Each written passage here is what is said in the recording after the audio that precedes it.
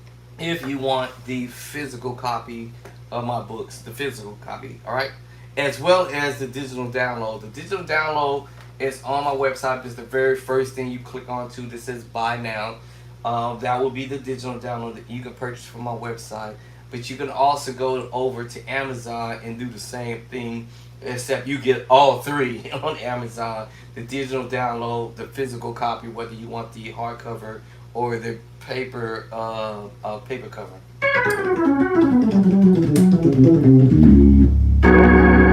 I should be over there on my other computer. Put the rest of these other cards in the book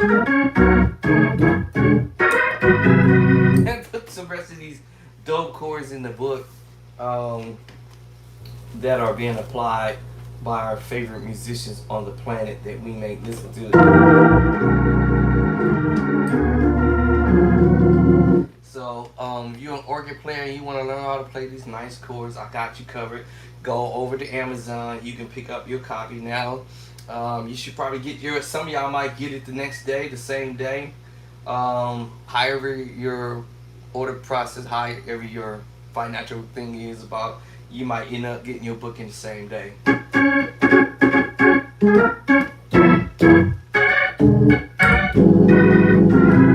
So yes, my plan is to drop every dope chord on the planet that I can come up with, that I hear and do. Alright? So anyway, I was messing around with this stuff. So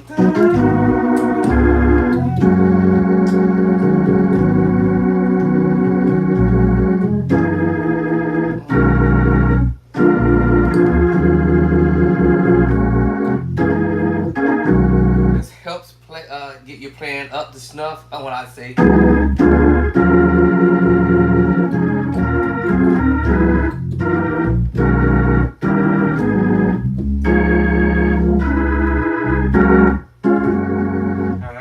time around. Now let's see the second time around.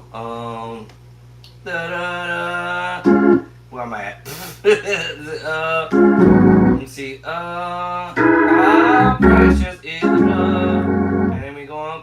Same chord. Same chord. Then we're gonna use two hands to play the same chord, but this time we're reaching out for the voice in here now. And then we're going to another sus4 chord. And then you're going to do this little. Alright, so here we go.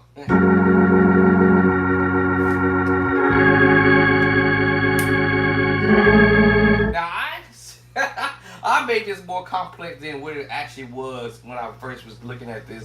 So I'm thinking. So it actually the whole time was,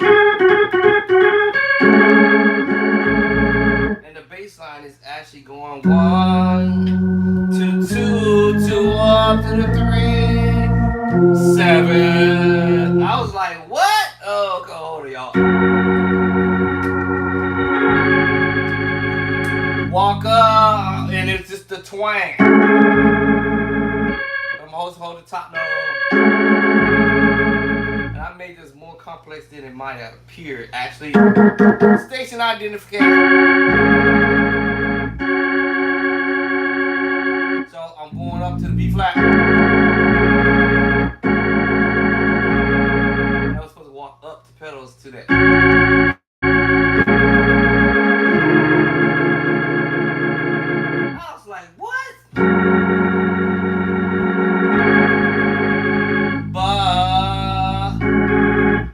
Station identification, I call it. This is the second, the major second voicing. Now,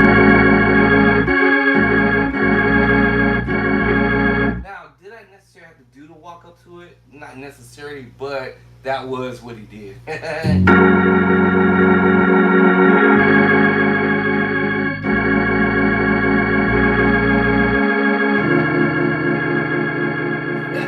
I was like, man, bro.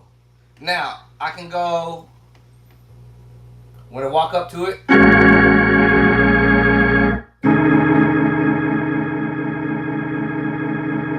That's what the voice will be doing now, okay? Because after that, but. And then walk up.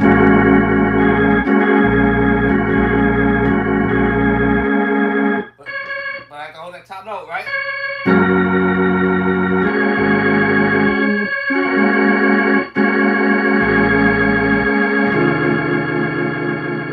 I was like, man, that was easier than when I thought it was. Now, I'm still holding the top note. And then come down.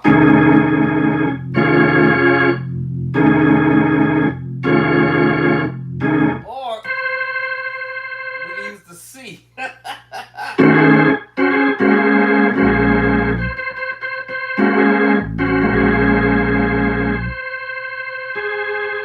I was like, hold on, my boy. And that was another route too. And then come up.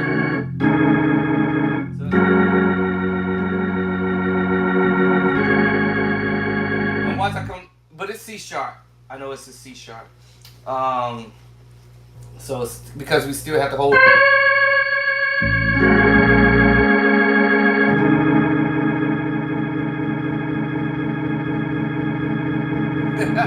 Alright, so once we go there, F to B flat. Alright, so then we're gonna go, actually we're gonna go F sharp, B, and come up. So we can do that way too.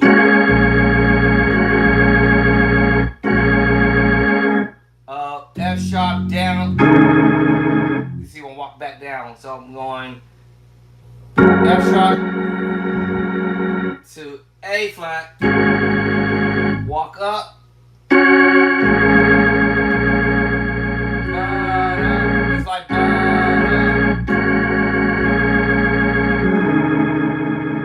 but I had to remember F sharp down. So alright, so here we go again. Here we go. F sharp. Alright, so F sharp dropped out, but and then from F sharp down to that, we're gonna go quick B flat to B. I told you the famous chord is coming back.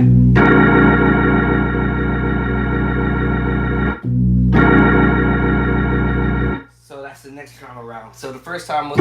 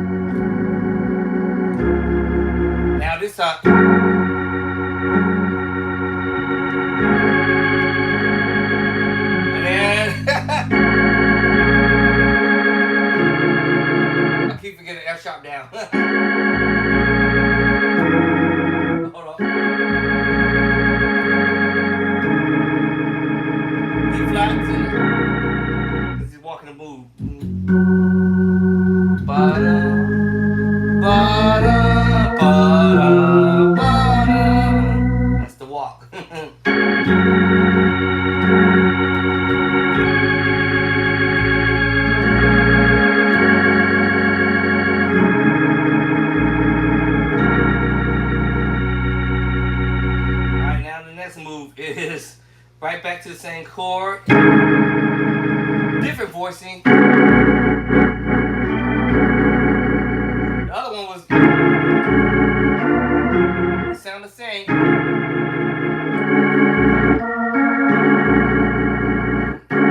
But we doing no B flat. I'm just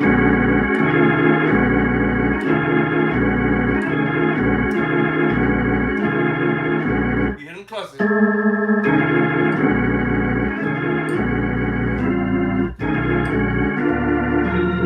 And right back to the minor 9 voicing. And that's how I studied this.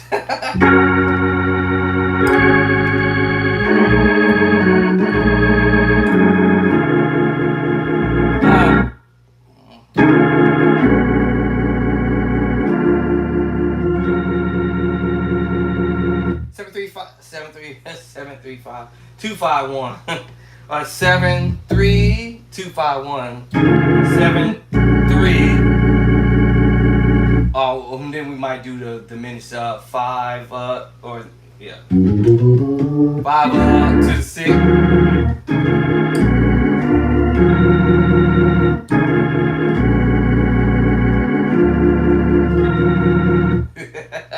Woo! Y'all probably wondering, where you getting the chords from, my boy?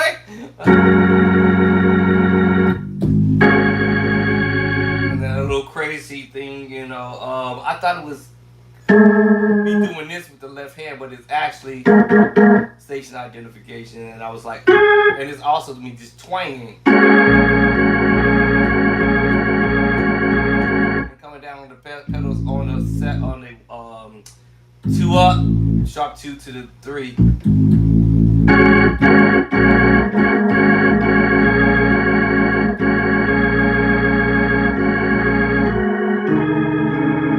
It's like, so it's like, oh.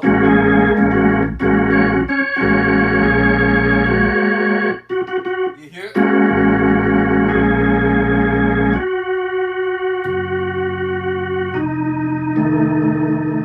So I would do an individual note from above.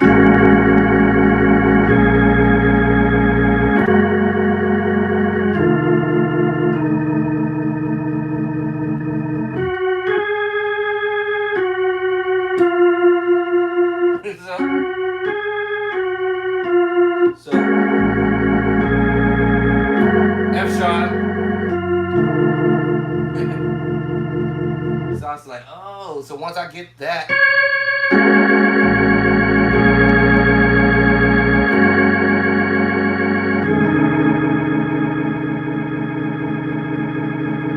And then you hit it again. That chord again. I was like, oh.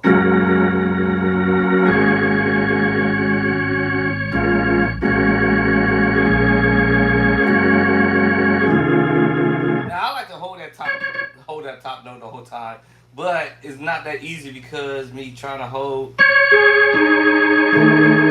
Actually, I just lied. I can't do it. I just lied. I can't. But then that makes me want to do.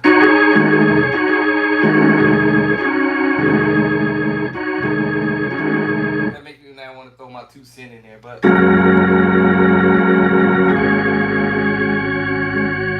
Right?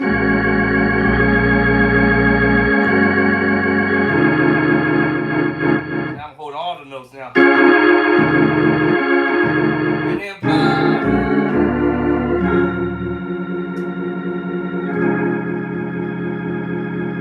Now let me see what we're going now. This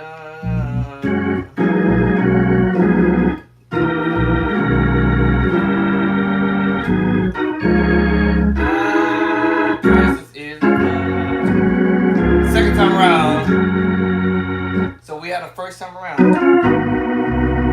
He plays it different every time. It's first time around. So I have to study a little bit.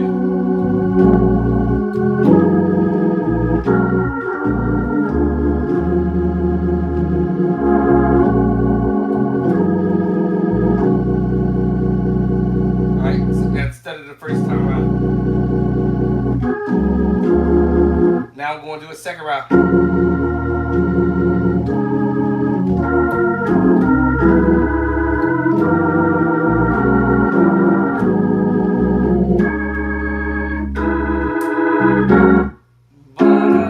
Now the second time around thing, right? Second time. This is the second time. Keep...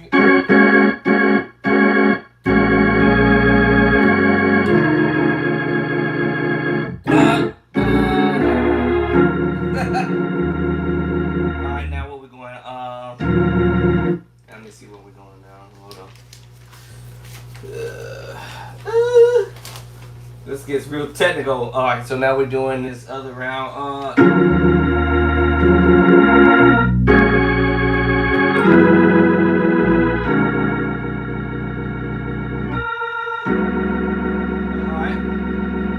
And then we're going right back to this. Right back. Okay, cool. Alright.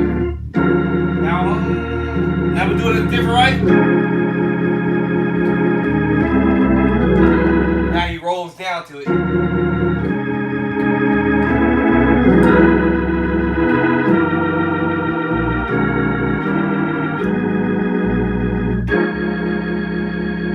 Hold on. Is this now you change it up? Hold on, let me see how we doing this. Hold on, duh. Let me see this go back to our little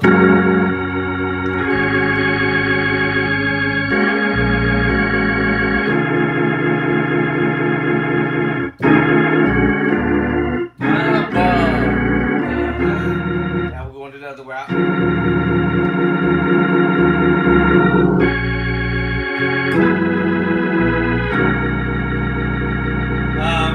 Let me see. Let's see. Now doing another one.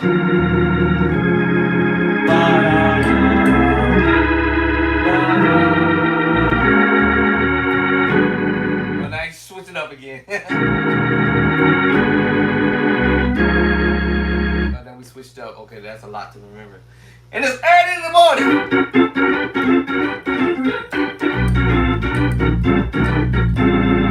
Alright, hold on, y'all. Now I gotta remember the first time around.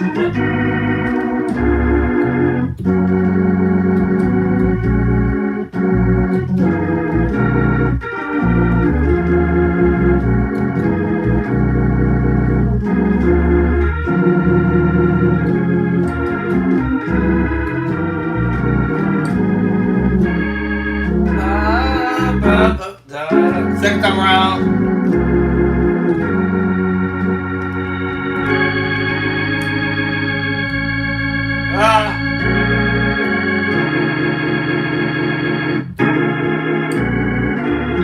Okay, I gotta remember that.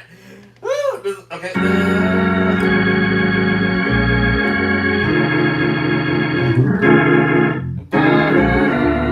Okay, now we're doing this.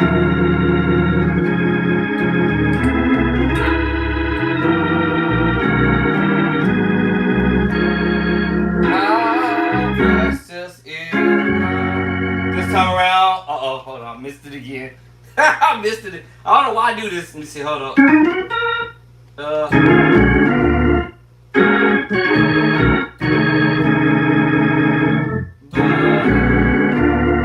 Hold on, y'all.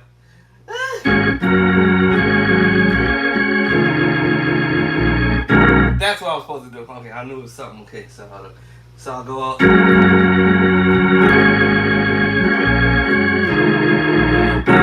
Damn.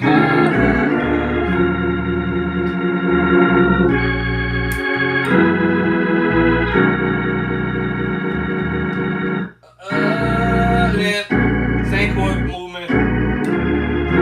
Now this one.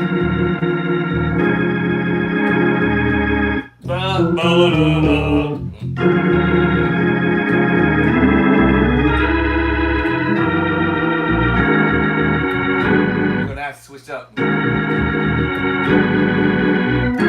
Now you may hear these voices, same chord movement from earlier. So, you know, this is it.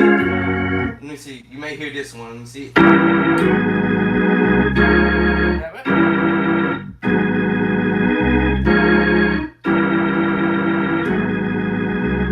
If I was in F sharp, of course, that would be 1 up to the 2, walk up 5 to the 5 up to the 5, 5 up to the 5. That's what that move is.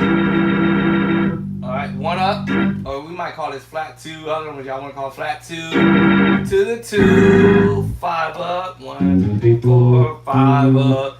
Right sharp 5 to the 5. How precious is, and then you go on to the 1, using the major voicing and using secret sauce chord. F sharp.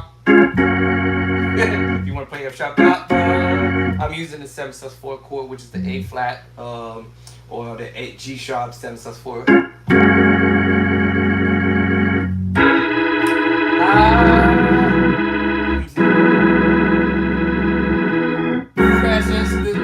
This is your C sharp minor 9/11. Yeah, I guess this we saying we in F sharp.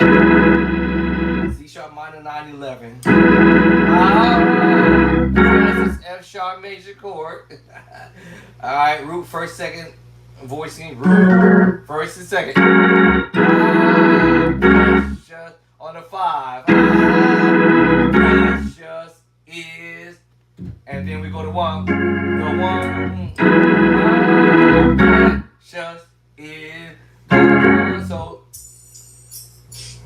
let me see. Just is.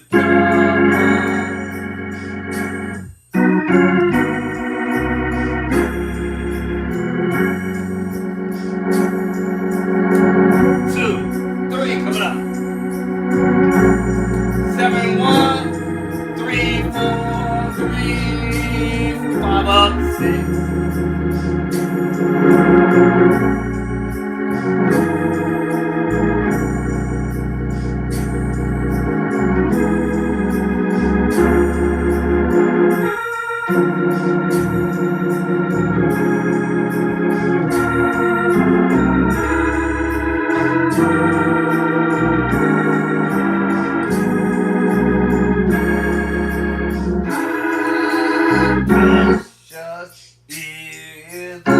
Second time round.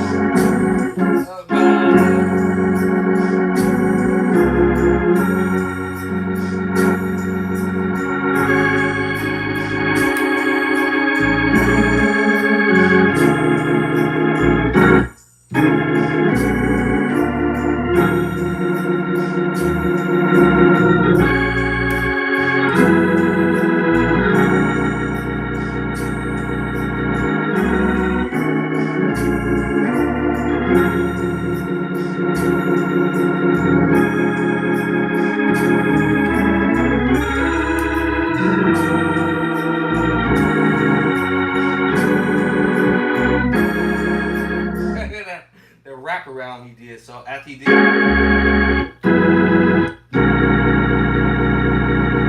then he did this pedal movement.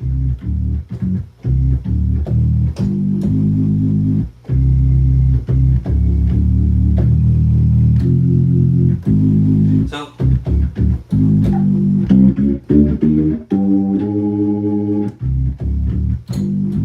he does this wraparound after he comes around off of this move. So let's say we on the 3,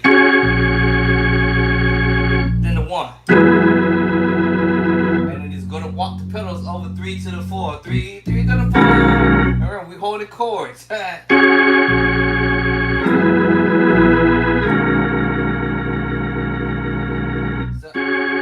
So because it's the first time you're doing it, so we're going 6, 6, 7, 6, 6, 7, 6, 2, 3, 5 up to the 5, 7, 1, 3, 4. That's the move. So 6, 7, 6, 2. You might hear the flat 2 going up to the 2. So you go 6, 7, walking up to this pedal, two up. I call it the two up, a flat two to the two.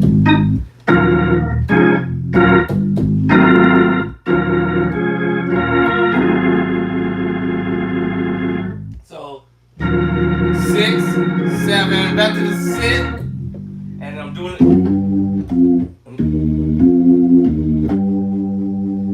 Two, flat two to the two.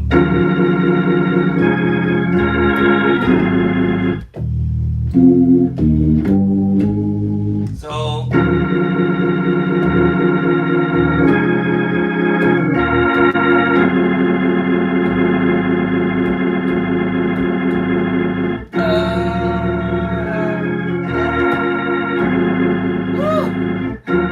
that's crazy.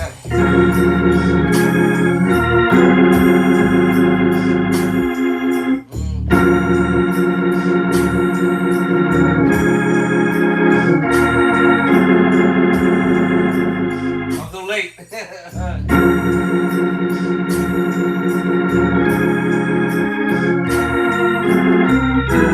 Because of the movement, you gotta be quick to get you the 5 up to the 5. So it's like 6, 7, 6, 3, all right, 2.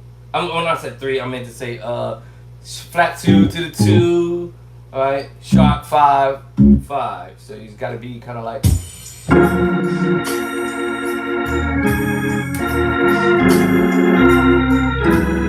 7, 1, 3, 4. That's the pedals gotta move.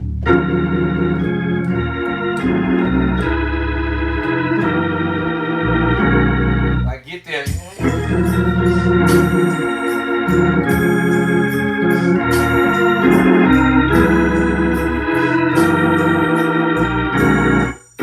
Back to the 2. Alright, flat 2 to the 2, flat 2, 2, 5 up to the 5, push 5, 5, and then 1, and then 2. Basically, y'all, it's really 2, 5, 1, 2, 5, 1. Basically, but we just doing this extra pedal. 2, 5.5, 5 up to the 7 to the 1. That's basically what we do. But we hold the chords while we doing it. Next part. 5.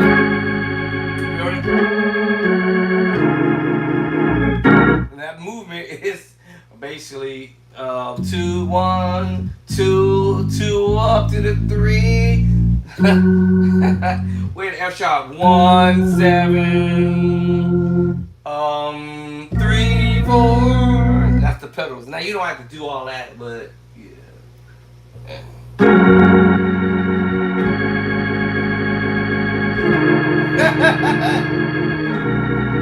It's basically just to go straight to the 1, to the 2,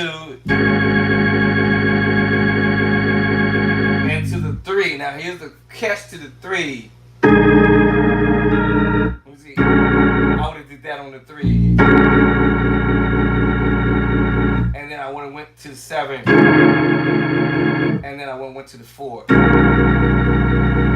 So if I was just not wanting to do all this little other fanciest stuff, then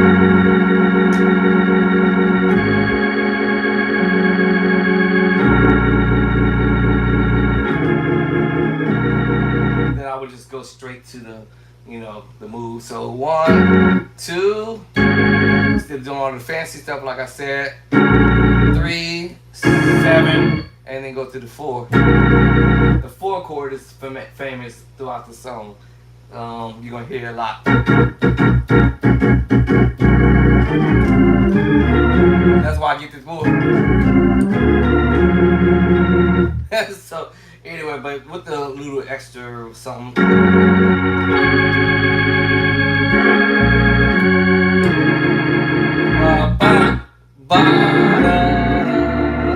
Six to the 7. Then he rolled down. Right, so now we're going 6, 7, roll down to the 6, down to to the 5.5, right? 1, 2, 3, 4, 5, 5, 5 up, or whatever y'all want to call it. 5 up. We might call it flat 6, maybe. Flat 6 or whatever. Flat 13, whatever y'all want to call it. But anyway, he rolls it down this time.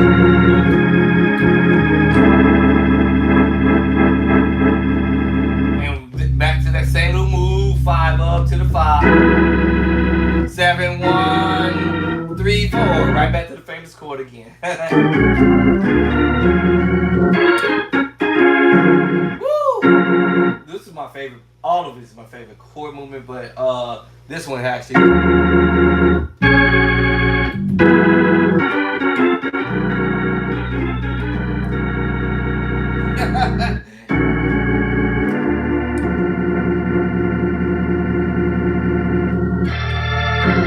Alright, that was the action. Alright, what time is it? 7 o'clock? 6 o'clock? I gotta take my medication here. Oops! I'm past it. Uh-oh.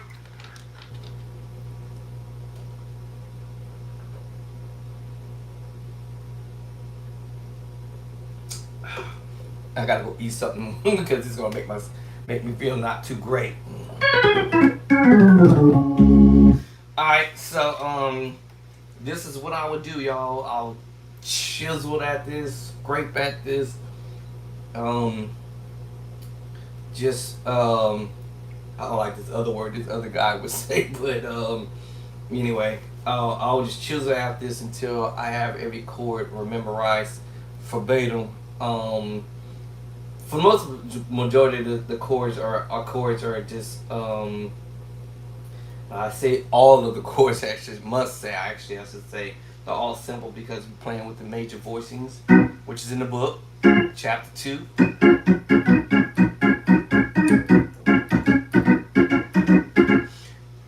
Because we playing pretty much the simple stuff. Actually, I might add. When I say the simple stuff, it's the stuff that I'm already familiar with as a beginner's level musician. Y'all probably say, bro, you is nowhere near beginner's level musician. But y'all, if some of y'all understand what I mean, that it's not advanced level playing. It's all basic chords that the musician is playing, basically.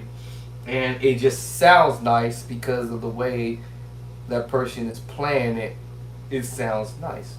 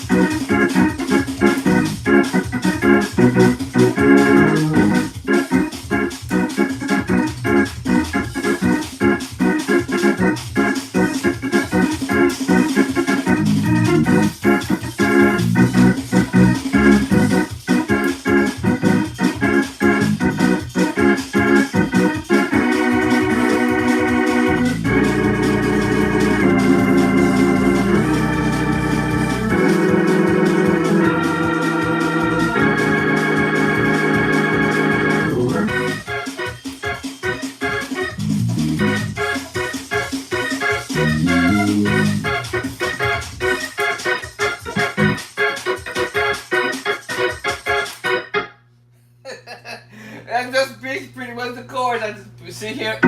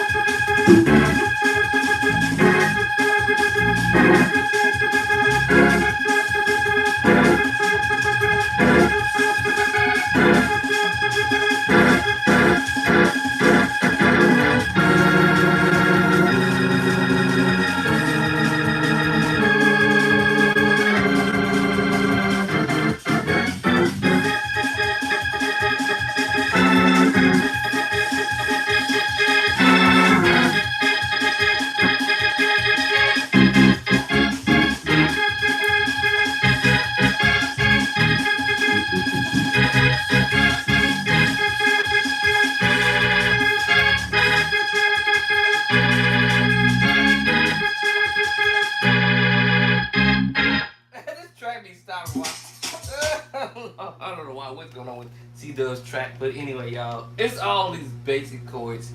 Every chord. Major chapter 1, actually 2.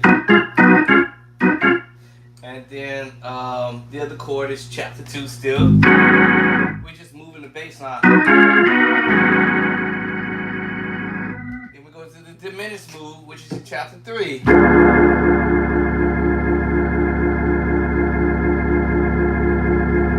And then we go to chapter 2 again. And then we go to our sus voicing in chapter 5. We're going back to chapter 2. Major move.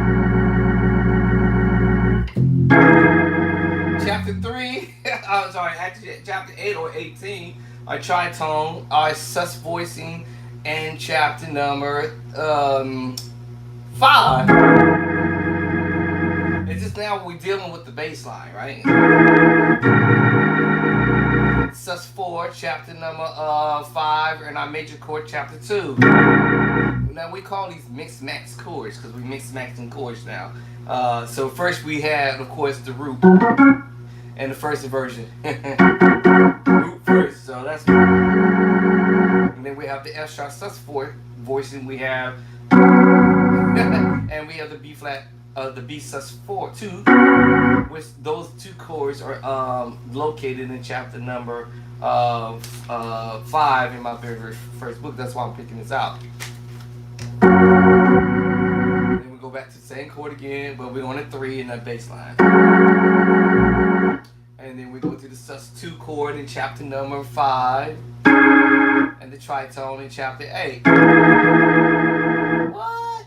And then we go to the sus4 voicing in chapter number 5 and chapter number 2. And the right here we're playing the major voicing.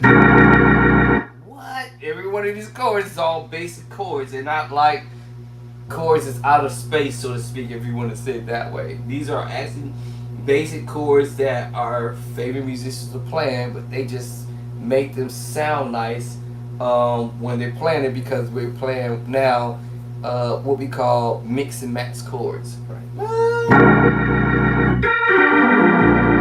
Diminished voicing. Alright, mixed with a major voicing. Alright, B flat in which is chapter 2, and we playing the diminished 7 voicing over in chapter 3, and we just mix maxing the chord. And the difference is because of the bass line is what we're doing. Then we have the diminished 7 voices in chapter number 3. I was like, I could go through this whole book and play this whole song verbatim from start to end, because now I understand. Oh, okay, we're doing some mixed match chords here. Then we're playing the major 7 voicing, which is in chapter number. Chapter 4. Chapter 4, we playing our major 7 voicing in chapter number 4, and then we playing the major chord in the right hand or the minor chord in chapter 2 or 3, depending on which voicing we want to hit. Major voicing or the minor voicing, y'all, and mixing these two chords together. They're all basic chords. So when you get the concept of the madness, then you'll be able to learn how to play any of these songs that you might hear musicians playing, because they're doing what we call mix max voicings. And you're going to find that in both of my books. I actually started out that madness with my very first book, starting from chapter 9 all the way to chapter 17. And then I pick it back up over here in my new book of the good dope chords, off the hook chords, of these mixed max chords, and I picked them back up over here in edition number 2, and I did it from chapter 2 all the way, all the way to chapter 25. And then my next book coming out, coming soon, coming you guys' way, I'm going to be addressing the same matter, is getting all these dope chords and maybe approaching a different way, so that we all know how to play these chords. And a lot of times you're hearing the major 9 13s, and you're hearing the minor 9s and the minor 9 11 voicings. And so every chord I'm playing, like I said, you know, if I call them out, we got the major chord, second inversion, alright, and then we have the major chord, B major chord, and all we're doing is inversion. We're just doing inversions. And sometimes we like to use what I call the 2 finger notes in the left hand. And I call that, if you go and recall what I tell y'all is in chapter 18, once you start learning your minor second, your major second, and your minor third, major third, whether it's in the left hand, done in the left hand, and or the right hand, the fourth, the tritone, perfect fifth, minor 6, major 6, minor 7, major 7, and of course your octave. Then you're going to see where we getting this from and how the musician is mastering these sounds that you hear coming through the organ or the keyboard. And so when you learn this, yes, you're going to be on top of the world, so to speak. Because now you're figuring out, oh man, I can mix this chord with this chord, I can mix this chord with that chord, and I can mix this chord with that chord. And that's the reason why I put all like these dope chords in my master book, saying, you know, I need to figure out what these guys doing. My wife was my worst critic, so she was one of the ones who pushed me to figure out, you know what, bro, figure out what these guys are doing. And once I got that little bit of the concept of what's happening, then I was able to sit down and try to learn this stuff. Also, I had what I call Simon Says, my teacher, music teacher, showed me the idea, like, bro, you gotta learn how to mix and match chords. What? What in the world? What are you talking about? What does that mean, mix and match chords? You know, so you know, I told you about the Nashville system. Basically, you can go to the Nashville system and say, oh, okay, I'm gonna learn a C major chord here and a D minor chord here. And I'm gonna take that one chord and put it at the right hand, and I'm gonna take the second chord, which is the two chord, and put it at the left hand. And now I have a D minor 9/11 voicing.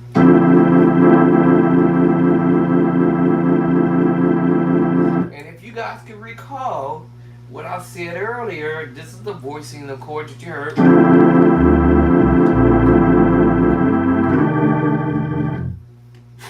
What? System, you're not gonna find all of the chords that you need. These are just your, I guess, guideline chords to sort of give you the easier songs that people might do in songs. So you might, what I mean by that, like you might have a song that starts on a 1,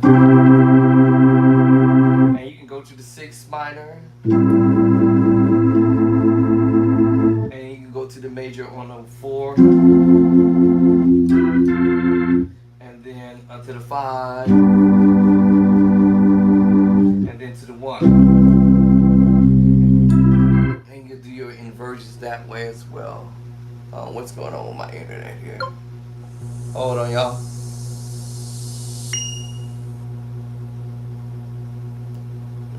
Let's see. We got to fix Facebook. Let's fix Facebooker lookers. Let's get Facebook back. Get my finger there. Alright, so let's get Facebook back. Alright, sorry about that Facebook. I don't know what happened, but anyway. So yes, if to learn the basic theory behind the madness, so you know, you have to learn the yes, I paid my bill. I believe I did. Matter of fact, let me see. Did I pay my bill for the hold on, y'all. I know I paid it the other day, last week actually. Enter that, so make sure. Paid my bills. Count. All right, my next bill is March. That's next month, so I'm like, okay, so why my internet acting weird? All right, so, all right, y'all. It's 7 o'clock. I might take a little time out. But anyway, so any chords, every chord is all basic. So check out my book. If those are wondering where you find it at, just go over to my website, Bishop Drexler Clark, hotchords.info.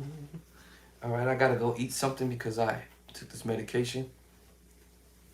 And so about that YouTube. I mean, not YouTube, but Facebook. For some reason, the internet is acting crazy. I'm looking over at my modem, but I haven't gotten an email saying that the Comcast, or not Comcast, but Xfinity or whoever our provider is having issues in our neighborhood. I know we had this rainstorm that just came through here this morning, all night. Matter of fact, we had a nasty rainstorm to come through here last night. So the internet is probably acting weird. But I'll be back later on. I always spend some type of time on the organ doing stuff, I am gonna come back and try to learn this one song that I keep saying I want to learn how to play. I've never played it. I'm Still Here, my favorite, one of my favorite songs. The Randy Clark, when I was real ill and sick. And my boy just dropped something. Hold on, let me say, hold on. I gotta drop the volume on this one. He just dropped some up. All right. Oh, as a matter of fact, I am going to let me put him on my hit list. I sent this the other day. Where is my hit list at? Where would I do my list? Let me put him on my hit list. I told y'all earlier. I said I like to learn from different people, right? So, um, I'm gonna drop. I'm gonna drop Corey Taylor on my hit list. As a matter of fact, actually, he did ask. He said, "Hey, man, if I'm working with something or teaching you guys something or you learning something from me, let me hear you. Let me hear you. Let me hear what you have learned from. Let me hear you. So Corey Taylor, if you listening to this video, I'm going to put you on here on my list. Now I'm trying to remember this other organ player before. Let me go ahead and drop you on this list. You're gonna make my you're gonna make my list shorter. I had up to 18 different people that I was saying that I was gonna learn ideas from. So, Corey Taylor, I am getting ready to drop you on my hit list. You like, oh no, not the hit list. Hold on, so let me spell your name correctly, right? All right, so I have now made it to 14. And I said I wanted to at least get 18 on my list. So I've gotten 14. I have now 4 more to go to drop on my hit list of learning ideas from. All right. And it's not trying to learn the whole deal unless it's something super short. And it better be super short. All right. I don't mind doing nothing long, but all right, I'm gonna add that to my next list. The new dopest chords. All right, I got a shopping list over here, so I'm gonna add that to the newest dopest chords list. All right, I've already put it in my list, y'all. So Corey Taylor, you listening to this video, my man? All right, I'm gonna learn something that you're doing. And I'm not gonna be I am going to work on it. I'm gonna work on something that you did and play it back to you. So let me see. Now before I finish this conversation, let me find this other musician organist, and I can't remember his name. I only see him once in the blue moon when he pops in. And as soon as I find his name, I'm gonna put it on here in my little listing. So maybe I might have to go. How do I have to do this actually? I guess I have to open my hit list. Let me. So I have a hit list of stuff that I want to learn to do. So let me open up my hit list. Maybe I'll find his name in here somewhere. Come across him in this in the shuffle somewhere. So he's gonna probably be way in the water. Way in the water. Let me see how far. I'm just trying to figure out how far away, because it's been a minute since he's posted anything. So, let me think. The last time I think he posted something, because we're in 26. It was. Let me see. It might have been. It might have been Octoberish. So let me find him in my hit list. So most of the stuff that I have on my hit list, I've already withdrew the videos. So I don't know why sometimes some musicians I wasn't gonna go there, but some musicians be tripping out, like they post stuff and then they lay it down to you, teach it to you, and then they turn around and delete the video. So I don't know why people do that, but it's okay because I already snatched it up anyways. I see a few videos that went disappeared, which I've already ripped them already. I rip videos before you can even say goodbye. They're gone already. I've already I have several ways of doing stuff, but I'm trying to see yeah, for some of y'all YouTubers out there, y'all be trying to y'all posting your videos on here and thinking y'all gonna delete them before somebody else can take them. Too late. I already got you. So you can delete it all day long if you want, because um, there's a way. What they say, where there's a way, there's a will. If you post your video on social media, um, and you go live, however you do it, you can delete your video all day long. I'm just telling you, you can delete it all day long if you want. That's your prerogative. But it's always a way to rip that video before you even can say goodbye on it. Kiss that goodbye. Softwares nowadays can snatch videos without you even. And this is what I'm saying. This makes no sense to me. Anyway, I don't even know why I'm going there. Let me get off of that. But I don't get it sometimes. Some people be, I don't know, they're upset with me or something for no reason. I don't get it. It's not like I'm coming to your church to play what you showed. It's like, bro, sis, why you acting funny? Let me see. So as soon as I find this brothering, I'm gonna add him to the list here. But um, this just to me, this just shows how ignorant people can be sometimes, and they just seem to think that no one can pick up what they're doing. But you put it on social media, so you think that your video is just going to just you think that the person is not going to be able to learn how to play what you're doing. Um, I think it's kind of ridiculous. So I'm thinking like, if you don't want nobody to know what you're doing, then just stop posting videos. Just stop coming on social media, showing off your skills and your ability to do stuff. Just stop doing it, because there's always gonna be somebody out there that can pick it up and learn it. Trust me. When I say believe me, there's always somebody out there who could pick that up, and so forth. So just don't be stingy. I look at it like this: God give it and God take it away. So God can give you that gift and He can snatch it right from you today, tomorrow, next week. You could be on an airplane flying somewhere, and the plane will drop from the sky. I'm not wishing none of that happened to anybody, but you got that type of mentality, God will take that gift away. You could be in a car, somebody shoot you up, something like that. Be in a car accident.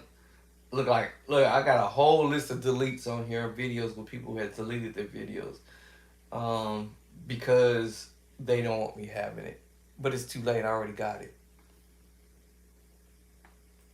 I have a whole lot. 1, 2, 3, 4, 5, 6, 7, 8, 9, 10. 10 in a row. 10 videos in a row. Skipping 1 and 11 right here between other videos, and people are like deleting their videos like as if I can't pick that up, or if as if I can't snatch that video from the social media. The way the social media platform is set up, it doesn't matter. I can use all types of different types of devices or software to pull that video from the website. Doesn't matter if it's YouTube, Facebook, Instagram, TikTok. You can lock it. You can do whatever you want to keep from somebody else from getting your information, which I don't understand. Why are you posting in the first place if you that scared and terrified of somebody else getting your information on what you're doing? Too late. I'm letting you all know right now. It's too late. You are late. All right, you are 100% late. I'm telling you right now, you are late. The second that you went on, 1 second into your video, it's over. Stop that foolishness. All right, you might as well just keep the video up because it's too late. Y'all know that song's too late to turn right back around. Too late.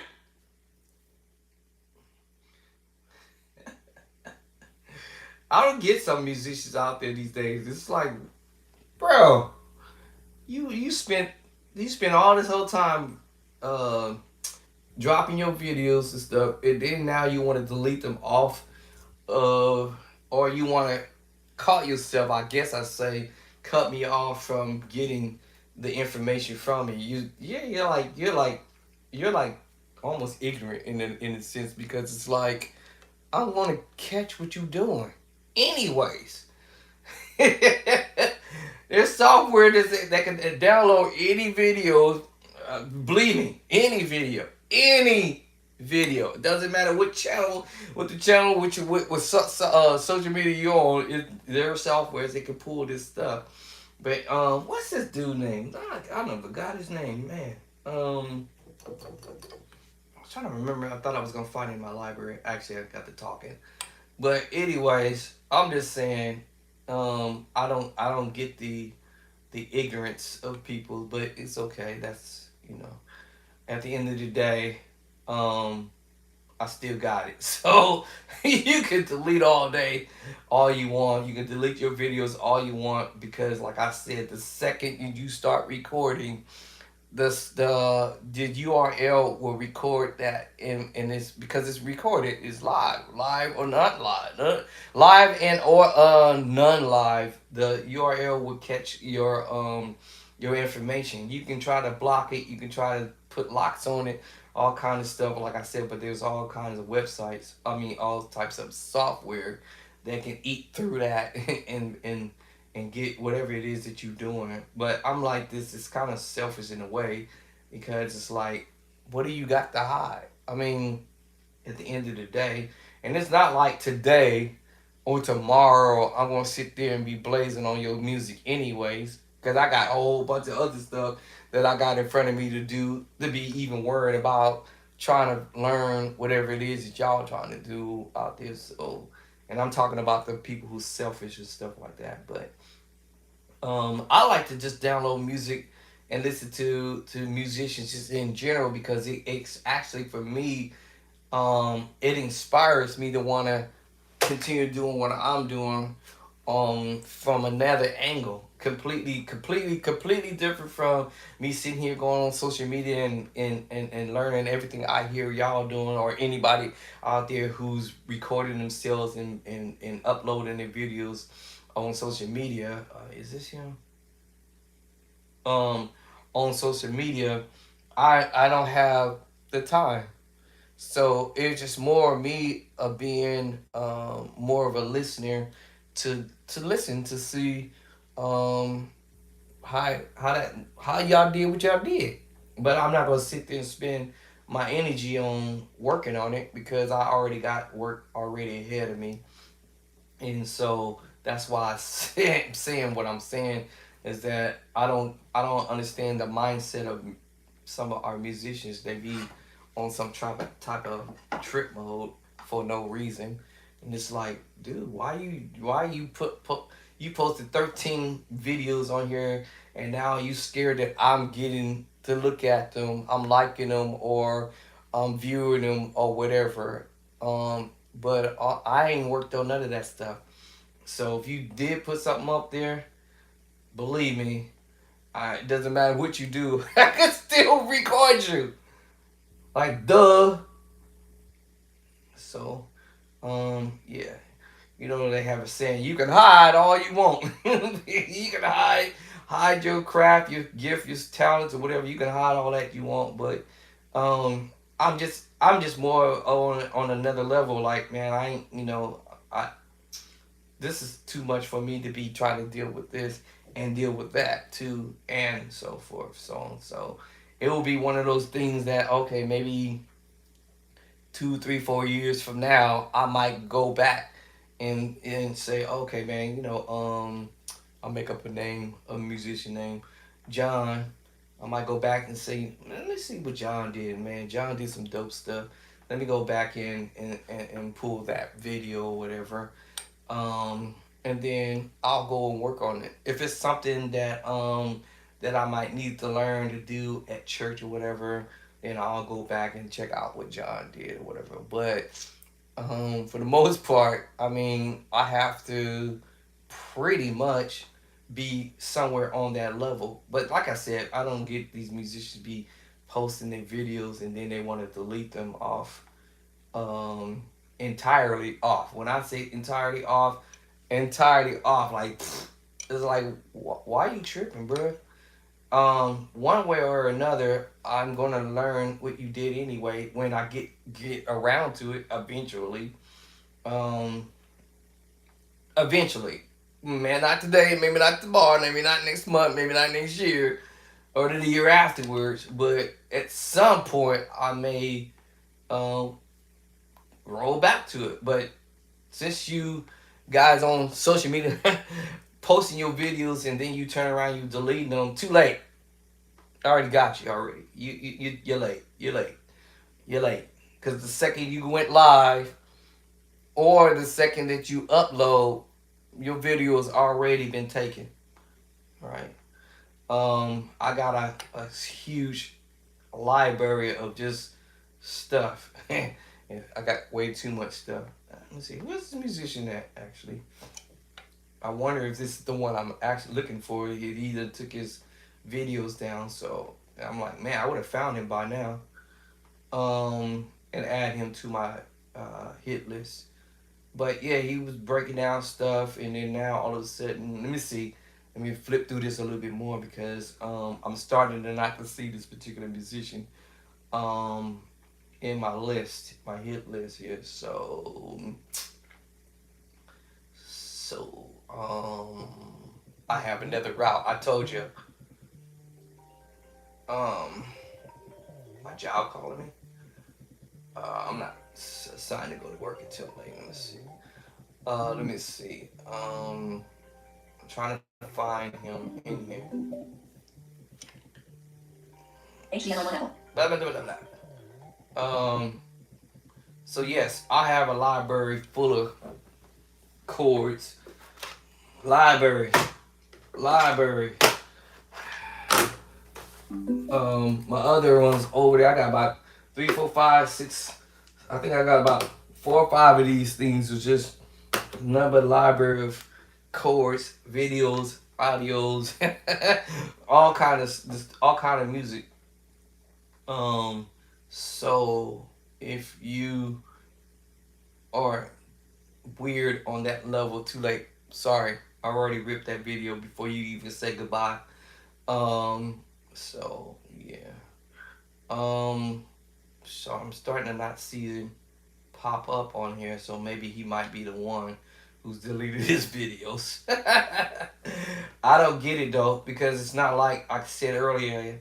I was gonna work on it today or tomorrow or next week, but I wanted to just drop his name on the hit list of me learning something from him. But let me see. So far I haven't found his videos yet.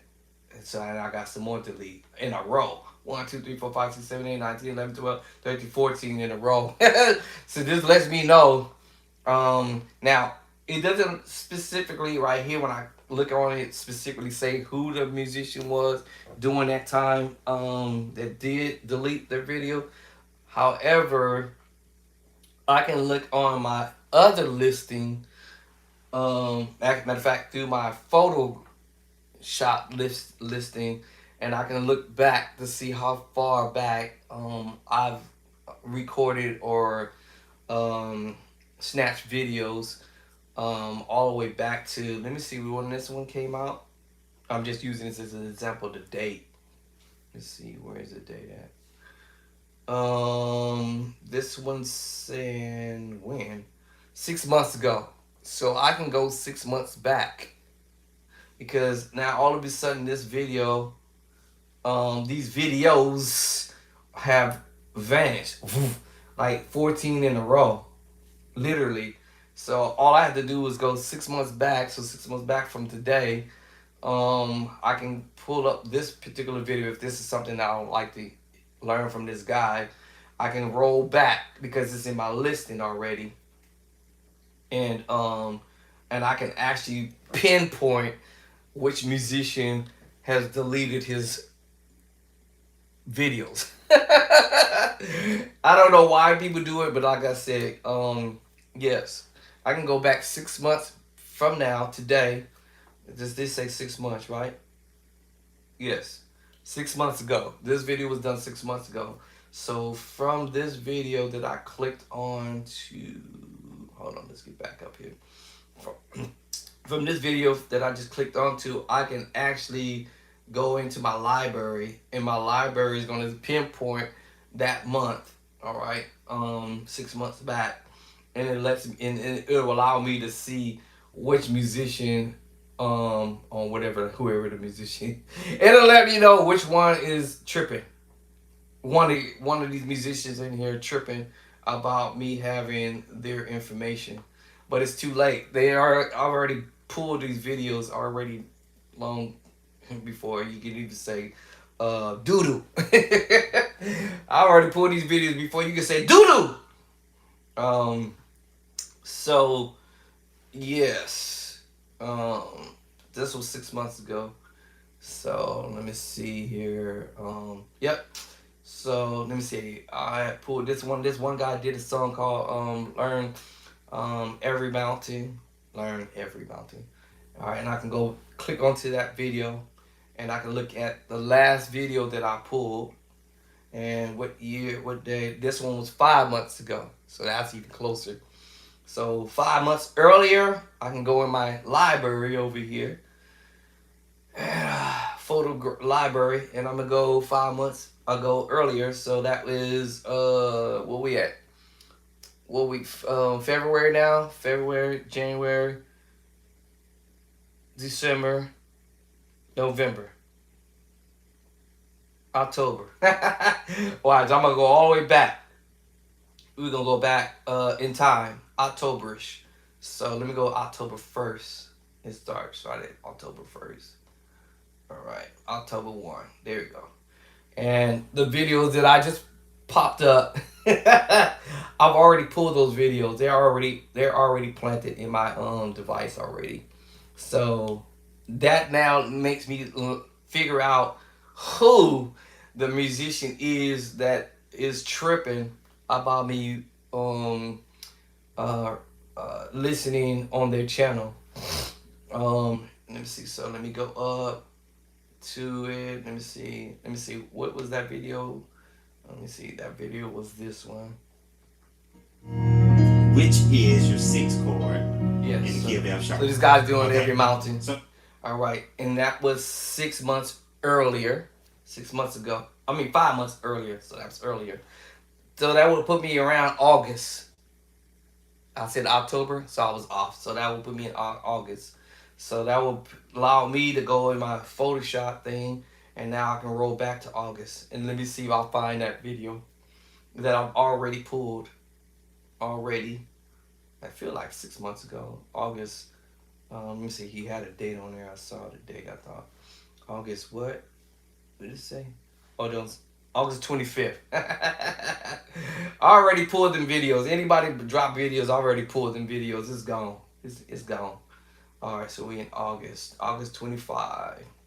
So and if I like that particular video, of course I'll snatch it up. But sometimes I just don't understand musicians be tripping. They be on some, they be on something. It's like, bro, you can't hide that from me, cause one way or another I'm gonna learn how to do it. So now if that video is not the one I liked, I've recorded other stuff along the way. So I can almost pinpoint what musician is tripping. Was tripping off of me for no reason. I don't get it, but it is what it is. You just got some funny people. Um, so and there he is. All right. So let me see. I don't think I downloaded his version because I didn't. I won't say I didn't like it. It was just too simple, like super simple. So I didn't upload that video. However, I did some other dope video pulling. Yeah. So this is back in August. So we had August.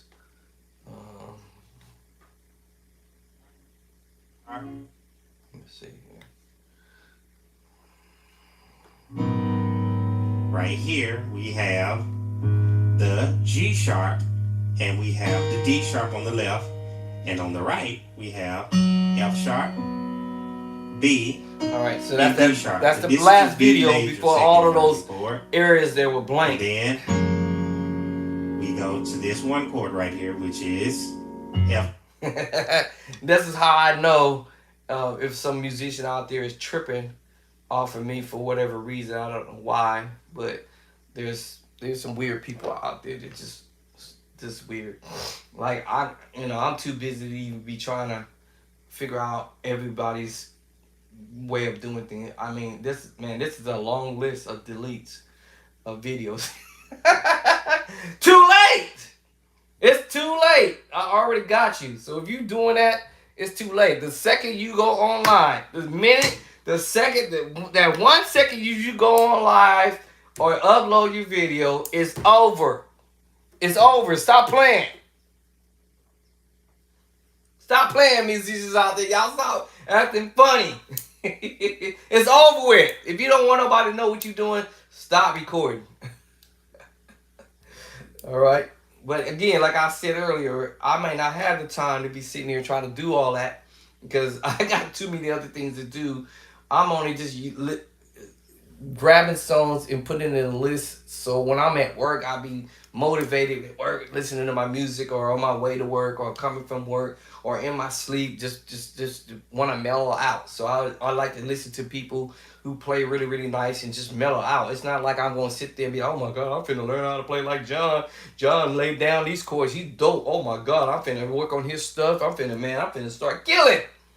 No, it ain't even that. It's not even that. Nowhere near it, actually. It's just like, I just like listening to a bunch of musicians. It soothes my mind, my spirit. You know what I'm saying? And if I'm having a bad day, or feeling like I'm about to have a bad day, I just listen to stuff. That's it. Not sit here trying to figure out, let me go over here and pop this video on and see how you did what you did or whatever. But, some musician, I don't get it. But, yeah. Let me do that slowly. So, yeah, that was like during these 14, 1, 2, 3, 4, 5, 6, 7, 8, 9, 10, 11, 12, 13 deleted videos. Well, now another one right here. People deleting their videos because they don't want me to have them. You're too late. You are too late. I already snatched that up already. It's already in my listing. It's like, come on, y'all. Stop all that. This is crazy. I display myself because I want people to understand that, hey, listen, I got enough on my hand already. And just for me to download videos, upload or whatever, put music in my listing or whatever, it's only just because I want to listen to stuff when I'm out and about. That's it. It's not like I'm going to sit here and be like, hold on. Let me pop this on. Let me learn. I want to show you how to embellish a minor chord. Okay. We're going to be in the key of C major. I'm going to show it to you in different places, so don't worry. Okay. And actually, the chord we're going to use is an A minor 11. Oh. Okay, so we have A, Mm-hmm. C, E, G, Oh. B, Oh. D. Oh, nice. But we're not going to play it like this. So we're going to play the 1 or the A. We have the E in our left hand.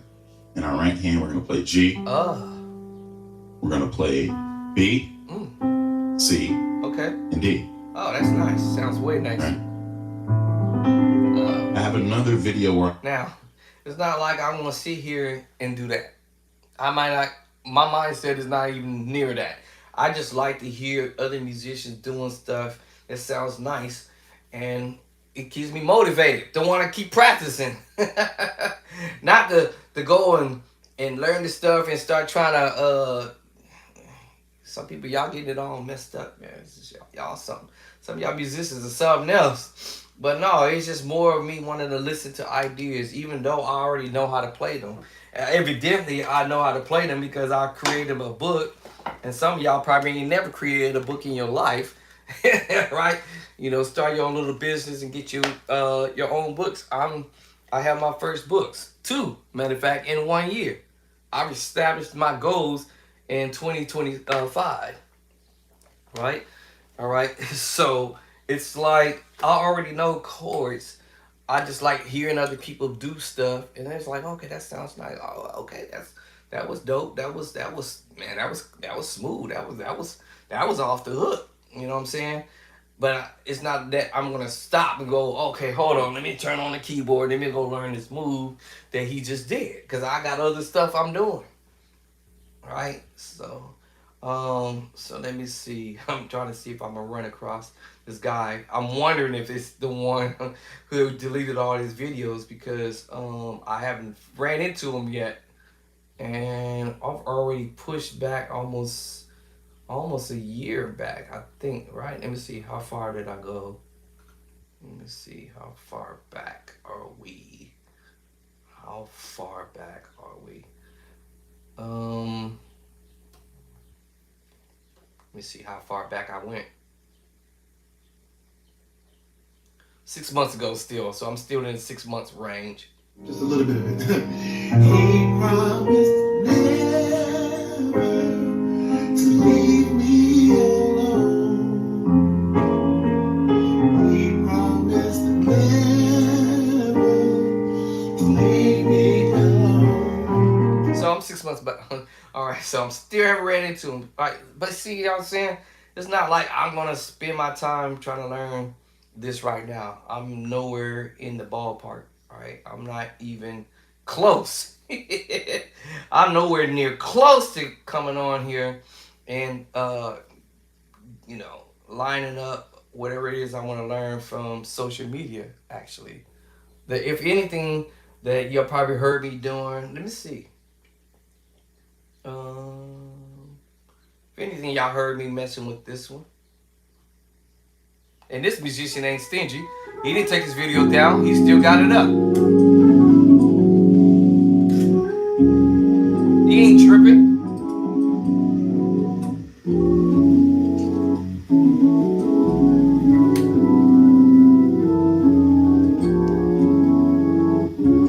He ain't tripping.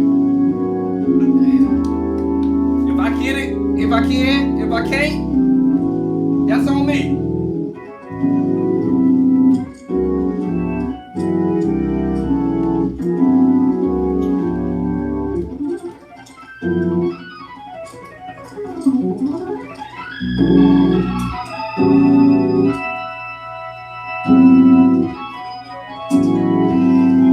If I can master it, cool. If I can't, no big deal.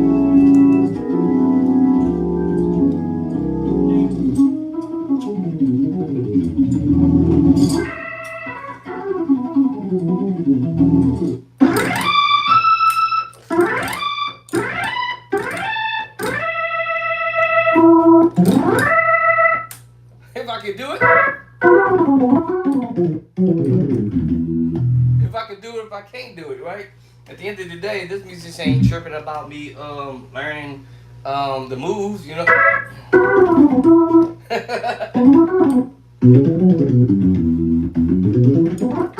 Alright, he's not tripping. I mean, musicians, I don't get y'all, but anyways, if I can learn it and do it, more power to me, right?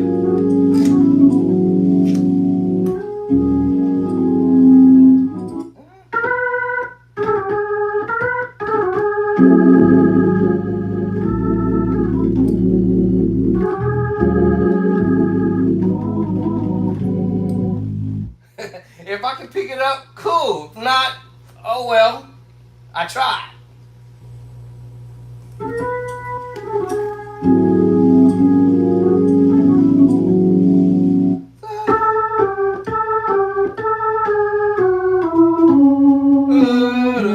Okay, that's with the wrong one.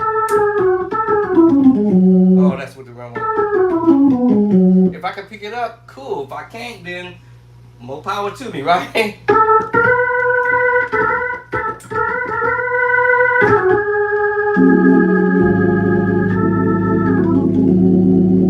I can, I can. If I can't, okay.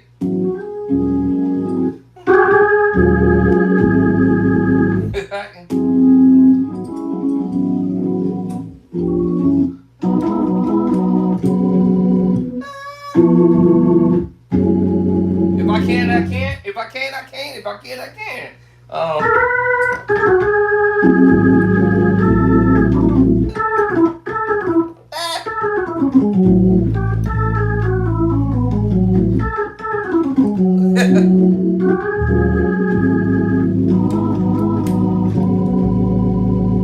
Right. So if I can, if I can't. All right. The whole game plan is, y'all, is if I can do it, I can. But like I said, I don't get some of these musicians be posting and stuff, and then they want to take it down, either because they're intimidated by me or something. I don't know why, but I am not the best organist on the planet here at all. I'm actually like a rookie learning from people who are, I consider, pros at what they do.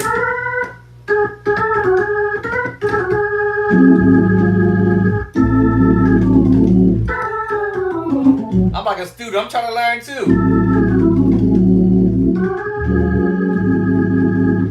Alright, so yes, so those people who do that type of stuff, I think it's kind of funny.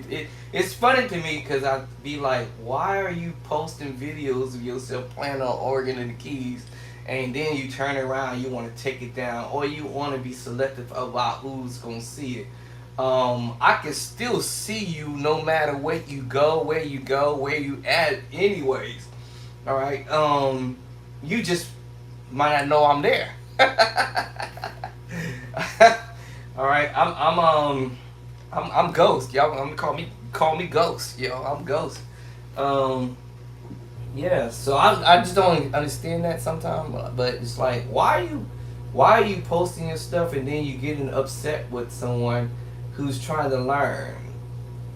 It just, to me, you just wasted all your energy and time posting on social media to only be mad with somebody, or to find a way to be mad with somebody some kind of way for no reason at all.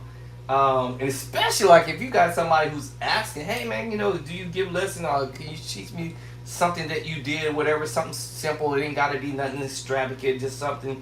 And then you all pushed out of shape, or whatever is going on with you, psychologically or whatever, or mentally or whatever is going on. And then all of a sudden you hear the home, myself, I'm gonna speak about me.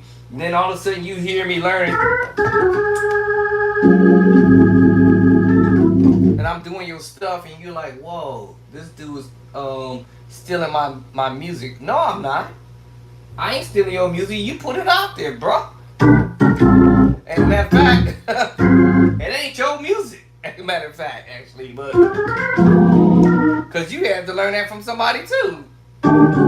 Yeah, think I'm stupid? But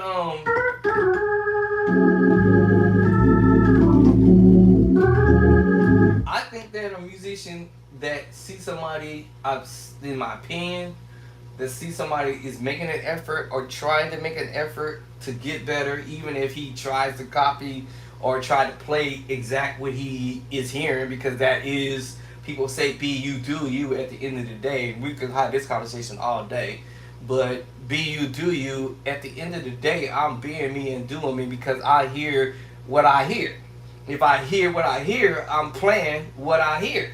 Or at least what I think I'm hearing. Alright?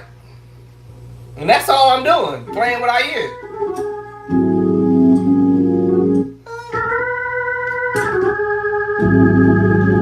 I'm playing what I hear. I'm playing what I hear. What else am I supposed to do? Yes, I can create my own idea. And that's only because I went back and started studying my skill and studying the names of the chords, major, minor, augmented, diminutive, blah, blah, blah, blah, and tritones. And then I started saying, ooh, what if I did that? Ooh, what if I did that? Ooh, what if I did this? Ooh, what if I did this? Ooh, what if I did this? Ooh. And that's what happened. I started being creative on my own. But the funniest thing is, hearing somebody else do the same thing you doing.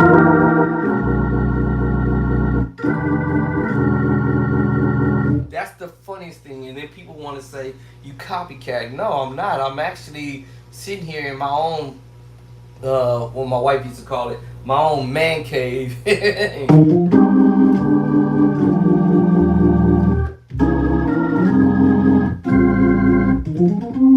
And practicing. And what happened was I kept doing this. Okay. Oh, that sounds cool. Instead of me doing this.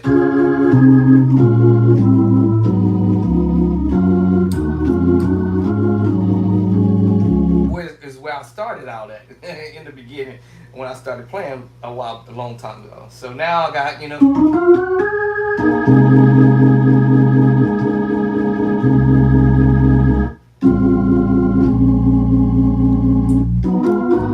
that? Remember that? See how I use that now?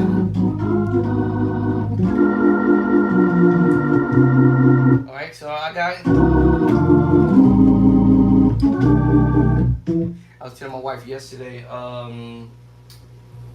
every musician has his or her own type of style of playing. I have my style, another musician have his style, and another musician have his style, and we all may play differently, but we may end up playing the same chords, but we may have a different approach, right? We may come from a different angle in doing things.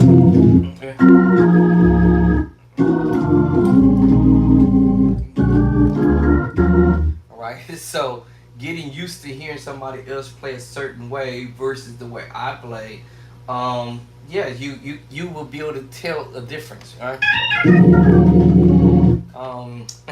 Long time ago when our bishop came to our church to preach, there was a musician who was there playing, but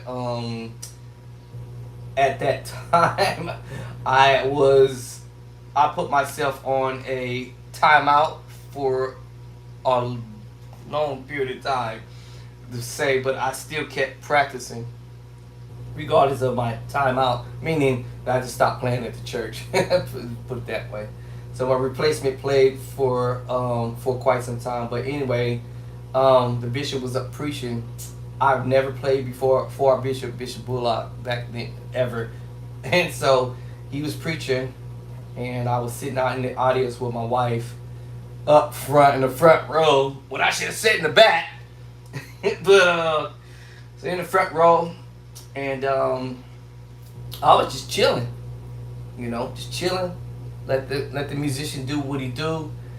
He was hired to do what he had to do, and that's where I was gonna leave it. So, make a long story short, y'all. So the bishop was preaching, but because he was preaching in various different keys, and luckily, when I say the word luckily, I was already at the house practicing,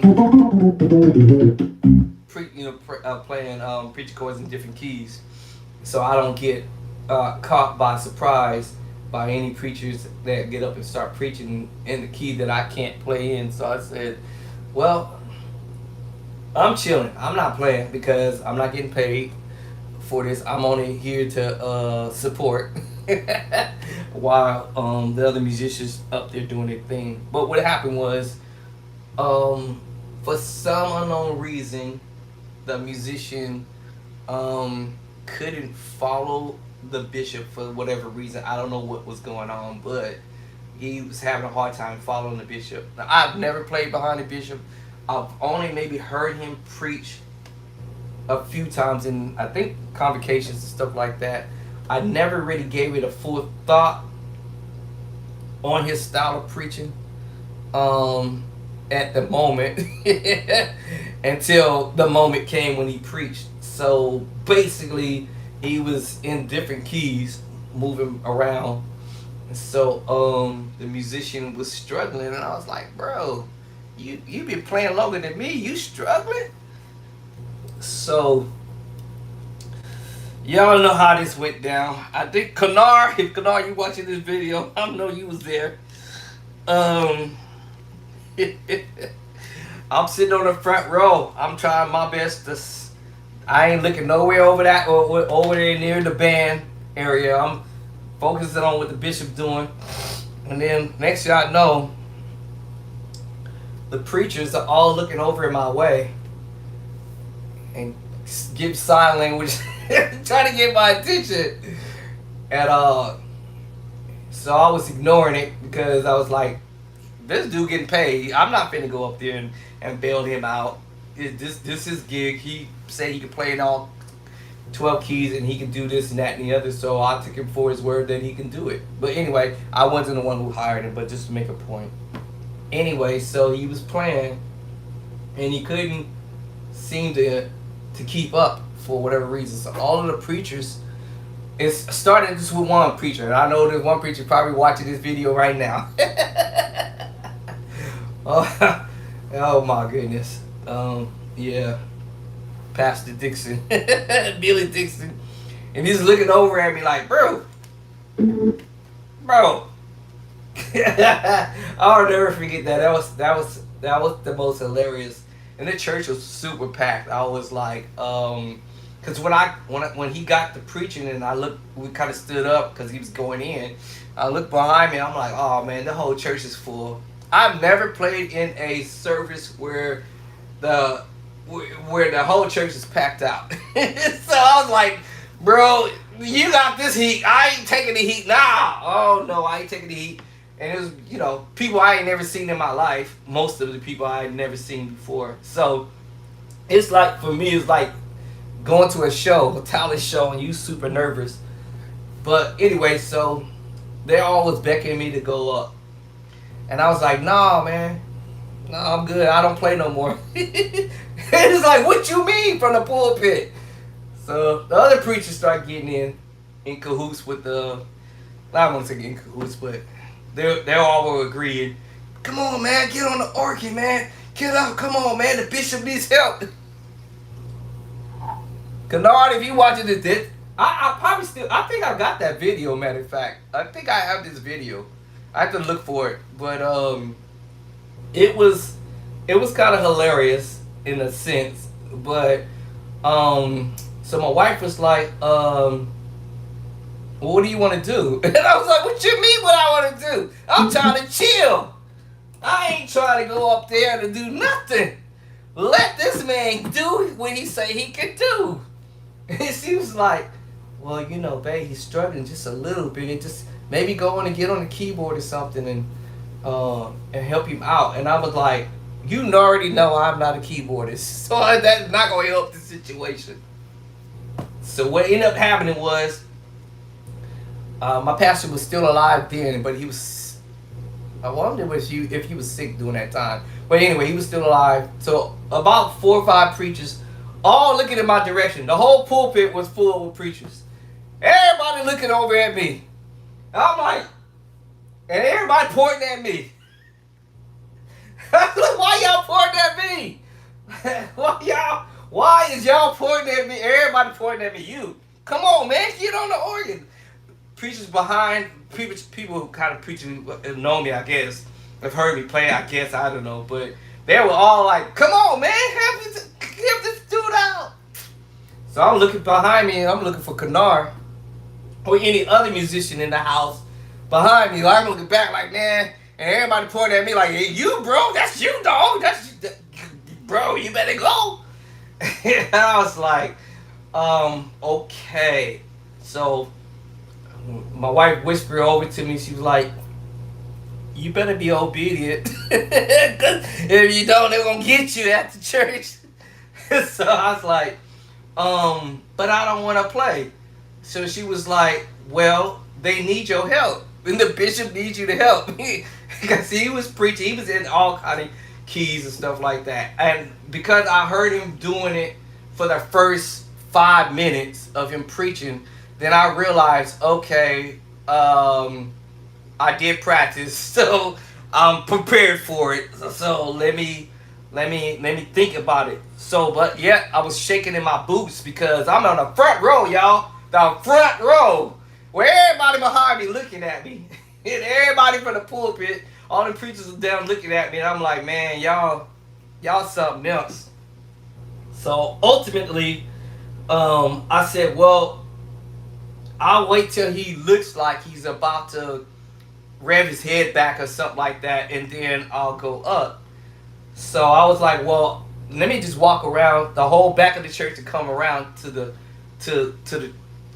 that didn't happen, y'all. Then preacher was like, no, you coming across the front of the church, like literally, like y'all, I'm on this side of the church, the band, the music is over here on this side, I'm on this side. And they was like, man, we don't care. Just walk across. The bishop ain't gonna say nothing. Just walk across. Just go up there. Help. I was like, I told my wife, I ain't finna walk up there like that. He in the middle of preaching. That's the bishop. I ain't finna disrespect the bishop while he preaching and walking across while he preaching. And she was like, and the preacher was like, come on, man. It's no problem. Let's go. Come on, go. Come on, go. And I was like, oh my God. Yo, that was crazy. So, I eventually took a deep breath, turned to my left, turned to my right, and he was like, come on, man, come on. And the bishop was just doing his thing. He actually looked over in my direction because he seen the preachers gesturing for me to come up. And I was like, y'all tripping. Anyway, I get up. I'm already up. And I finally decided, take another deep breath. I was sweating. I was sweating before I even got to the organ. My back was draining. I had so much sweat going down my back. I was like, oh my God, you guys is crazy. So next thing I know, I said, oh, well, I guess here I go. So I started walking across the front, because I already on the front pew, the front pews, coming across the I guess we call it the altar area, whatever y'all want to call it. Anyway, I'm coming across. He's preaching. He ain't paying no attention to me per se until he starts seeing me walking up to the organ, and he turns and he looks at me and he's still going in, and I'm like, to me that was embarrassing. I'm not gonna lie. I felt so embarrassed. I was like, oh my God. So anyway, I got to the organ, tapped him on the shoulder, and said, is everything all right? You good? He's like, and so when he did that, I was like, okay. When he did the and I was like, okay, let me just go ahead and get on. So, of course, I get on from the left side, and then he slides over, and then it was over at that point. Bishop started going in, and I was like following from whatever key he was going. I think he was in C. He was going from C to B to B flat to F. He was everywhere. I kind of learned an idea to follow behind that situation. But yeah, he was everywhere. And I was like, well, it's a good thing I practiced. I was prepared for it. So that's what happened. That was my first time ever playing behind our Bishop Bullock when he came to our church a long time ago. I don't know how many years ago that was, but yeah. And then when it was over with, then of course he did the altar call, and then I was like, okay, I'm done, I'm finished. Oh, no, I'm sorry. After he did that, the shout came, right? After he finished preaching, the shout came. So we took it up another notch after he preached, and then he did the altar call, and then I was like, okay, I'm done. I'm gonna go on back down and sit back right next to the wifey on the first row, and the preacher was like, no, you stay right here, don't move. I was like, oh my God, don't move. You set the atmosphere, do not move from the organ ever. And I was like, oh my God, y'all. But I'm just saying, my plan is not all that, in my opinion. Other people might think that way, or everybody has their own opinion. But I think what it was for between my plan and the other guy's plan was the drive. He didn't have the drive. He had chords, don't get me wrong, you could be, get with it. Let God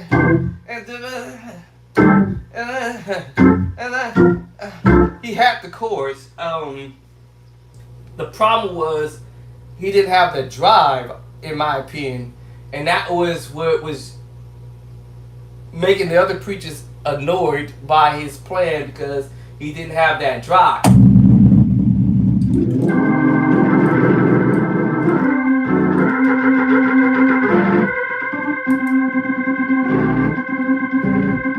didn't have that drive. And as soon as I got on, the bishop went in though. I was like, okay.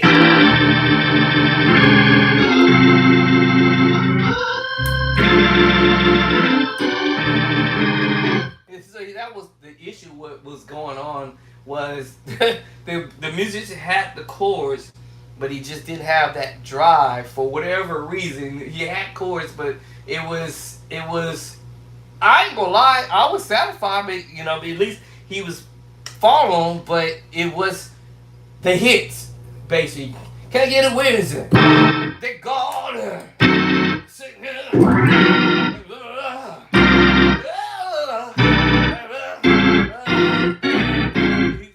His hits was timid. I guess I'd say his hit was just.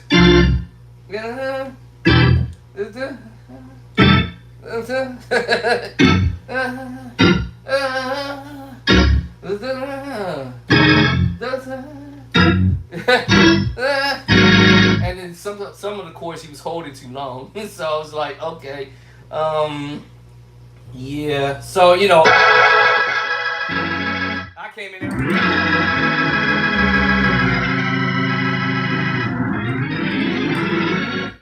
And I came in there and pushed a little bit. So yeah, that was just the only thing I would say, that every musician is different on how they may approach the organ and the keyboard. Some of us might be shy. Some of us might be bold. I think that if you know more information, the shyness will go out the window. Because I can remember me being timid in my playing. I had the volume all the way down.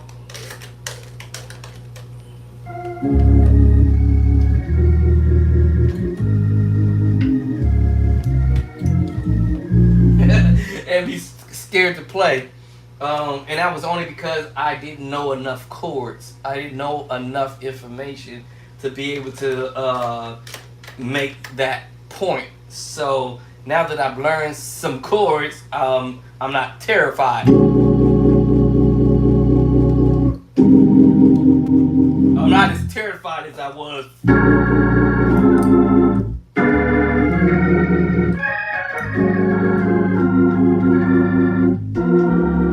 I'm not scared or terrified because now I have more chords underneath my belt.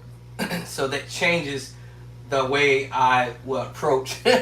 Now, I know to say this is going to be probably cliche maybe, but now if I were to go around a musician like Elder Devin Watkins or David Jackson, I call those young G's the heavyweight players. Demetrius Tofree or let me see. I shouldn't have started calling no names. Mike Burrell and Jason White,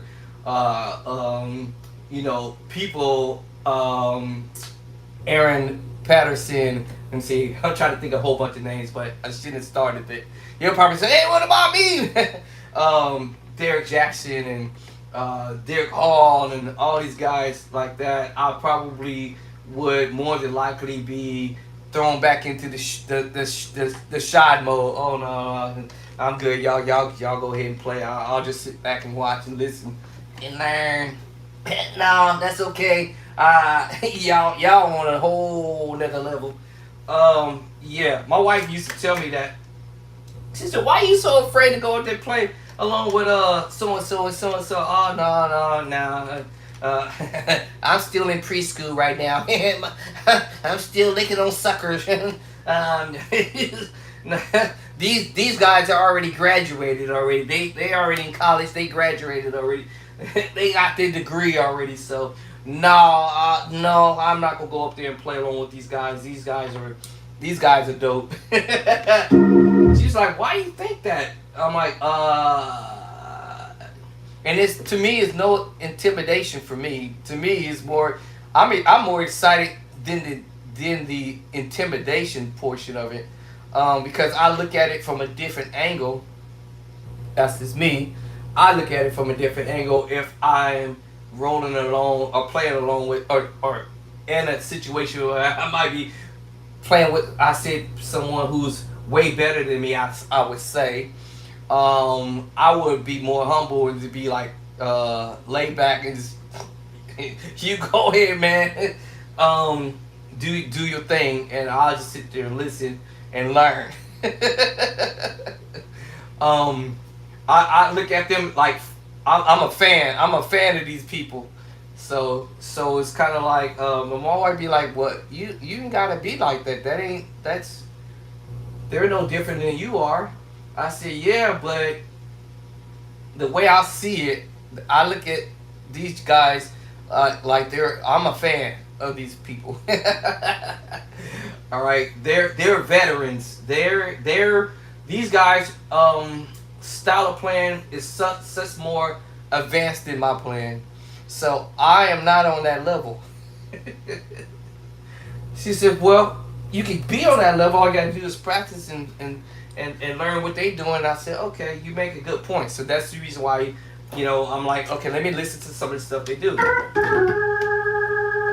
All right, and try to figure it out.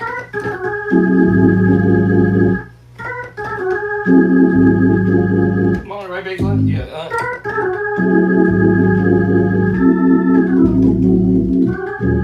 All right, and start taking the time out to practice this stuff, to get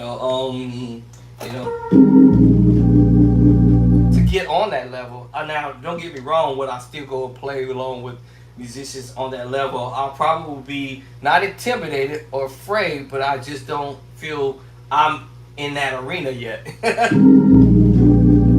Not yet.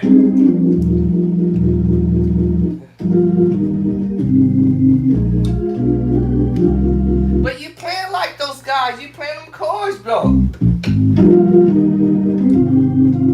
You have the ability to do it, Doc. I know that. But these guys are superstars. I'm not a superstar. I'm superstar. Now I did this a long time ago, and somebody wrote, I don't know if they're going to do it again, but somebody wrote and said, "Bro, stop down on yourself and uplift yourself." I'm not down on myself. I am just saying what I feel, where I know within myself. Because I said earlier, the more you know, or the less that you know, the lack of knowledge can make you or break you. So if I don't know all these chord changes and these moves these guys are doing, I don't feel I'm on that platform with these guys. I'm learning it. Eventually we'll be there. When? I don't know.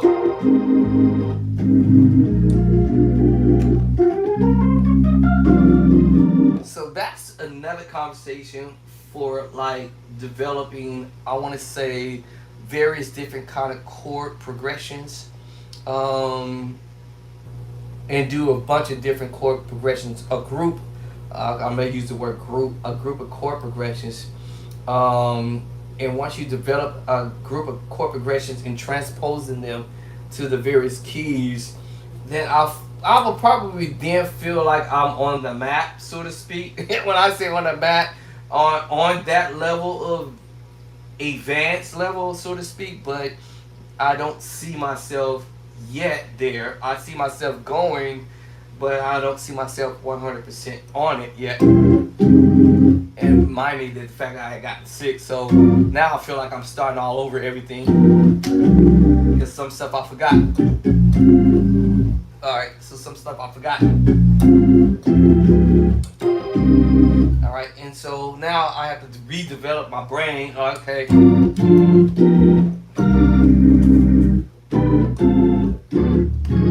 And so when I'm learning stuff, my fingers are cold.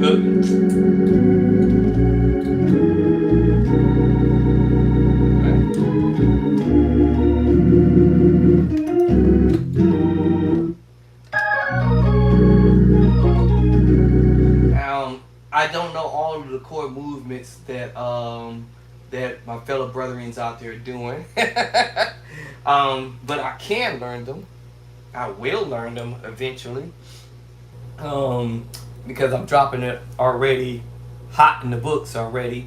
And of course, with my master, and of course I'm already developing more chords to play, whether it's on the organ and or the keyboard. And so I guess the question is for somebody who might have a question, is the chords in the book designed for keyboard only, or is it designed only for organ only? It's designed for both instruments, keyboard and organ.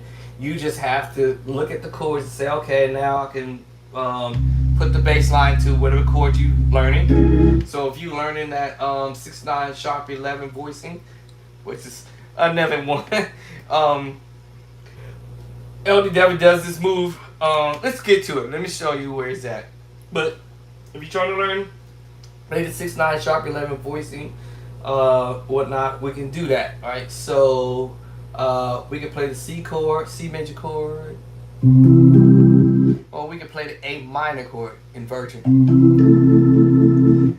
So let's just say we play the C major chord, and then we're gonna play a D major chord, two chords mixed together. So that's your C minor, your C 6/9 sharp 11 voicing. Many people who have watched me for years, they never hear me talk numbers or talk chord names and that like that. I just recently, within the past 2 years, give or take, let me see, 21, 22, say 22, part of 22 and a latter part of 22, and the whole year of 23, I just started getting into, wait a minute, is that right? Yeah, that'll be right. That will be correct because COVID came in 2020. Because that's when I start writing my books. Using Chordy. So I didn't get Chordy until 21, I believe it was 21 going into 22. And that's when I got into start learning chords, names and stuff like that, you know. Your minor 9, 11 voicings, your major 9, 13s, flat 5, major with the flat 9, major 9, flat 5. And y'all heard the moon, the tree thing. So we have the, because we going to A flat now, but without the bass line, this will be your F sharp and G flat major 9 voicing. Because we have the 9, 1, 2, all right. So I'm doing 9. Now if I just play the major 7, now we have the F sharp or G flat major 7 voicing. Now I want to flat the 5, flat the 5. Now if I want to do the 9, I can do it in the right hand or the left hand. All right, and so now I have the F sharp or G flat major 9 voicing, and then I want to flat the 5.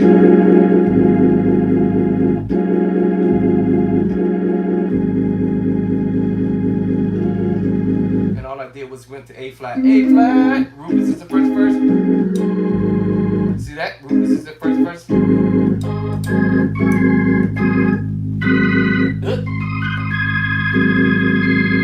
Right, and learning inversion. So I had to go back and teach myself this type of stuff. So, because you never know what an organ player or keyboard player is voicing chords. So anyway, he did this drop, and I said, wait a minute. It's in my book. Alright, he did the drop voice. And let me see, do I need to fast forward this? I guess I fast forwarded. Oops, I done kicked it out. Let me see, is it this one? Yeah.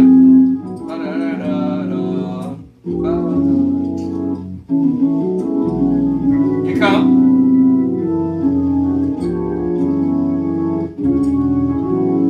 Here you go. Here you go. You heard it? Now he used the preacher voicing in E, in the key of E. 1, 2, 3, 4, 5, 6, 7, E. we normally would have put that on C sharp the 1 or the 5. Now I didn't know all this stuff at first, right? So this is a 13 sus chord. It's a 13 sus chord.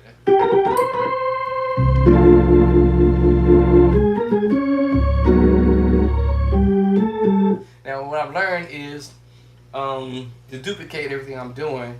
Now because I learned the number system, it does help out because instead of you trying to say G, A, G, A flat, B flat, A flat, you can think of 5, 6, 5, 1. Right, you know, if you know your number system, 1, 2, 3, 4, 5, 6, 7, 1, 1, 2, 3, 4, 5, 6, 7, 1, and learn your chords that's associated to the number system, or the number system associated to the chords that you're using. So I said, okay, 5, 6, 5, 1 chord.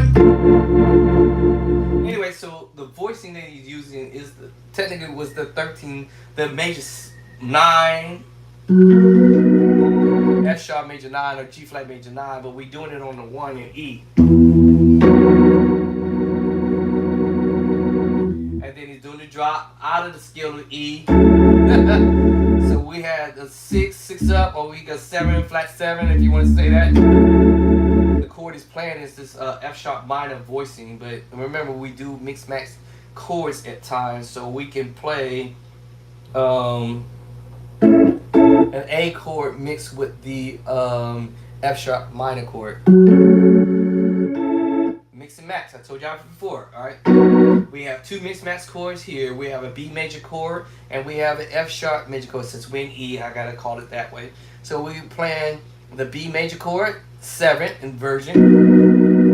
And then that's in the left hand and the right hand, and then we're playing the major chord, which is F sharp. Now if I want to color it with the other notes, then I'm playing the major 9 voice, the minor 9 voicing, the A minor 9 voice, the A flat minor 9 voicing, or we might call it the key signature. If we say we in sharp, then I had to call it G sharp minor 9, 11.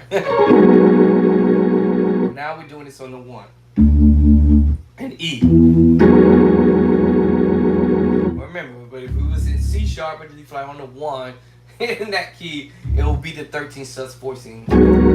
If we go to the 5 in D flat or C sharp, then it's a minor chord, right? They say wherever there's the major chord, there's the minor voicing.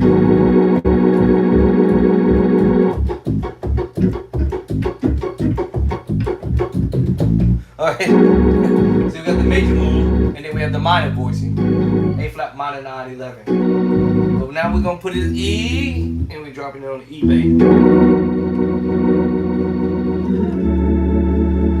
Alright, so now we're in E, 1, 2, 3, 4, 5, 6, 7, flat 7. And some of us, we might call it sharp 6, whatever y'all want to call it, sharp 13. I don't know if I've ever heard sharp 13, but anyways, flat 7 for sure.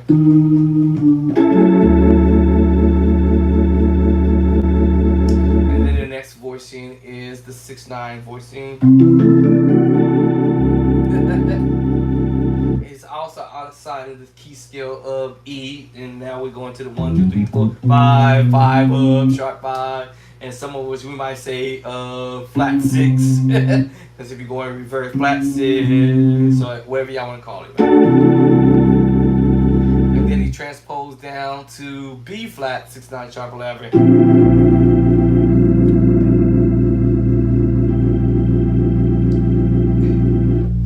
That's the drop. Yeah, so that's what he did there. So these chords are in the book. So let's back up some. And that's where you go up. And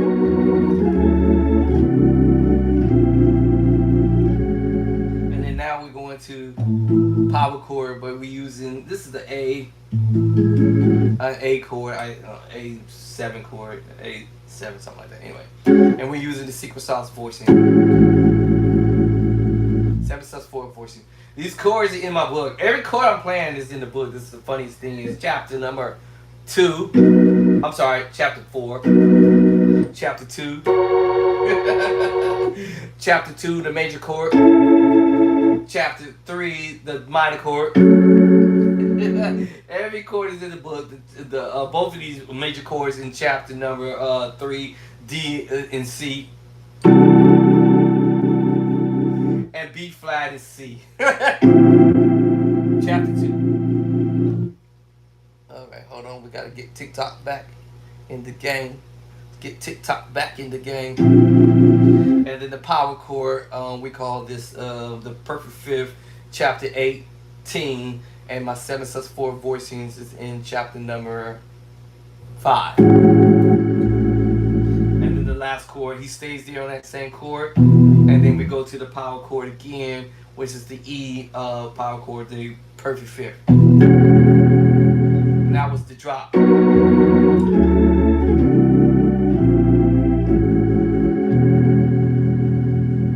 Yeah. Alright. So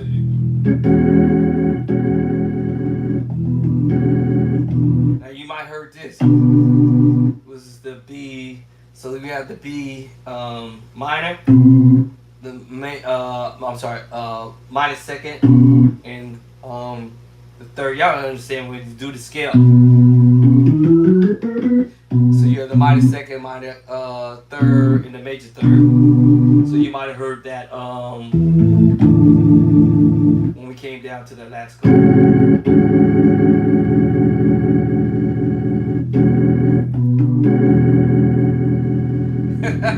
Now he also can twang that last chord. Hold on.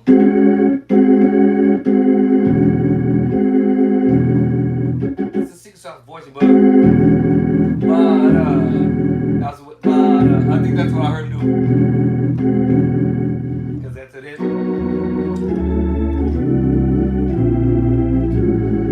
And then.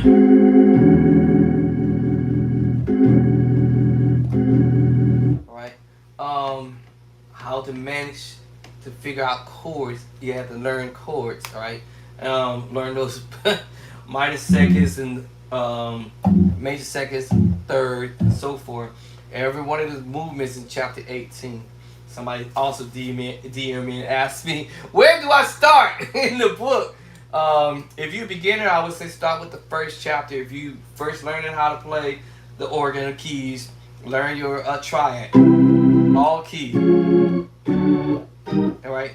Learn to do them in all 12 keys. Then when you finish getting it down to the ground, if you will, then go on over there to chapter number 9, and that's where I hit you with the fat dope chords that we're about to get into.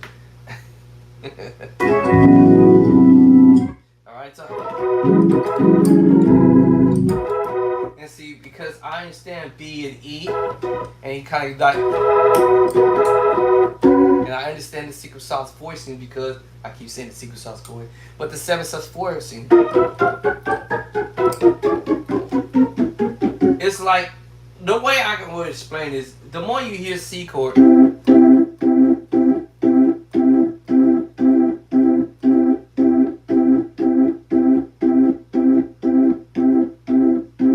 ever hear a car alarm going off? First it's like, okay, somebody's car alarm is going off.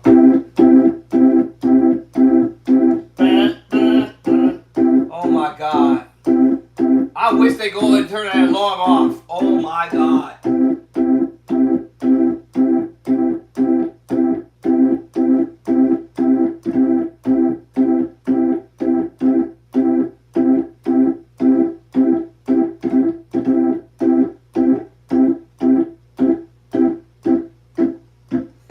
Y'all get the point. You repetitively hear the same thing.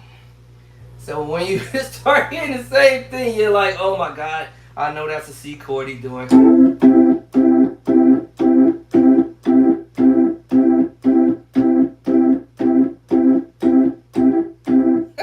Alright, yes, you become annoyed to it. It starts to become annoying because you hear the same tone over again. C, E, G. You hear C, E, G. C, E, G. C, E, G all together.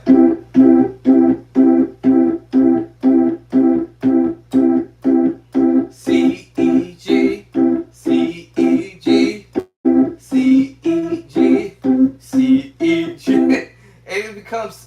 annoying to a point that, okay, I already know what he doing, or I already know what she playing. I got this now, because now you repeating it so many times over and over again, and then D flat F, D flat, D flat F, A flat. See, and I already tuned it in my head because I can hear all three of the notes, even though I'm pressing one note or one chord down. Well, what gave me that break was D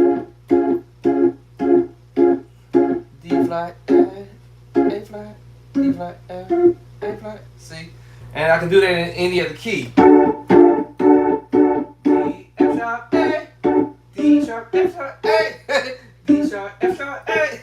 I can hear that. It's kind of like, what in the world? Yeah, I can hear that. So I know what the notes are. So at some point, as a beginner musician, so to speak, you start developing your ear to say, okay, I think I'm gonna learn this. Now, what if you don't have the ear or develop the ear? I'll say it this way, because this is where I used to be at too. I'm sometimes still there. I can care less about what to develop my ear for. Hear what I'm about to say next. What had happened is the repetitions of me playing the same chord is gonna be in my head forever. No matter what I say or do, I'm gonna remember the move forever. So if I play this over again, it's embedded in my spirit now. It's embedded in my spirit now. It's embedded in my spirit. It has nothing to do with me having perfect pitch. It's now on memory. Memory mode.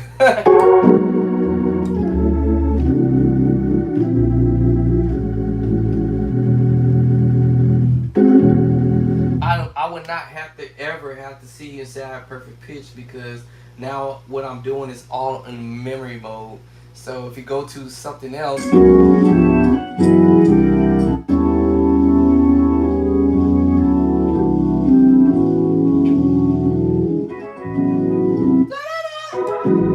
see, I hear it.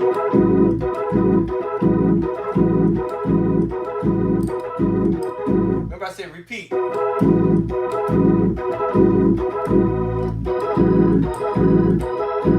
I understand B to E, slurring it to get to the secret sauce voicing, and because I keep saying secret sauce chord, the 7/4 voicing, just like any other chord, major, minor, augmented, diminished, 7, dominant chord, major 7. You start to become familiar with the sound of what type of chord it is. sus2, sus4, and back to the 7/4 voicing, and my tritone. Then that lets me know, okay, now in this instance I'm listening for the bass line to say where we heading next. But before he even went to the bass line, he had played the chord.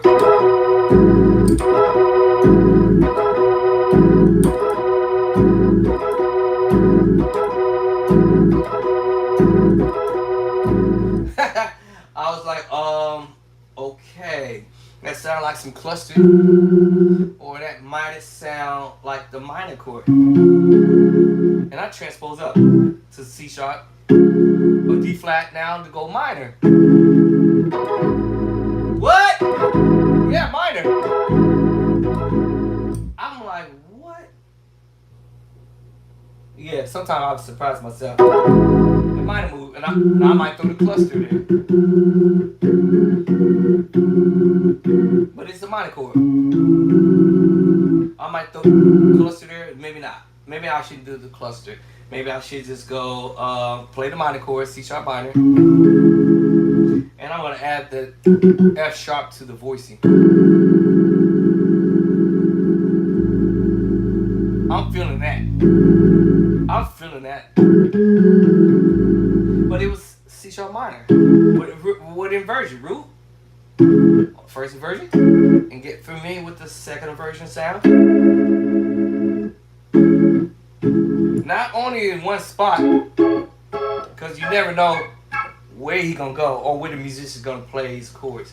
Now, I did a video the other day and I said majority of us musicians who's been playing for a while that we may look up to, whether they're young or old, playing their voices inside and occasionally going outside the I call it my little circle, all right? I call it the bullseye, all right? And they're playing within the bullseye right here.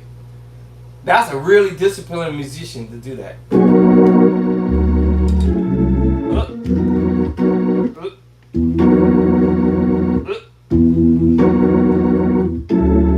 Playing inside.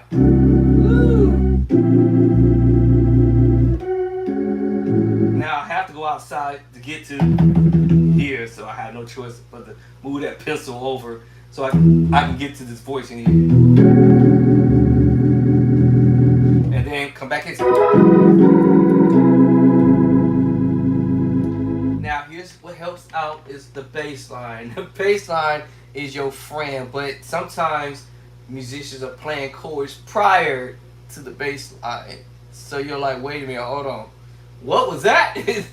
You have to like, okay. Yeah, so B to E and then to the 7/4 chords. And he's going to the 4.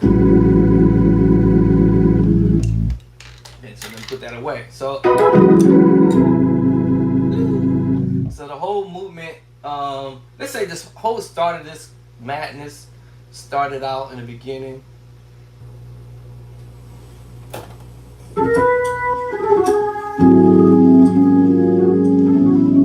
So the beginning. So it's either I heard him flickering it, who we call Grace, or I heard him twanging. So I might listen to it 10 times and say, wait a minute, am I hearing him twanging that? So you twang. And then Grayson, note. Alright, so. Okay, so that's what we're doing. So I have to get an understanding. I have to learn what Grayson is about and what twanging. And of course transposing. And even with my Grayson.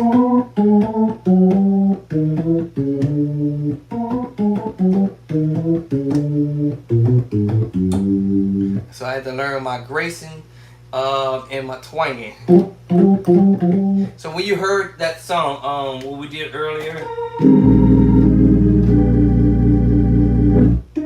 oh the blood, I'm a twang. I'm twanging. No Grayson is twanging. Now I'm gonna do now I'm gonna call that a slide off. Well, we might call that Grace. Or I might twang it again. But I have to understand. Now that's Gracie.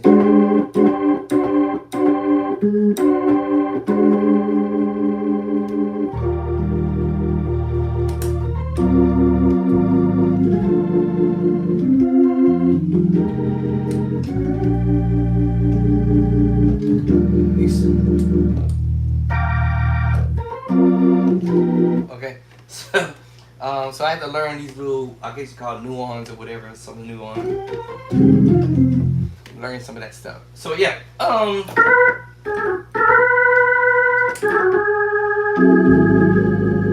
run. I'm not a runner.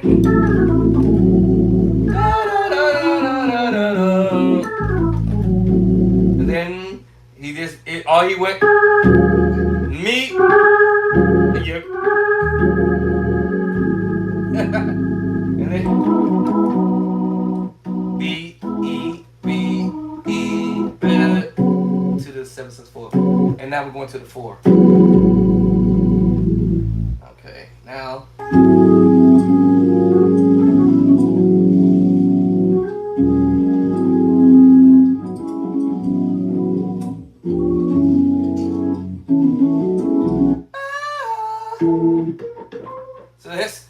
actually, I was gonna say 2 tritones at first, but it's actually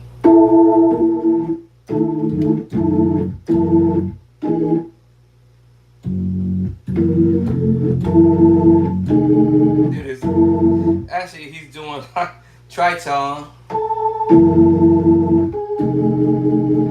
so it's transposing your perfect 4. Half step back. Alright, so let me back that up here.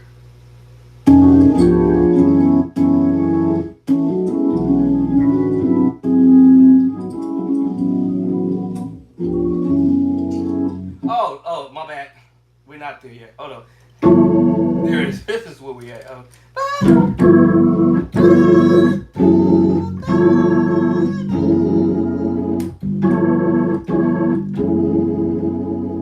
That's where we at. So yeah, we're using the tritones and then we're using the major chord. Tritone chapter 8, major chord over in chapter 2. And then we're going to the minor 9 voicing. Alright, then this was technical. Let me see. All he's doing is holding the A chord, but think of the scale.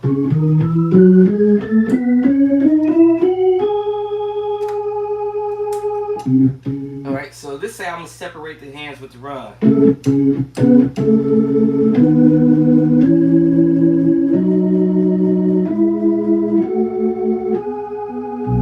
And he's heading to the 5. Now, and because we voicing it that way, it's really him actually playing an A chord. Add 2 to it. And as we do this, it's like he's holding and voicing.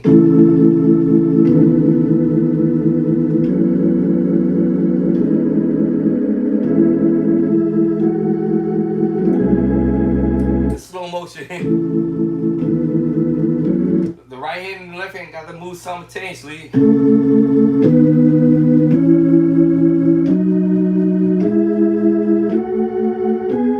Now let's hold the voicing down.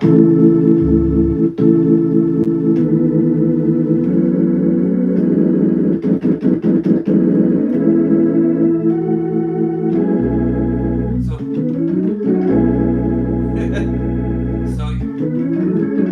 he's pressing into it. Pressing into it.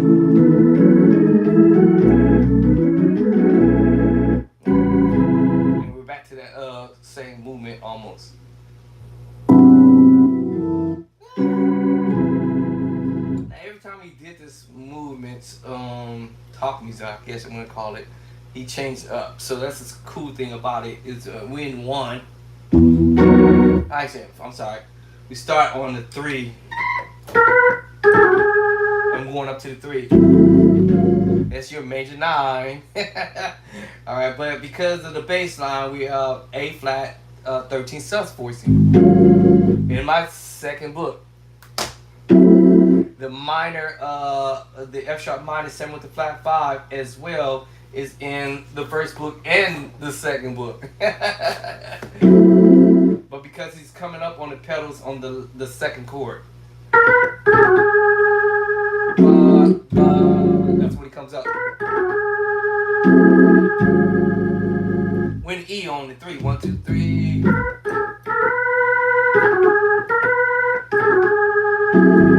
Right? That's when he comes up on the pedals. And now we're going to the 4 on the same chord that we just played the first chord. Right? Now we're going back to that same chord with that major 7 with the minor 7 flat 5. Minor 7 flat 5, F sharp minor 7 flat 5 by the way, but we're going to the 4 and E, and that's when we do the run.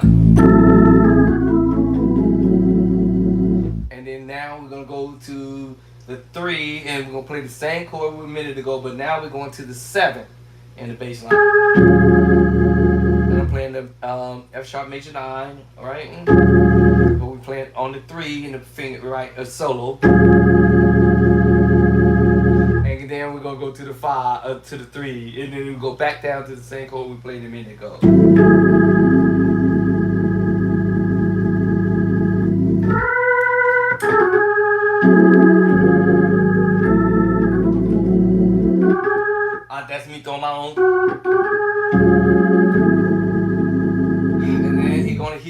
put this on the 4. Woo! Another movement on the 4. He's changing up. Okay, he's changing up on the 4. Let me see, my battery going low. All right, hold on.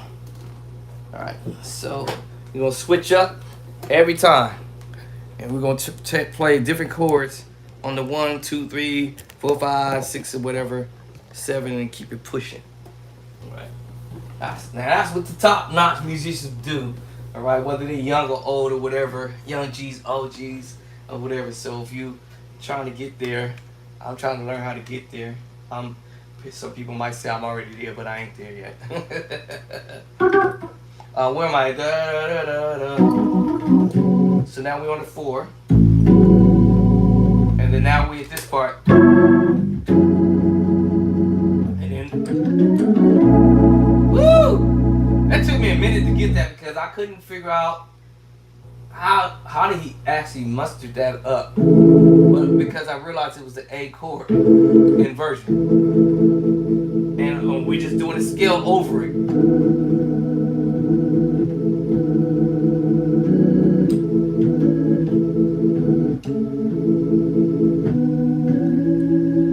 We hold that voicing, but we're doing a scale over it.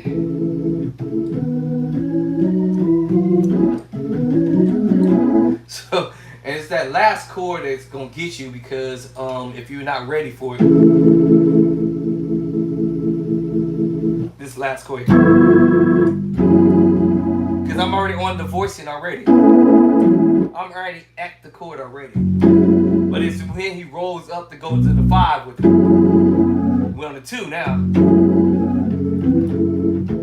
It comes off the pedals.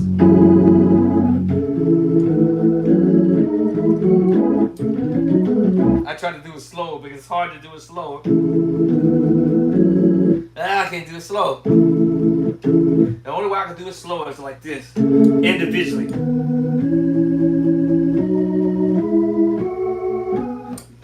That's the only way I can do this slower in slow motion. So now I realize we're holding the voicing.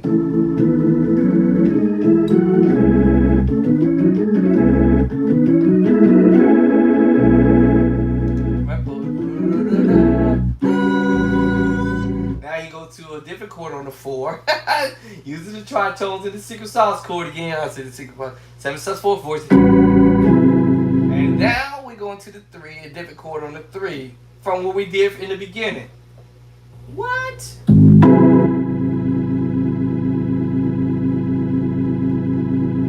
This chord is also in the book, the major 7 with the flat 5, sharp 5. Major 7, sharp 5. I'm sorry, major 7, flat 5, sharp 5. And actually, I mentioned this major move, minor move, augmented move, and 7. C major 7 with the sharp 5 because of the tritone in the C scale, right? The 5 became flat, is in the left hand, and of course the 1 remained on the bottom, so that makes you play a C major 7 with the flat 5. C major 7, flat 5, sharp 5, flat 5, sharp 5, flat 5, sharp 5, flat 5, sharp 5, flat 5.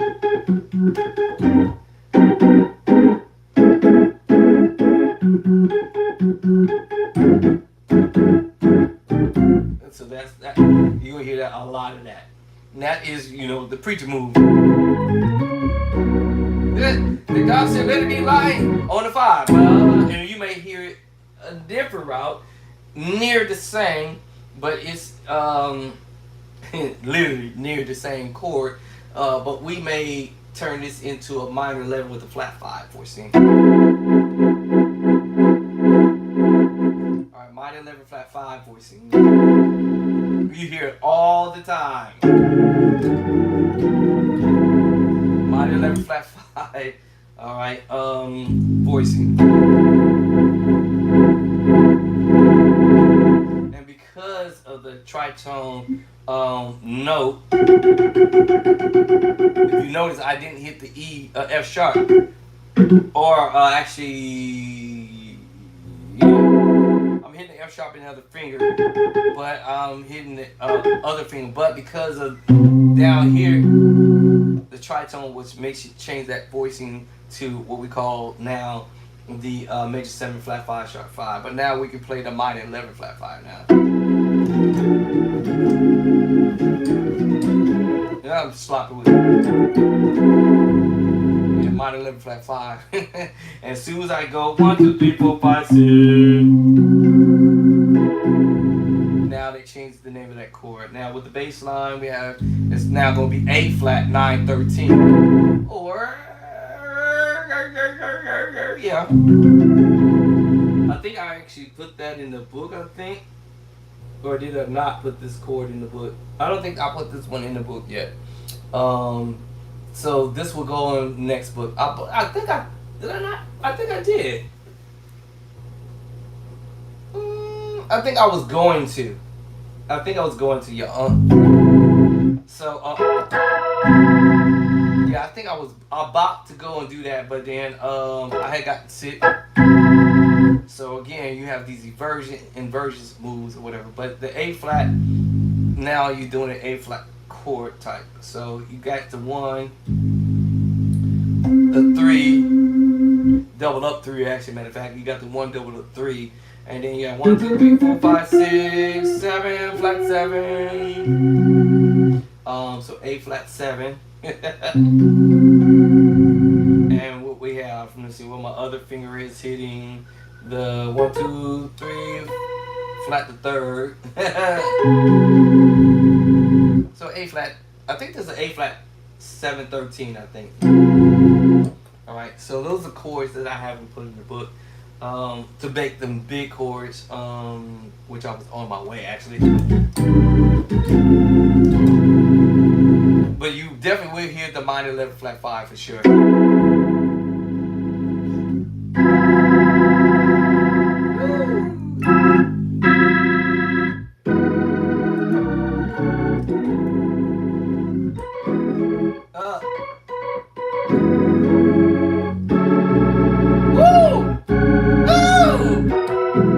David Jackson move. Woo! I never did this on the organ, y'all. That's when he did that song, I Love You, Lord. Wait. I Love You Forever. I Love You Forever. I never did this one, did I? Nope. Woo! Oh, man. Oh, hold on.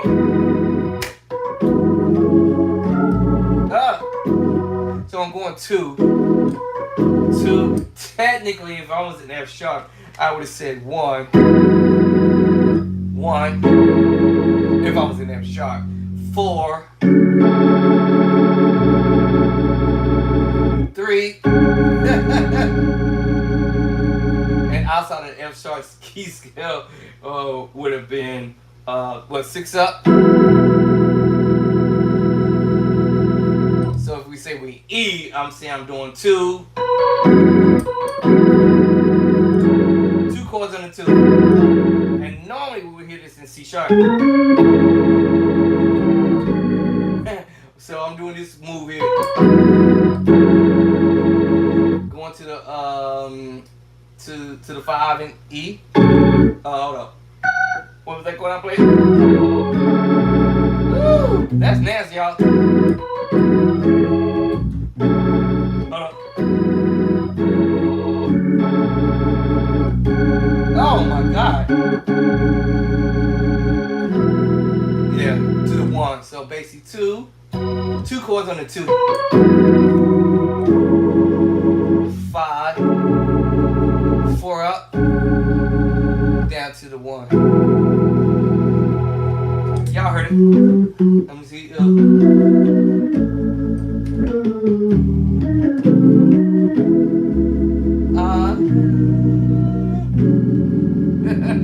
Y'all know that move.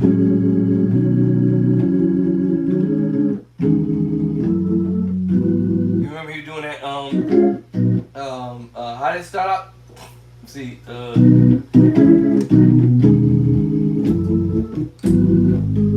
I love you.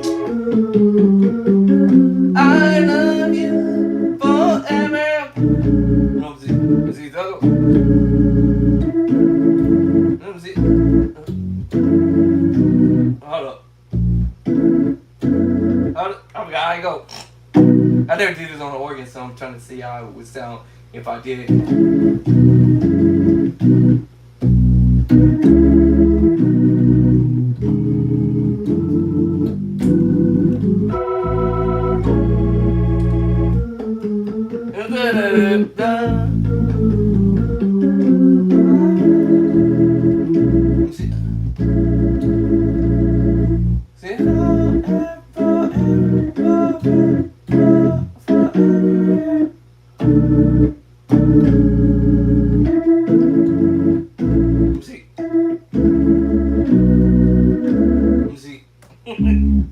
I didn't play it on the organ.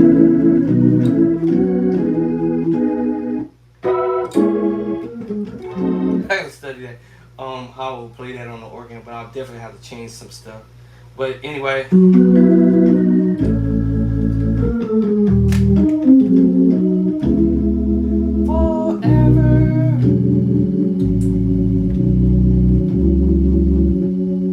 I gotta get my feet to go.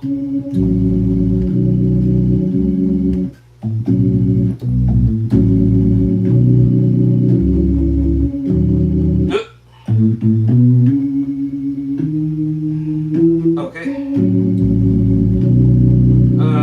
C.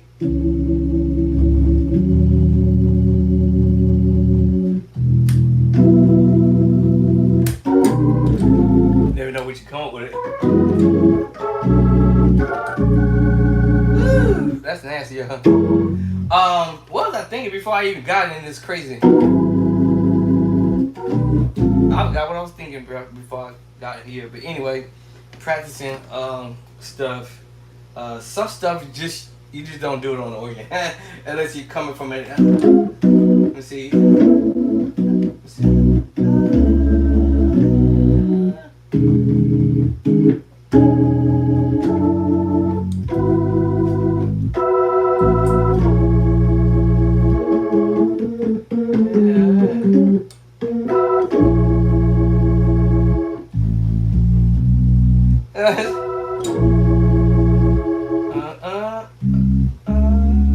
Let's see. Hold up.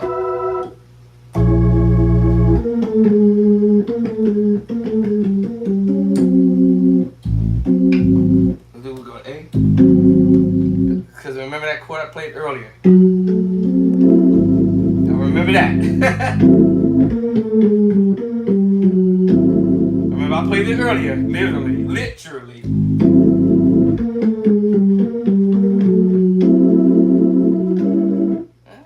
So we're going to diminish move. Actually, not diminish. I could say diminish at first. But that's not the thing he was doing. It was the minor move. So am I going 4? Let me see. 4, forever. Hold on.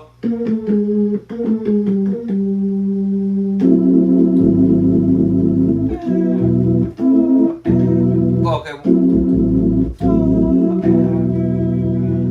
Let's see. Hold on. I'm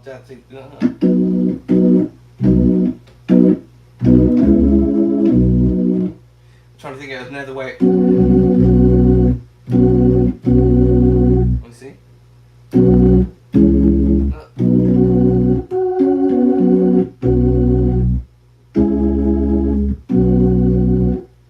See. Let's see.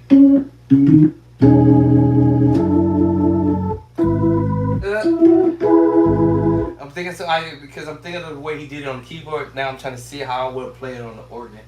Let's see.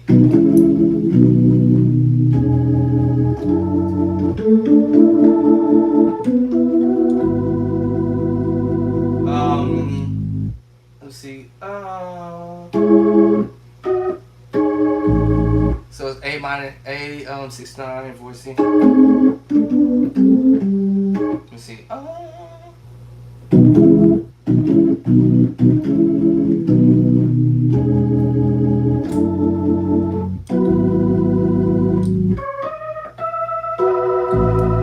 Let me see. Trying.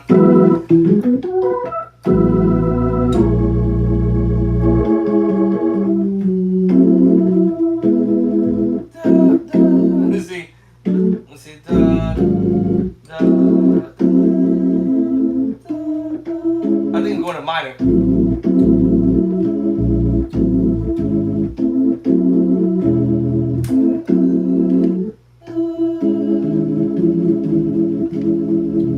Da.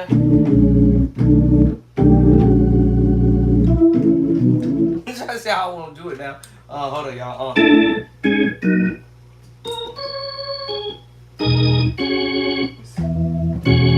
Let's see.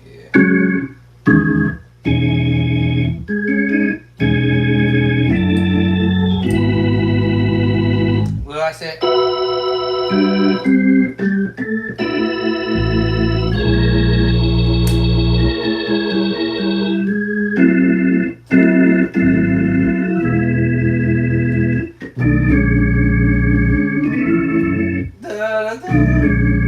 I'm messing all this up. Hey, let me see how I want to do it.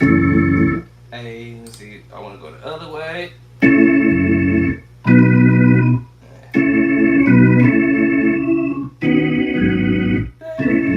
Let me see.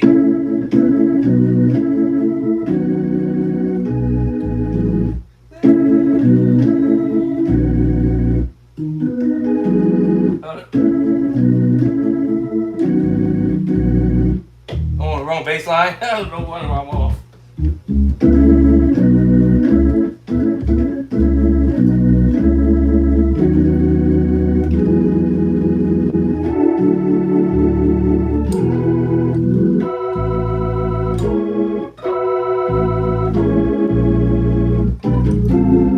I gotta think of how I'll play it. So let me see.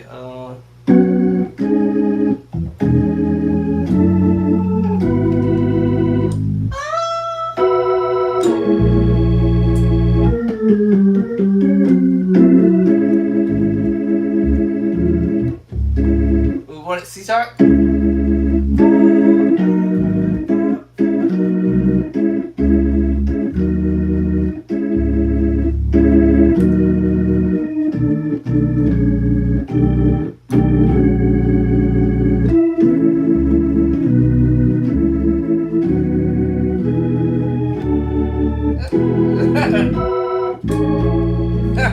I gotta practice this. This is gonna be fun to do, actually. Shit. How do we start out? Forget. I forgot already.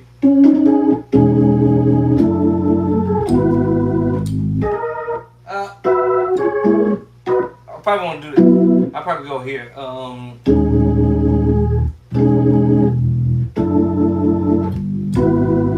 Instead of me going up here.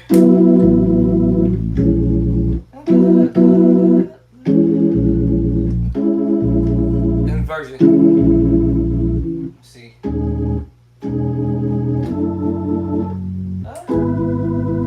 me see. Instead of me going up.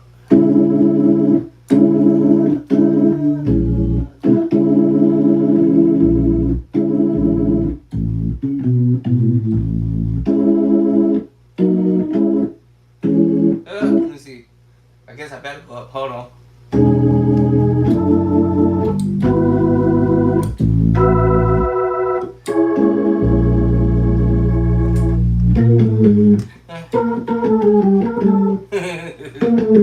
This is the part I probably wouldn't want to do, but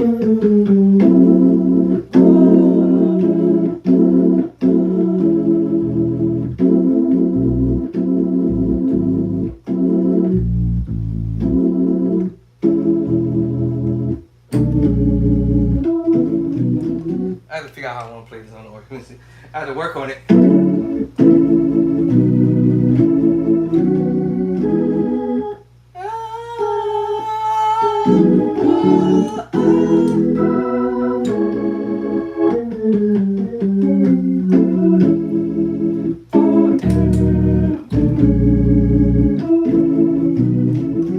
my pedals together. And I'm trying to get the chords in my head. Hold on, I need a beat. I need a beat. What kind of beat is that actually? I need a beat to help me out. I might mess up some chords along the way, but let me see. I need a beat. I need some type of tempo. Get my brains going. Let me see. Is it this one? Let me try it. Let me see. Hold on. Where's my other one? Let me see. Where's the one I'm looking for? Let's try this one. Off, off, off. Let me see. Is that Nope,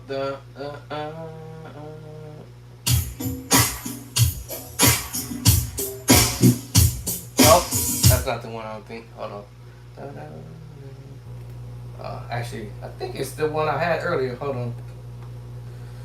Let me see here. Just need a rhythm or something in my head here. Bass off. Hold on. Hold on. Why is it not playing? This might do it.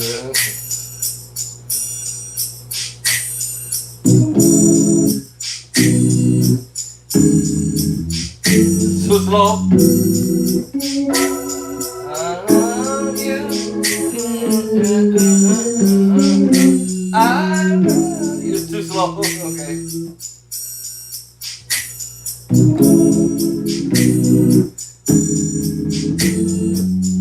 Let's see. Okay.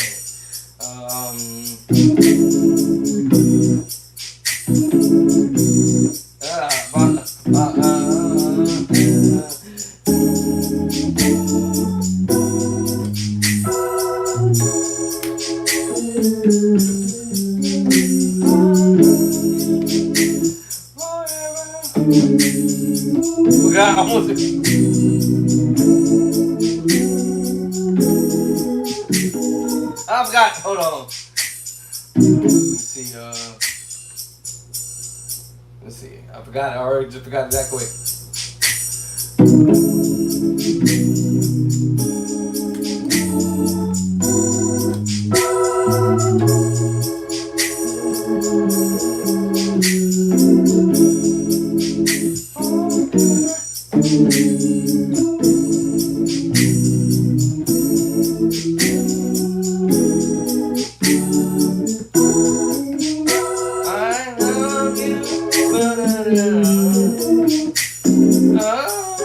My bad. Forever,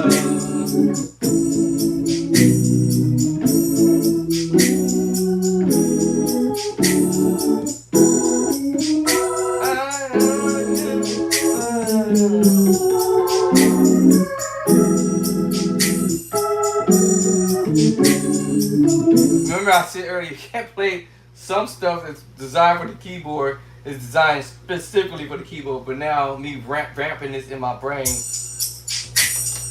Well, let me see.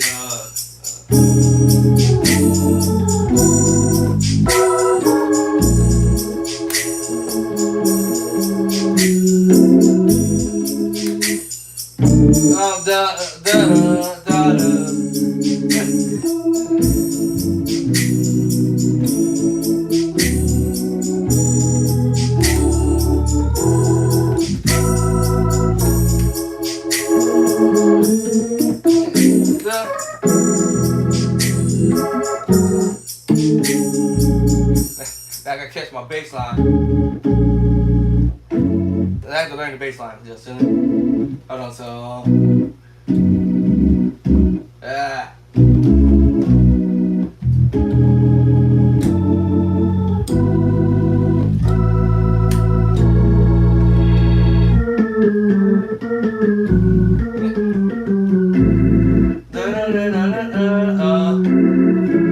have to learn my bass line.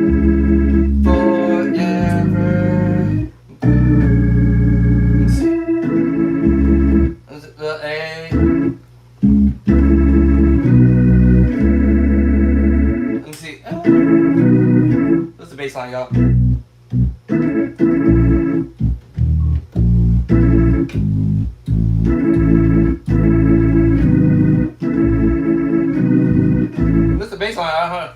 the bass line.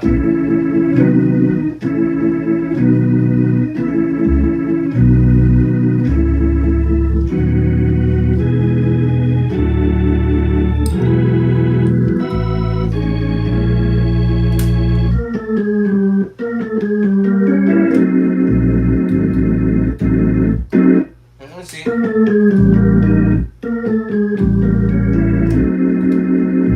Let's see where we're going with the bass line here.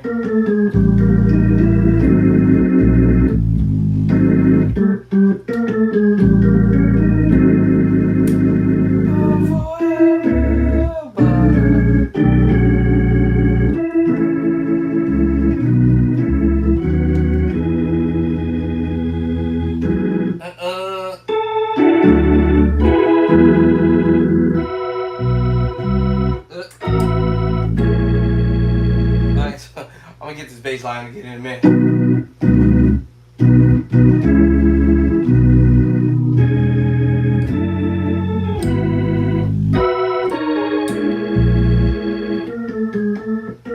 Let me see. I wonder if we're going down to D, A.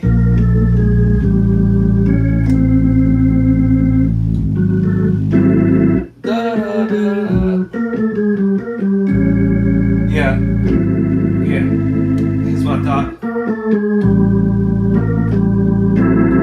So we're going to the 4 to the A. This is a chord I played it. It's a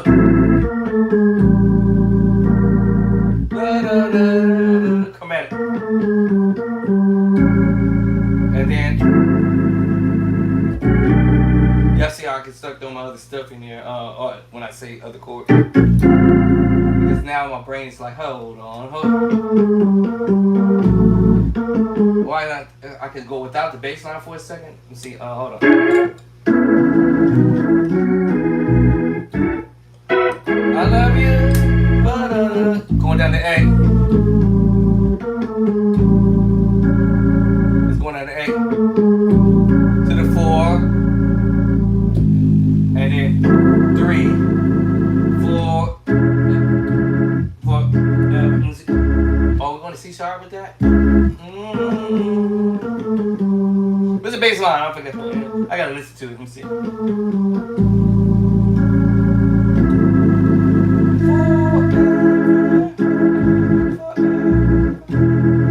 want to say 1. And then I'm going to say 1. And then to the 3. 4. Let me see. And then 4. Or, let me see. To 7. And then 6, 5, 6. So 6, 5, 6,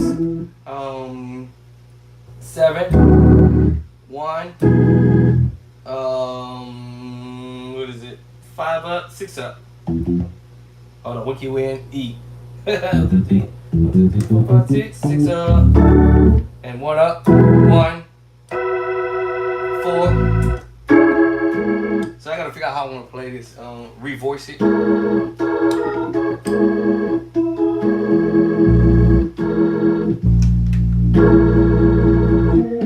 I gotta get this down here. I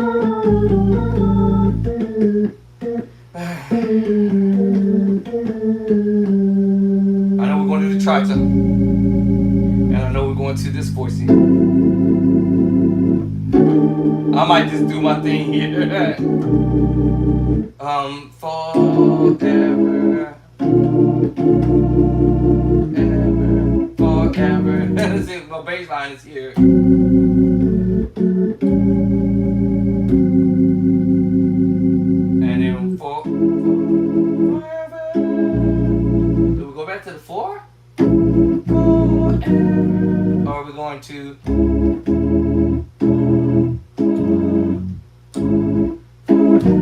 I think we're going to the 3. That sounds to me. So 3. I'm sorry. 4 up. to the 3, and then let me see, hold up. I had to listen to that bass line first. And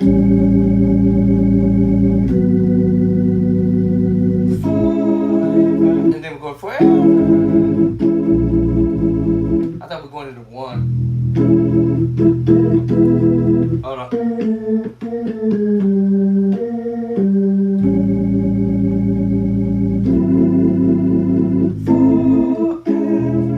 Nope, 1.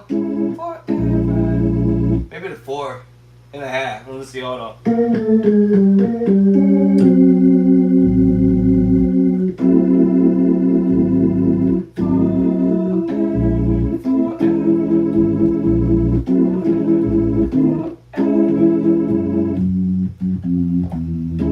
I feel like the 1. Let me see.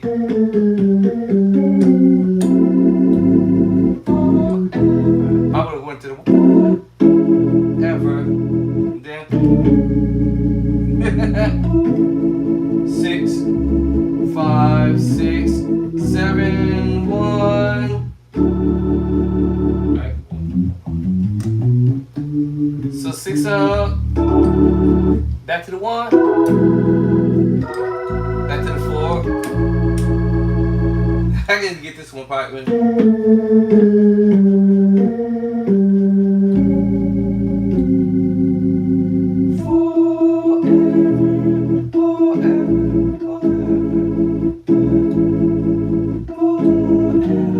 Or you can actually go forever on the 4.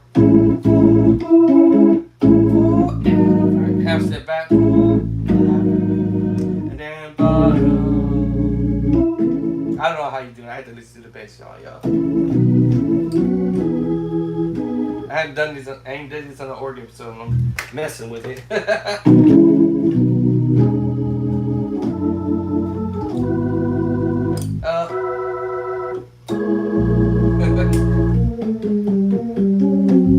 So I'm going down to the A, and then to E, A flat. Go back to the A. I feel like I'm going to the 4. You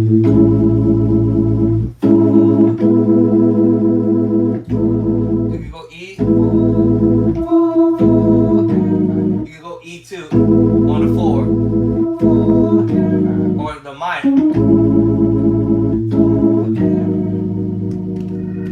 So let me see.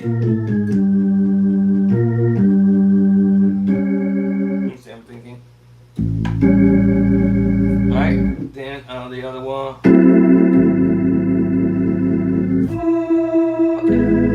I go E.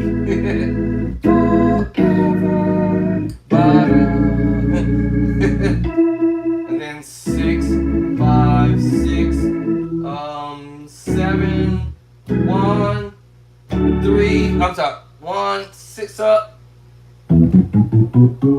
6 up. 1. Back to the 4. To the 4.5. This time we're going to do the midi smooth. Back to the 4. Back to the 3. To the 1. Let me see. Do we want to do that on the E? E. I thought B flat. And back to the top. 6, 5, 6, 7, 1. 6 up. 1. Back to the 4. I have to remember, go back down to the 4. To the 3. No, we ain't gonna do that anymore, but once we do this one time. Never played this on the organ in my life, y'all, so let me see, hold on.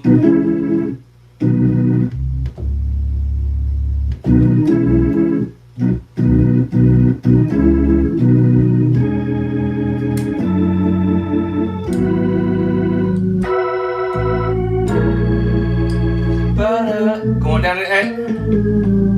About it,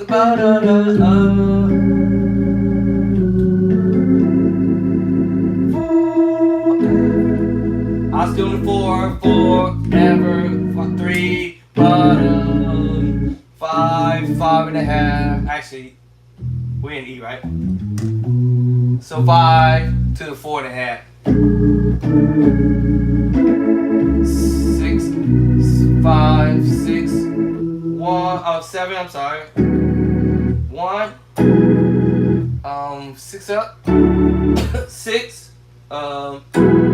I'm sorry, 1. What I keep saying 6.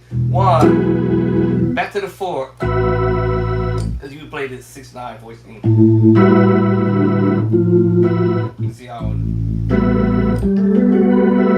Now, don't necessarily have to play that voicing up there, y'all. Remember, it's the secret sauce chord. Or what's the secret sauce chord made of? The E sus2 and the B sus4. So now that I know that, right? Now my finger, I can do all the.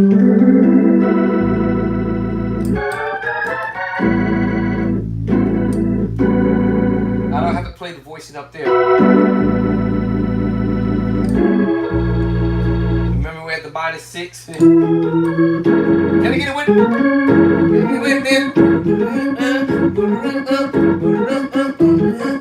Alright, so we're at that voicing, but we're doing that on in the E key. We're doing it on the 4 up. 1, 2, 3, 4, sharp 4.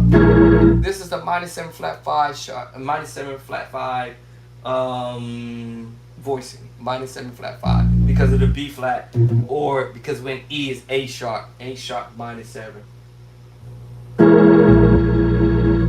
But without the bass line, it's just your C sharp or D flat -6 chord. You got the tritone and the minor chord mixed together.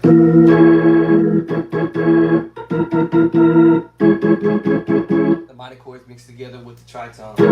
-6, 6, -6, -6, -6. But the bass line, then we're on a different chord, right? So y'all caught. When we go to B flat, then now we're playing the B flat, or we could say the A sharp -7 with the flat 5. There's more than one way to play these chords. So anyway, I forgot what I was doing. Let's see.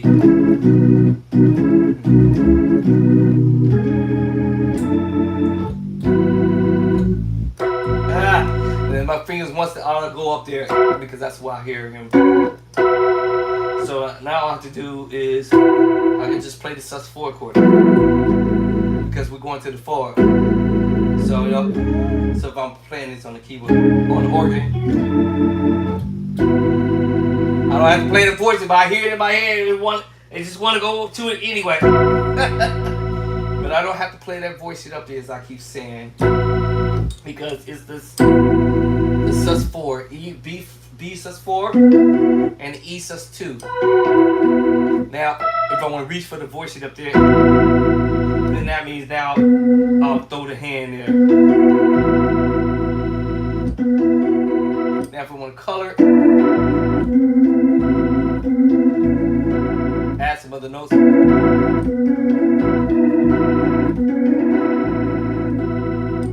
Now, we may end up voicing it down here now. Because remember, I may want to voice it here if I'm on the organ doing it.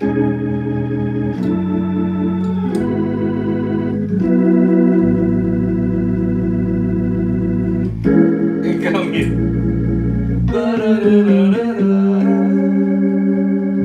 Right, then I may come down on the voicing here, but if I'm trying to duplicate somewhat of how it was done on the keyboard, then I'll come up.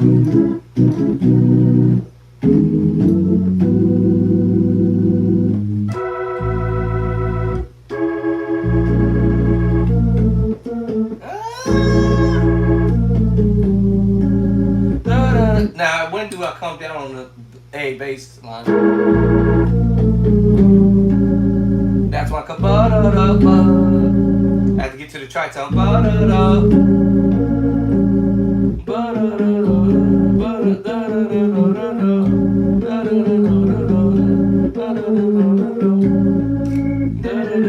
And then another tritone. But it is F sharp minor 7 flat 5. But the other chord here, because we're on A flat, y'all, this is the A flat, what I call it the supercharged chorus. But the A flat, flat 9, hold on, my voice is here. I was right, flat 9, because it's A flat 2, A flat, with the flat 9, we got the 3, and then we have the sharp 5. So A flat major, A flat with the flat 9, A flat, flat 9, 1, 2, flat 9, half step back, A flat, flat 9 with the sharp 5. We hear this all the time, all the time. And you may hear it like, and I may switch the hands now. And all I did was switch the hands and give double up A flat in the pedal. It's the same chord, y'all. A flat, the A flat with the flat 9, sharp 5, sharp 5. Woo. We hear that all the time. And matter of fact, you all actually heard it earlier, and wherever I started this foolishness of playing. Woo. So this time we didn't flat. So we have the A flat major, A flat 9, flat 9 with the sharp 5. I meant to say sharp 5, y'all. Sharp 5. So we sharp to 5, sharp to 5. A flat, flat 9, sharp 5. And then we can switch that over and we can go both, actually. We can do the flat 5, sharp 5. So we can have the A flat, flat 9, because it's the 2. The 2 becomes 4 to 5, right? Right? And your flat 5 comes before your sharp because your flat's to the left and your sharp is to the right. So we have A flat, flat 9, right? And then we went ahead and flat the 5, flat 5, sharp 5. Now we can get at this and put the 13 in there, because if you understand your 13, it's just number 6. So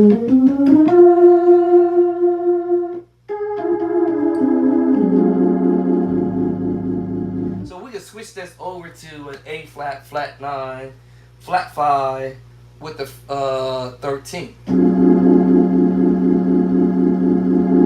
Or we can have the flat 9, flat 5, sharp 5, and 13. My God. Woo. Yeah.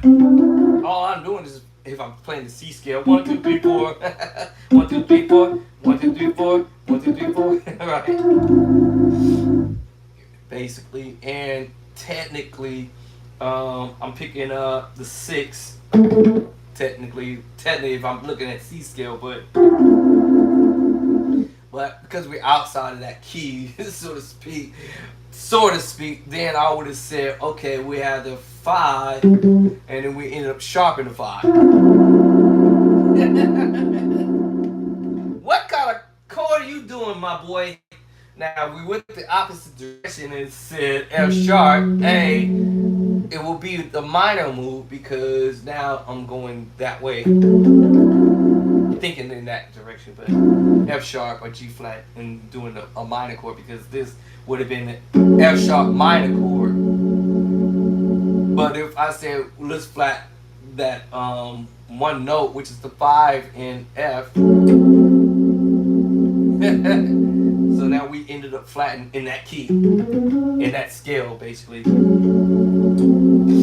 So we have the F sharp minor chord, baby, the root position, triad, and then now I minored it by flattening it down to the 1, 2, 3, 4 flat 5, F sharp minor, flat 5, and then the rest of the other notes that's outside of the key scale of that key of F sharp and G flat, then we will say, well, let's flat the 6 that makes you go 13. And then if you go the other direction and we say, well, it was the 6 you sharp, the 6 or the 13. So you can do all kind of stuff. It's just all kind of stuff. And you hear that a lot. As a matter of fact, I probably didn't even get around to play that part. That Elder Devin did do that in his movements, but also I do it too a lot. I love you, Lord. I love you, Lord.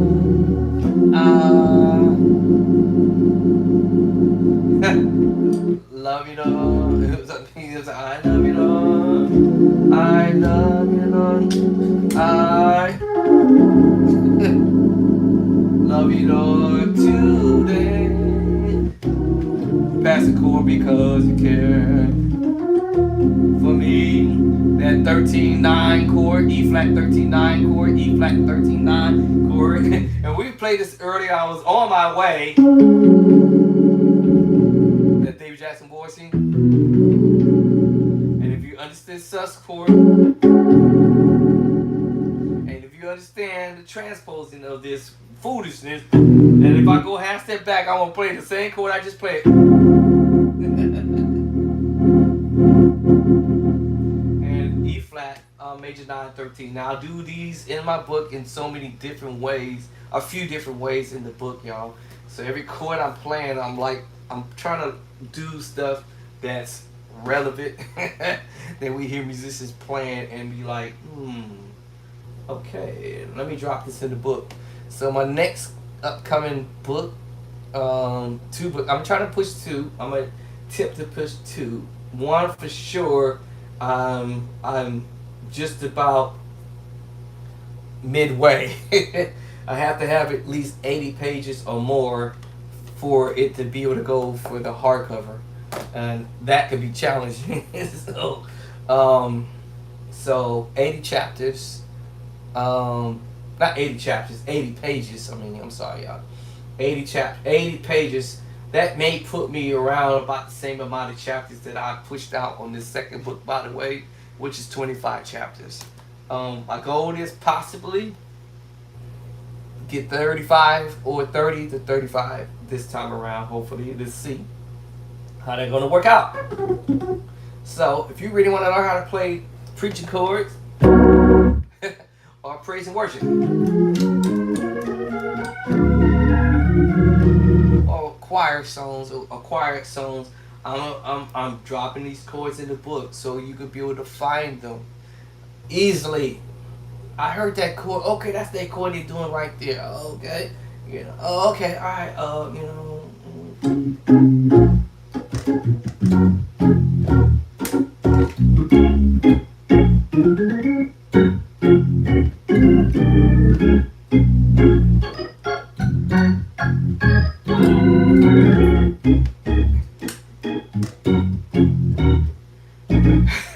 All right, you can start learning songs, choir, praise and worship songs, because I'm dropping chords in the book.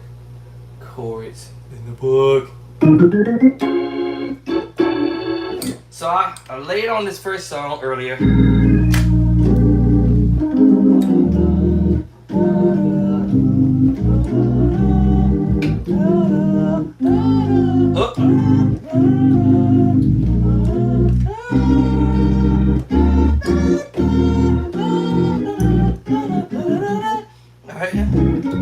So I got that down in that key, and then E, I got that down in F.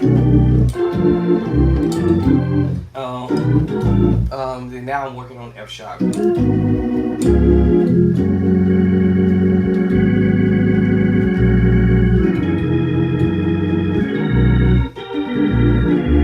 That diminished major 7, 13 is in the book. Diminished 7, minor 9. 7 sus 4 chord. Right back to this chord again. All these chords in the book. All this stuff. Every chord I got going on is in my book. Alright, so now I got my little hit list of people. I wanted to challenge myself to learn some ideas, whether it's on the keyboard or on the organ or wherever it's at. I'm trying to challenge myself doing this on the organ. This is crazy.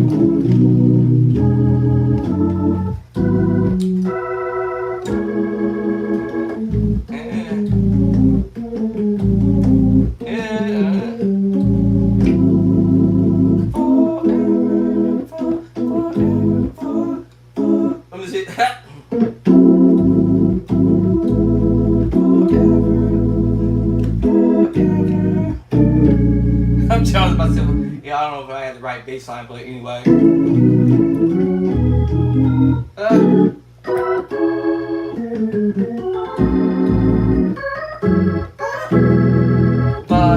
The butter.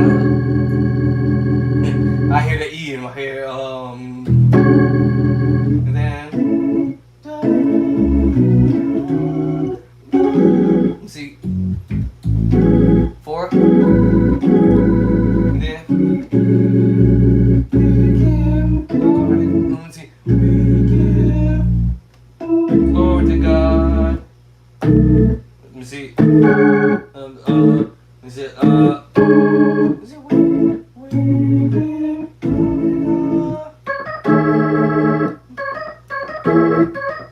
me see.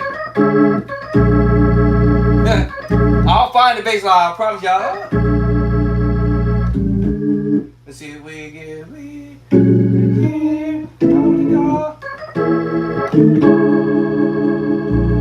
See, I knew we were going to the 4.5, so we.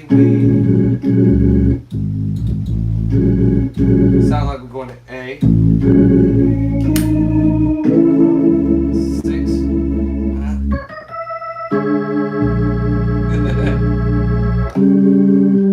Up. Goes 4 to up. We get going. One and one.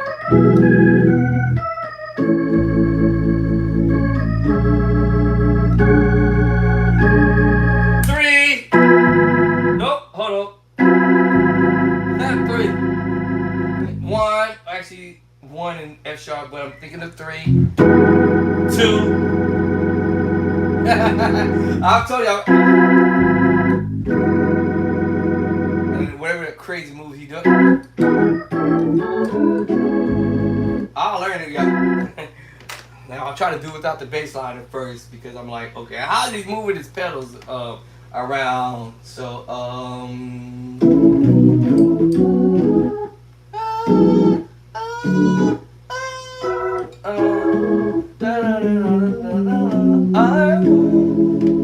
I was thinking of 1. 3,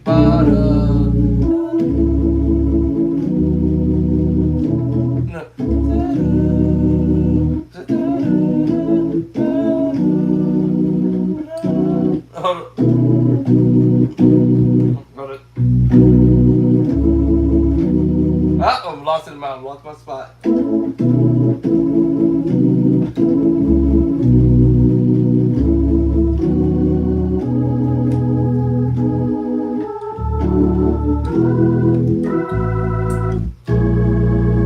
Diminished move.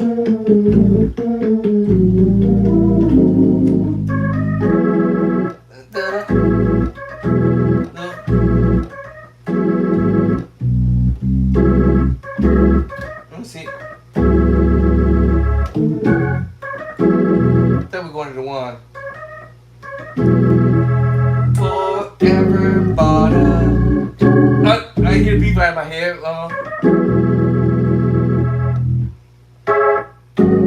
3. I feel like we want to go up.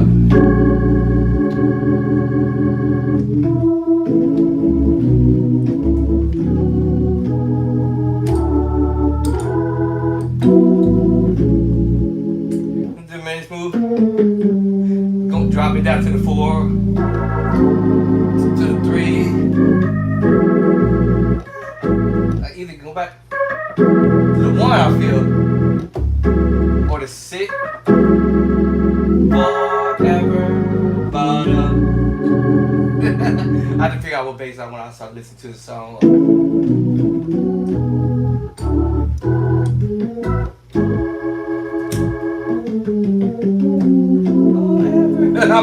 I might skip the bass, but as long as I get to the 3.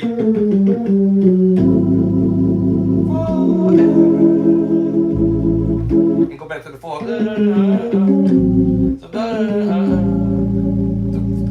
3 to the 4, 4, ever, and go to the 4, 4, ever, and then,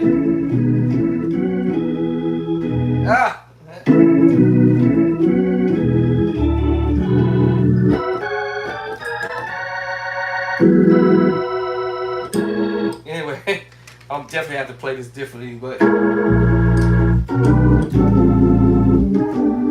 let me see. How would I play it differently, actually? Let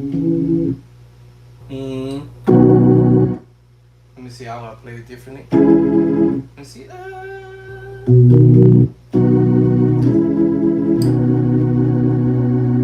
me see. How would I play it different? I'm thinking. I'm trying to play it the easiest way. Actually, this was the easiest. Actually.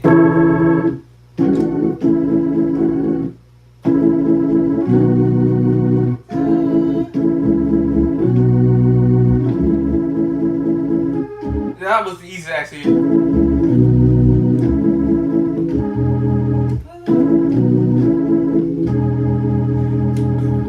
This was the easy, actually. I don't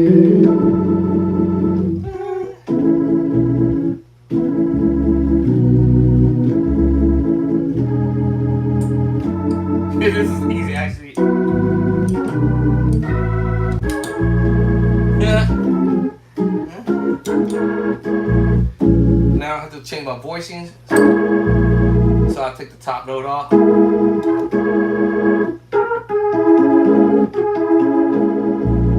Because I'll take the top voicing off. I start fixing it up.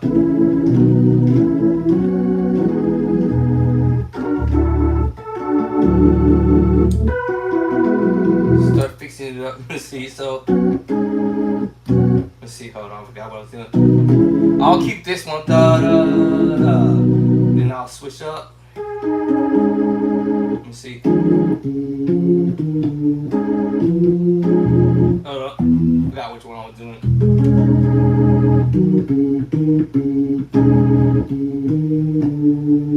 Oh, so,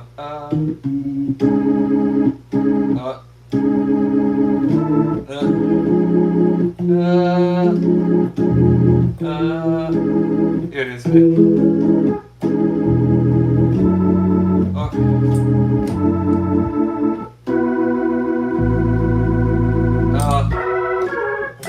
me see. I want to take that. I keep playing the high note.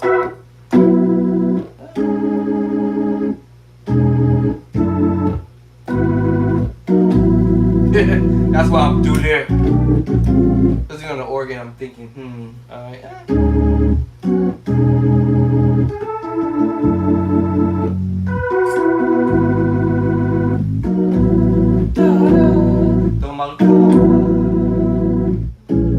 Now, do I want to come down to play this voice here? So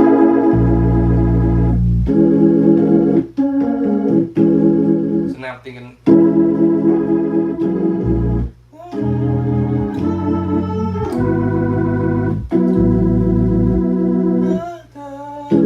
My ear want to go down. And then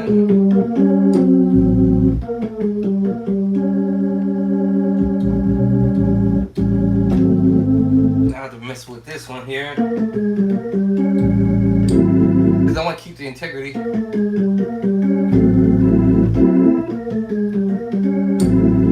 Let me see.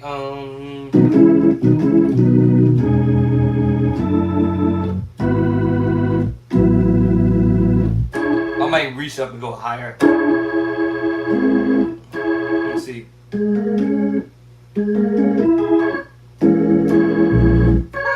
I might reach for the high note for a minute.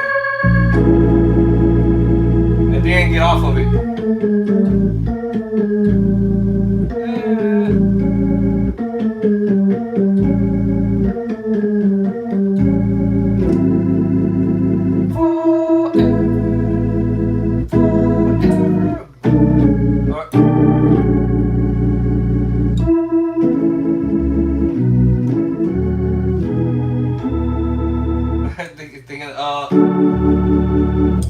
chord.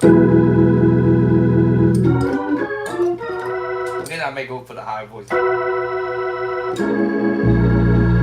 Then we'll do the diminished move.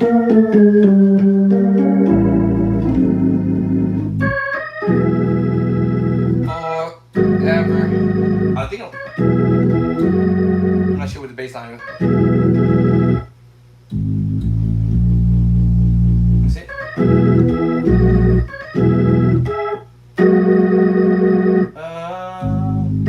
I would say A flat. Let me see.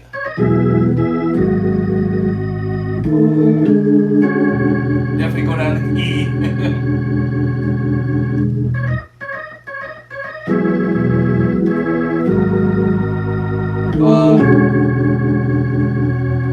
Then can I inversion? I'm gonna do inversion. Let me see.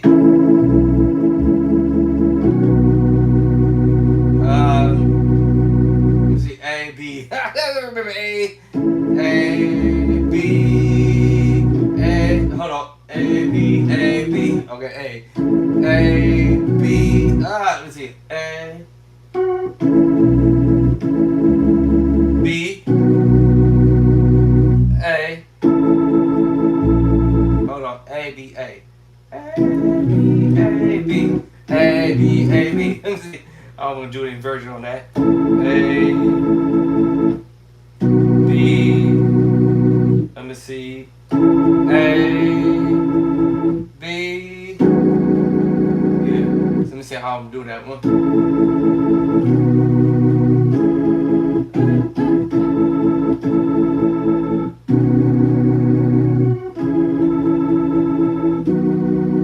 I'm trying to see how I want to do an inversion over that. Let me see.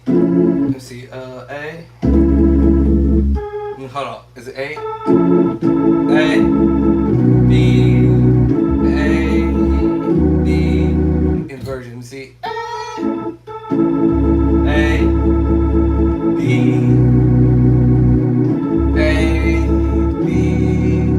D. E. So A, B. Oh, I forgot one of the last chord. E major 9. I forgot that one.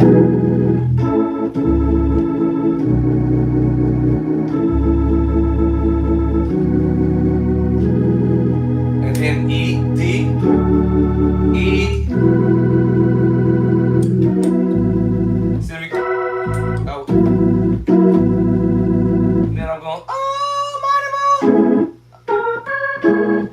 My brain want to hit that.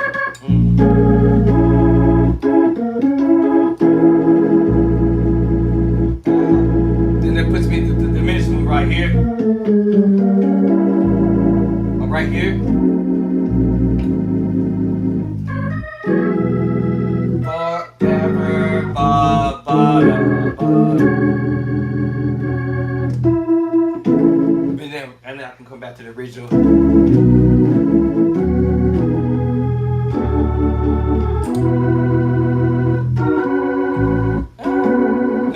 Play the 6/9 voice here. Let's see.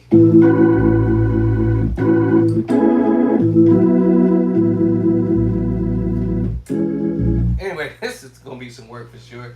Over a period of time, I'll develop and keep messing with it.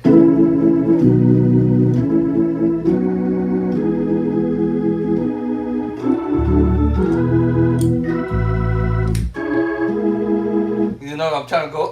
I'm trying to get off that top note.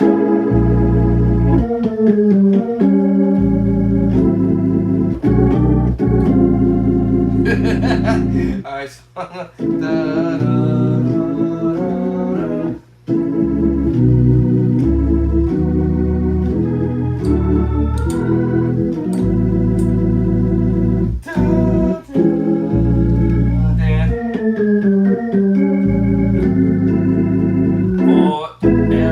going to the 4, 5, 4.5, and then come back out. 6,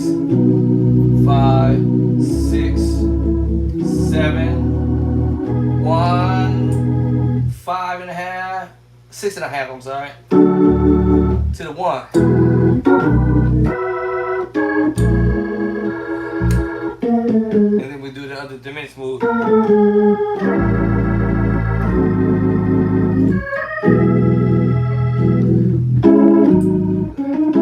Now if you try to play the voice enough, forever but wait. You see I keep going to B flat. Yeah, I can play all that too.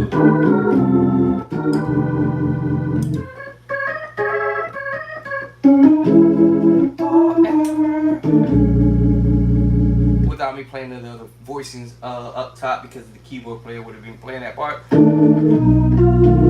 Just playing around with the melody line.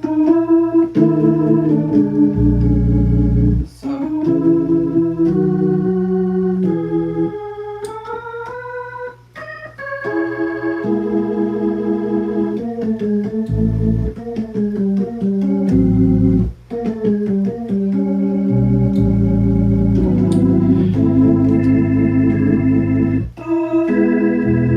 Go to the 1 or the 4.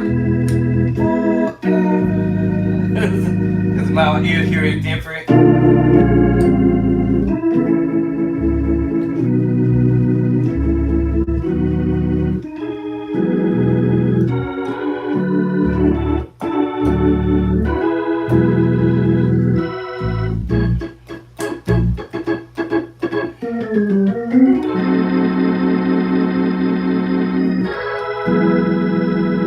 Alright, that's enough of that.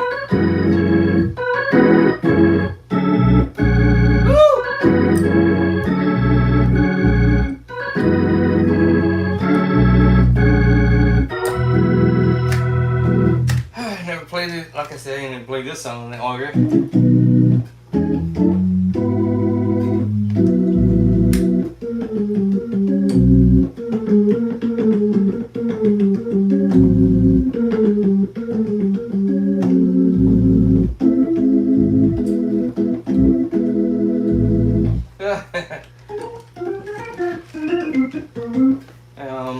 Alright, y'all, I gotta go eat something. Because this medication now is starting to make me feel a little weird. But I will do another song that's also done on the organ, actually on the keys, that I'll probably try to do it. I'm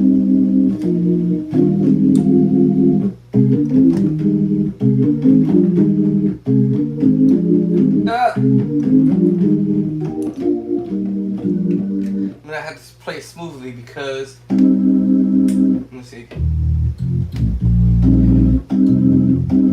Let me see. Let me see.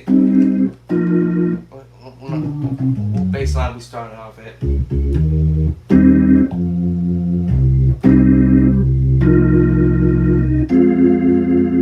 me see.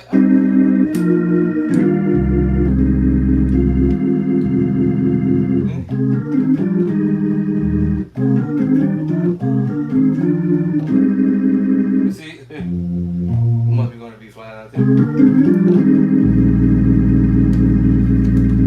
You start feeling ideas because, not ideas, but just, yeah. You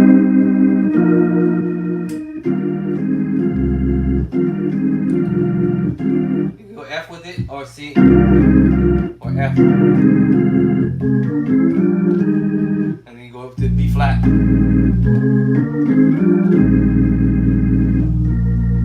So I'm thinking, I'm not sure if we're starting this on the C. Let me think.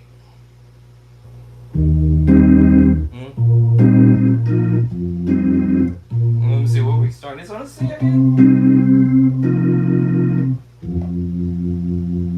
I gotta listen to it. I have to listen to it and see where it starts on.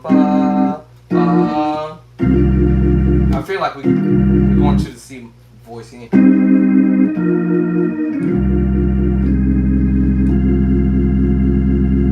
the C bar, and we're in E flat. So I'm thinking we're starting on the C, I think.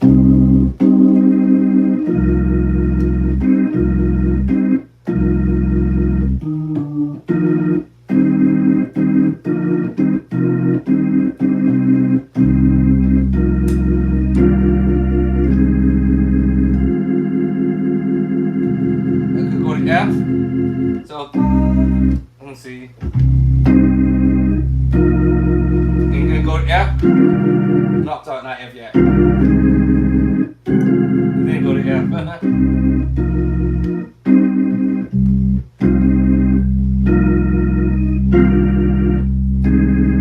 To F. And then a little walk up. B flat. So, you know.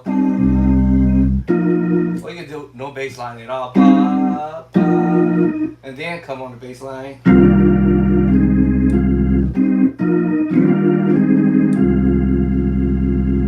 Like, you know, the ba, ba. C to F. So, C to the F. And then.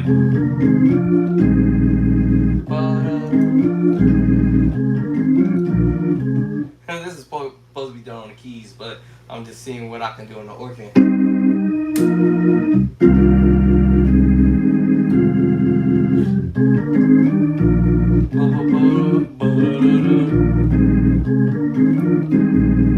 Do it again.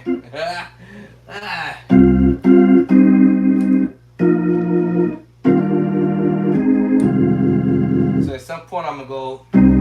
If I go ahead and start it on the C, and then to F. So at C,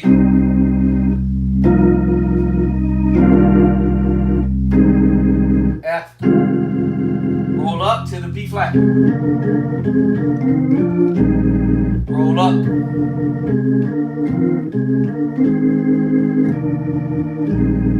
But it's -6, major 6, major chord, and then to the. And y'all heard me do this earlier. The same chord, same chord.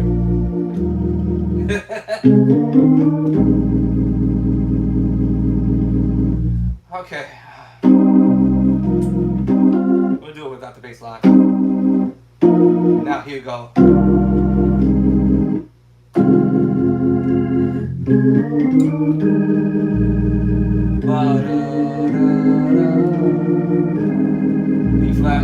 B flat 13 sus 14. Because I'm now rolling up. I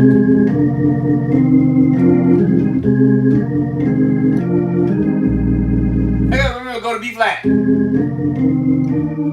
By the time I get to B flat, I should be down at the chord.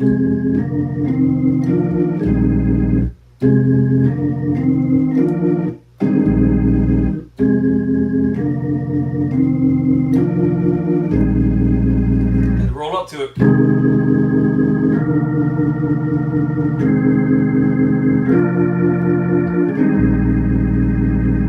Alright, so let me see what's the next one.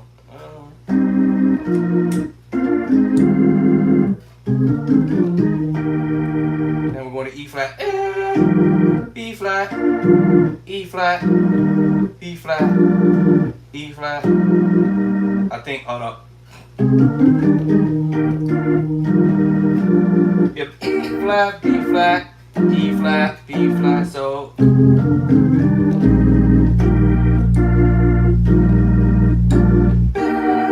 E flat, B flat, E flat, B flat.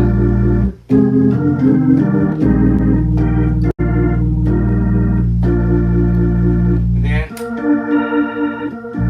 stay there. Let's sound like I want to go to E flat maybe. Nope. Let's see. Go to F with it and see. Oh.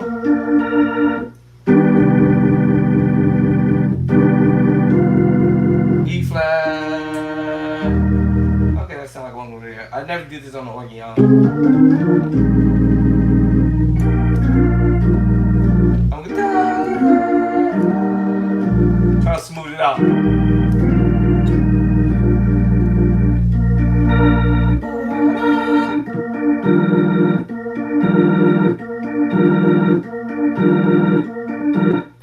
Okay, I'm throwing that in there.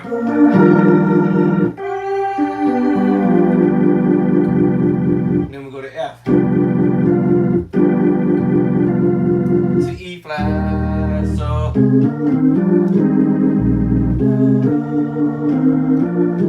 If you want to play like the pros, here's some of the moves that they may do, right? And you can actually roll this really actually.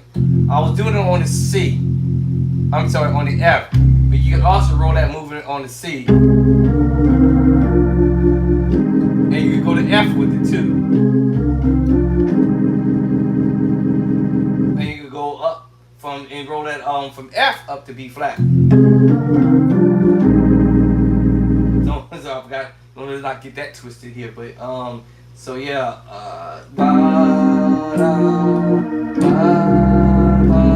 F. Now let's go to C. Roll it up to B flat. F. I have choices. F, B flat. Oh, right. And then I can do that same movement on F.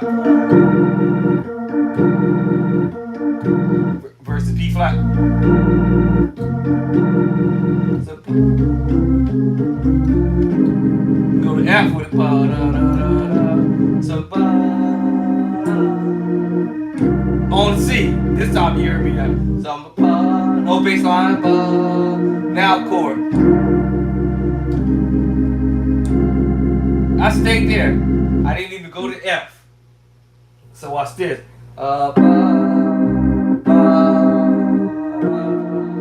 C. Stay there. And then do the roll up.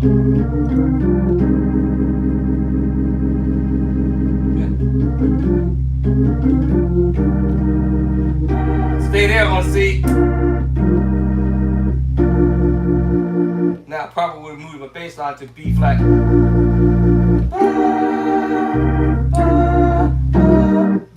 B flat. Then I probably would have changed up there. See what I'm saying? So you can move around and play around with it.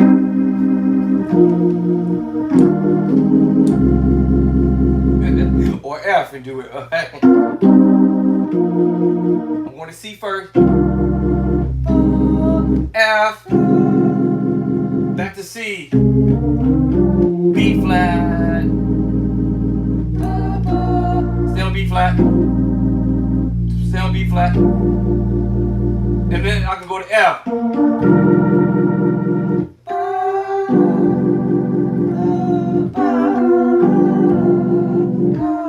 E flat.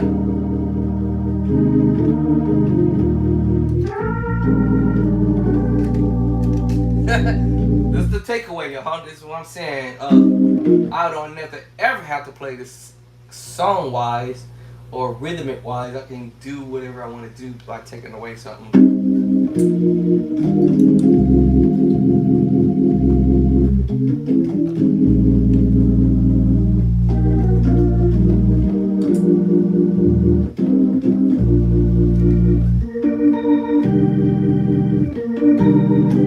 That sounded cool because I went to F instead of clustering it up over in the B flat.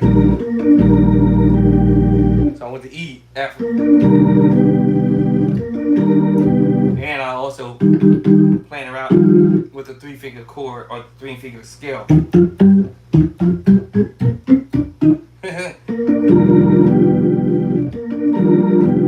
Making it up, some more extra move. Now I'm gonna drop down.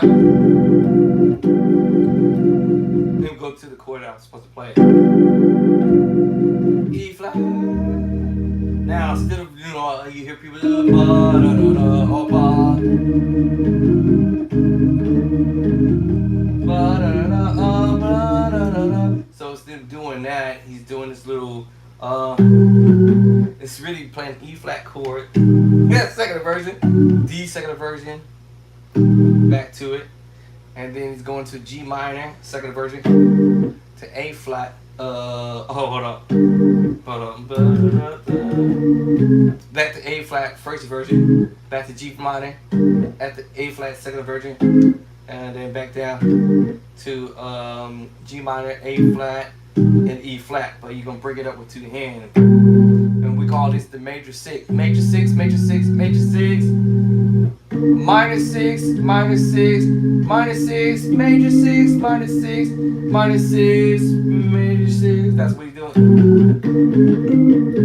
Never played this on the organ. That would be interesting.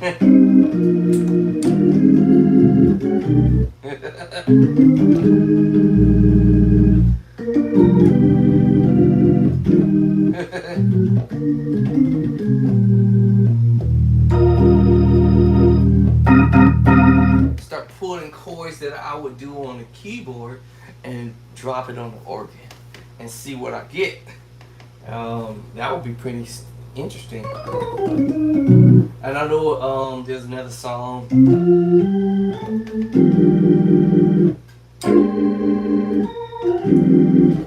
You know, we say play this song on the keyboard, though, but you could also take that same idea and put it on the organ too.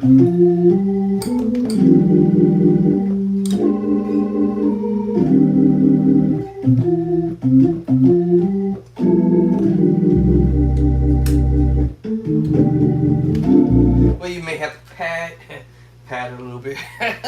Well, actually, you're actually sort of padding the chords actually really on the keys with this particular song because it's more, I consider, laid back. Let me see. I don't think I have a rhythm for that. Let me see.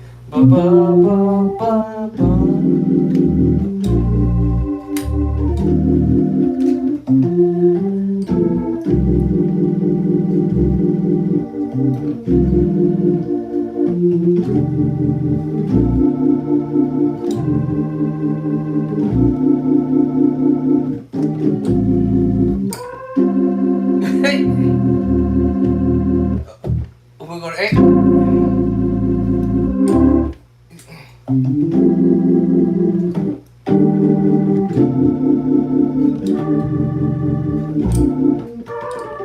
you see what I'm saying? So you can take the same chords from the keyboard movement, but I probably wouldn't do all of the chords because yeah. Now I done forgot. I have found this beat before, and Lord have mercy, I wrote it down on a piece of paper, and I have finally found this beat that I was looking for this particular song, and I done forgot. I done forgotten where I found it finally. Let me see something. Let me see. Now it's gonna take me a minute. I done wrote it down.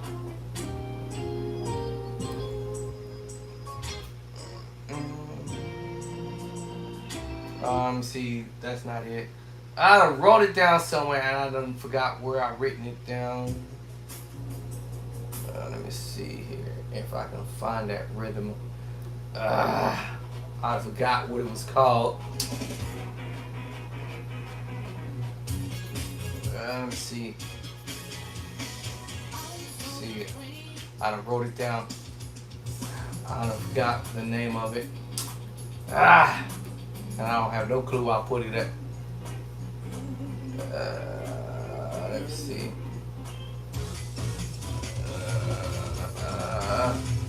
See if I find it. But. I feel like going to church. But. Okay, we ain't gonna go to church today. Let's see. I've written that darn thing down. Let me see. Oh, not that one. What was the name of it?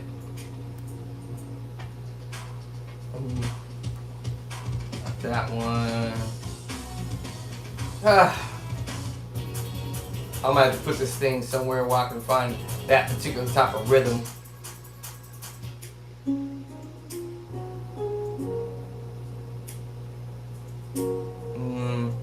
Not that one. Let me see here. Not that one. I'd have written the thing down. I don't know where I've written it down on a piece of paper somewhere. But since then, my wife had already been in my office moving stuff around. So that piece of paper gone. Let me see here. Let's see if we can find it. Not that one. Is it this one? Ooh, that's kind of slow. Let me see.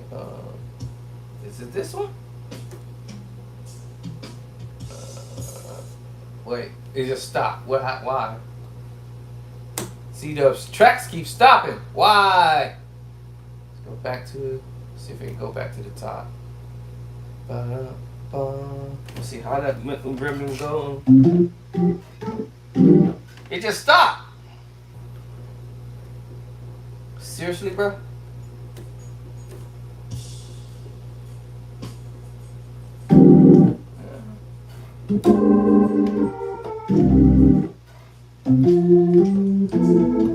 I think it's this one, I think. Let me see. Let's drop organ. Let me see. I think it's this one.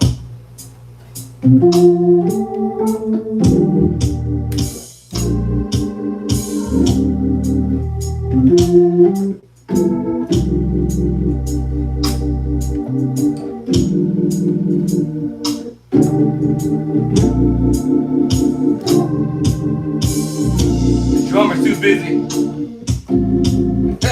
I think this is the one. Let me see. Let me see. What's that other?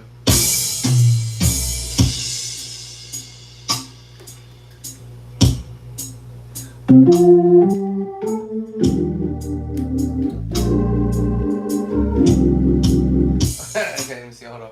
I don't forgot the chorus. I'm so busy listening to the drummer. I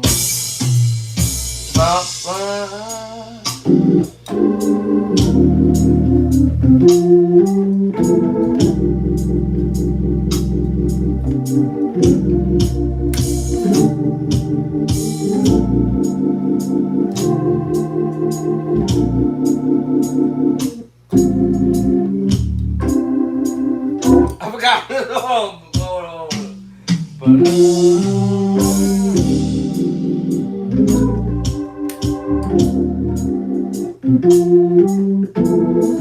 I forgot.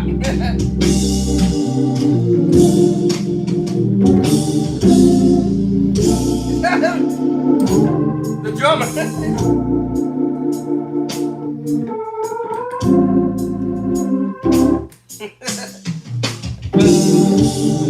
drummer.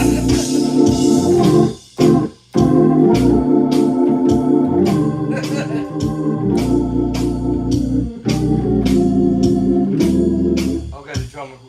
That's close to what I wanted to play. Let's see. Yeah. This is actually one of the tempo actually. Boom.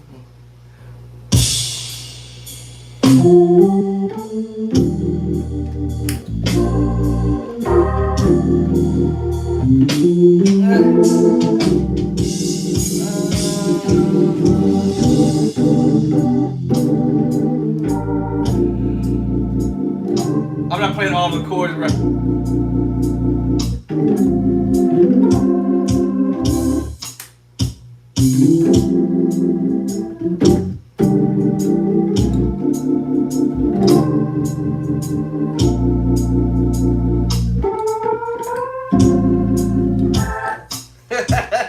All right, that's the rhythm. Okay, let's get Tiki Top. What is this? Ooh, did I get it right the first time? Wow. So that's like the rhythm, but this one is very short and it keeps going.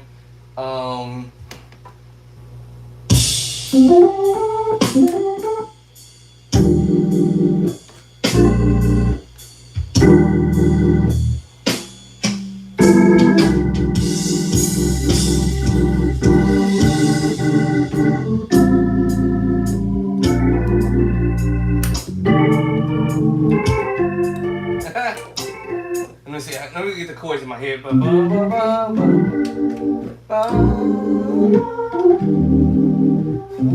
Bassline.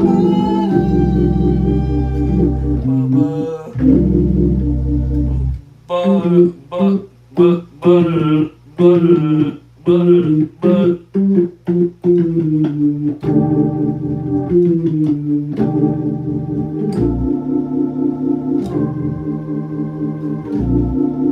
I'm missing it. Hold on. Like I said, I never played on the organ.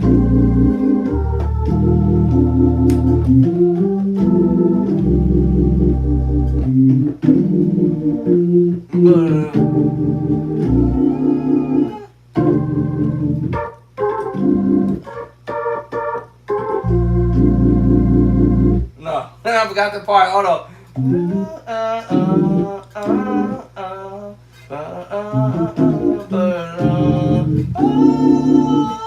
I thought we were going there.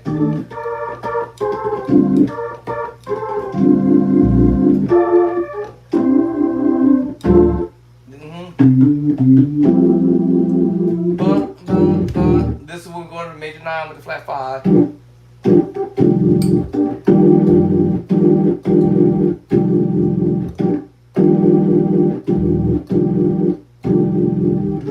Minor 9, 11. Major 7 with the flat 5, sharp 5. Minor 9.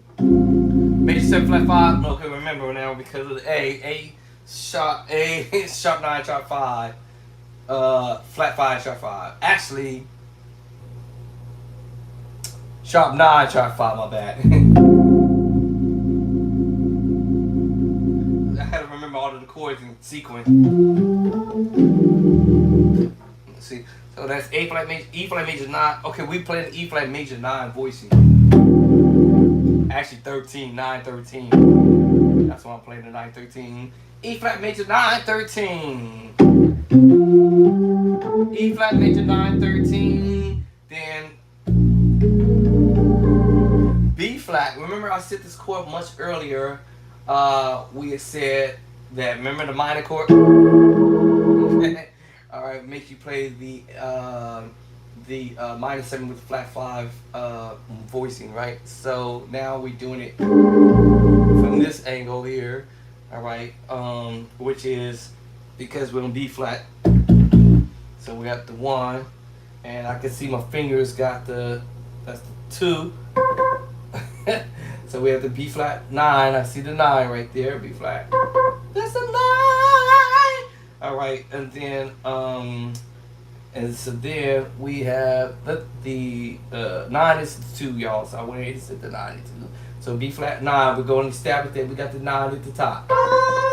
And of course, I put it in the bottom of the finger too. All right, so now technically, y'all, this is the B flat major 9 with the flat 5, because we use this idea as a transposing correction. A flat major 9 with the flat 5. My bad. It's correct what I'm saying. A flat major 9 with the flat 5. That's going in the next book. So this is what happening, but because we're on the B flat. Alright, so now the chord may change because of the B flat. I should check my correction on that, but I'm pretty sure because of the B flat, it changes the name of the chord that we actually now playing, because I'm playing the B flat voicing. So I would have said earlier the 9, and then if I'm looking at my fingers correctly, then I would have said, okay, we have the B flat, that's the 9 at the top for sure. Alright, then we have in the thumb, I'll go ahead and say my thumb, my right hand, we have the 3. 1, 2, 3. So, okay, cool. So, we still at the B flat major 9, right? B flat major 9. B flat 9, I'm sorry. B flat 9. Now, if I set major, okay, so then that will mean I'll have to play the 7 in that key. 1, 2, 3, right? 4, 5, 6, 7. There it is. Alright, so now we're going to call this the B flat major 9, because we got the 7. B flat major 9 and the 7. And the 3, I was going to say, doesn't really make any difference per se. It's just that we're playing the 3 in that scale. Now, what changes things slightly is that 1, 2, 3, 4, 5, 6. I'm sorry, I lied. I have the 6 in my finger, not the 7. The 6. Alright. So we would have said B flat. We almost would have said a B flat. I was gonna say it, but I wasn't gonna say it. But the B flat with the 9 and the 6, but we might call it the 13. B flat, 9, 13. Right? B flat, 9, 13. 1, 2, 3, 4, 5, 6. Okay, remember my finger's still on the 3rd, right? But now my other finger did go to the 7th, but we end up flattening the 7th because, well, let's see, let's say 1, 7. Alright, so technically, our 7 and B flat is there. 1, right? So 1, 2, 3, 4, 5, 6, 7. The 7 got flat. Alright, so that may be looked at as some people might look at it as a minor move because the B flat got minor, so we would call it the B flat minor 9, 13. But let me see something, because I still got a feeling that that's still going, regardless of what I just said, because I'm on the B flat bass line, that's still going to make me play the A flat major 9 with the flat 5 is what my thought process will be. And if I'm right, it's pretty much what I was thinking when I played the chord. So let me just verify that real quick, and then I'm gonna get up off of here so I can go eat something. Said I was feeling a little funny earlier because I took my medication earlier and didn't even eat anything yet. So let's go check it out. Let's go and see what Cordy has to say to that, because it could be, I could be close or right or off one or the other or both. But let's see. Cordy is loading up right quick, and y'all give me a second. Turn off some lights because it's already past daylight.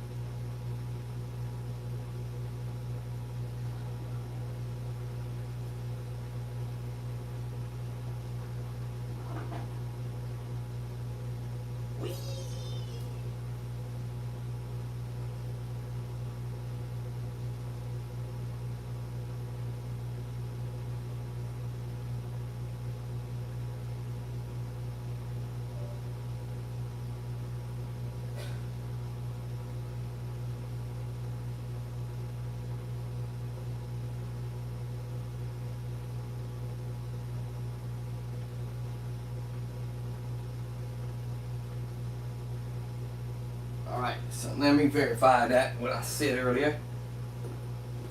Let's see, keyboard. I don't got the sound. Here we go. So, let me see if I was correct. Off! And what was the chord I played here? Alright, so I was on point. For once in my life. That was on point, y'all. For once in my lifetime. I got it right. Right? So I said, because of the B flat, but without the bass line, this would have been an A flat, major 9, flat 5. Because of the A flat would be the note that's dominating over the voices, of course. So that's why I said.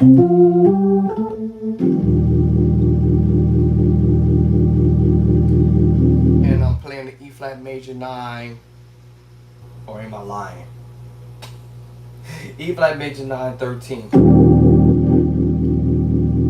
And then I went over to the A flat major 9 with the flat 5, but because we went to B flat, it's B flat 9, 13 because of the B flat bass line.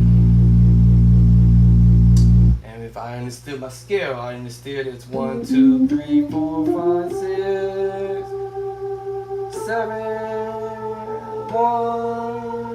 8, 9. And then my 6, 1, 2, 3, 4, 5, 6 is 13. So 9, 13, 9, 13, 9, 13.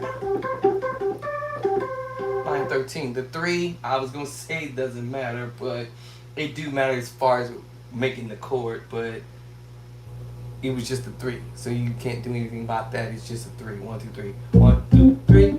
1, 2, 3. 1, 2, 3. 1, 2, 3. So yeah, so this makes it a B flat 9, 13. Alright. At least I was right for once in my lifetime.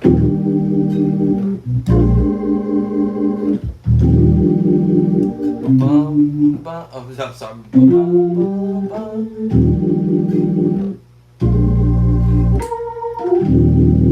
And I'm going back to E flat major 9, 13. Now you probably noticed my thumb went ahead and picked it up. The entire chord, E flat major 9, 13, straight up. So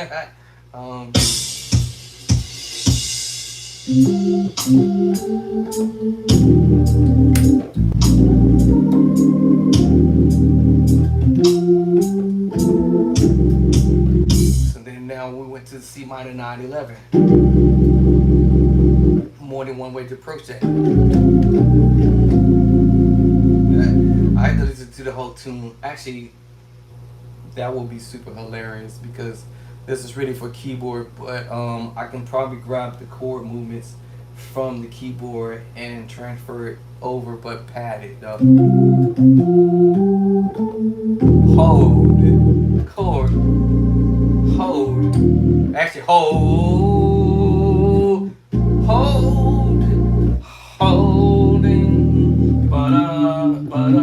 oh, I forgot the other part. Holding the chord, move, holding the chord, hold the chord, hold the chord. You guys heard me playing this earlier.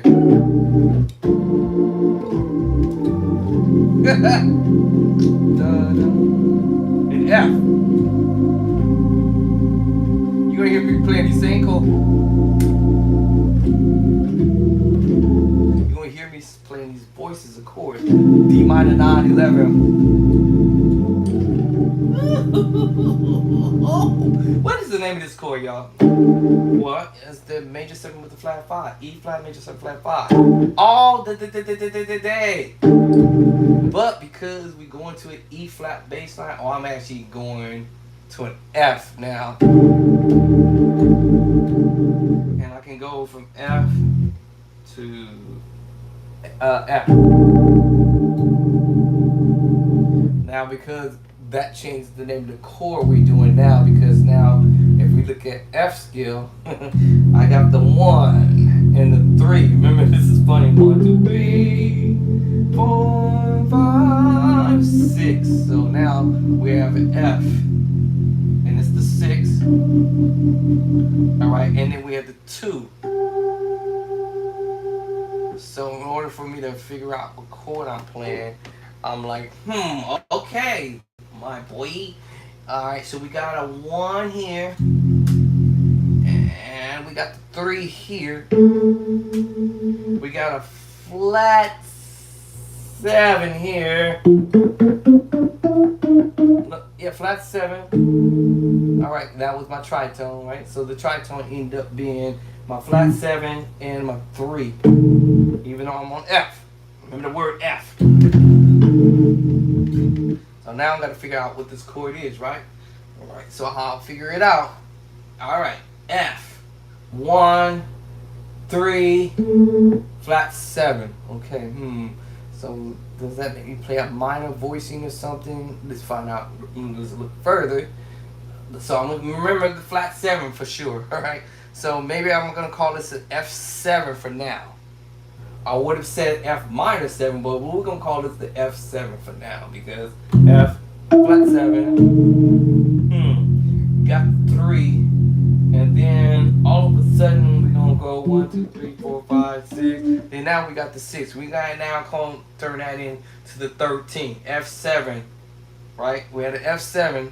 with the 3, then we have the and we're gonna take the 3 out of the equation, right? 1, 2, 3. So we're gonna remember the 7 for sure. We're gonna remember now we got a 13. Now what is that other finger doing? 2. Alright, so we already now know that's a 9. So what comes first? See it. F7. And I would have said F flat to 7 or minor 7. F minor 7. That's what I would say. F minor 7. Right? Okay. Now I gotta just decide what number is gonna come first.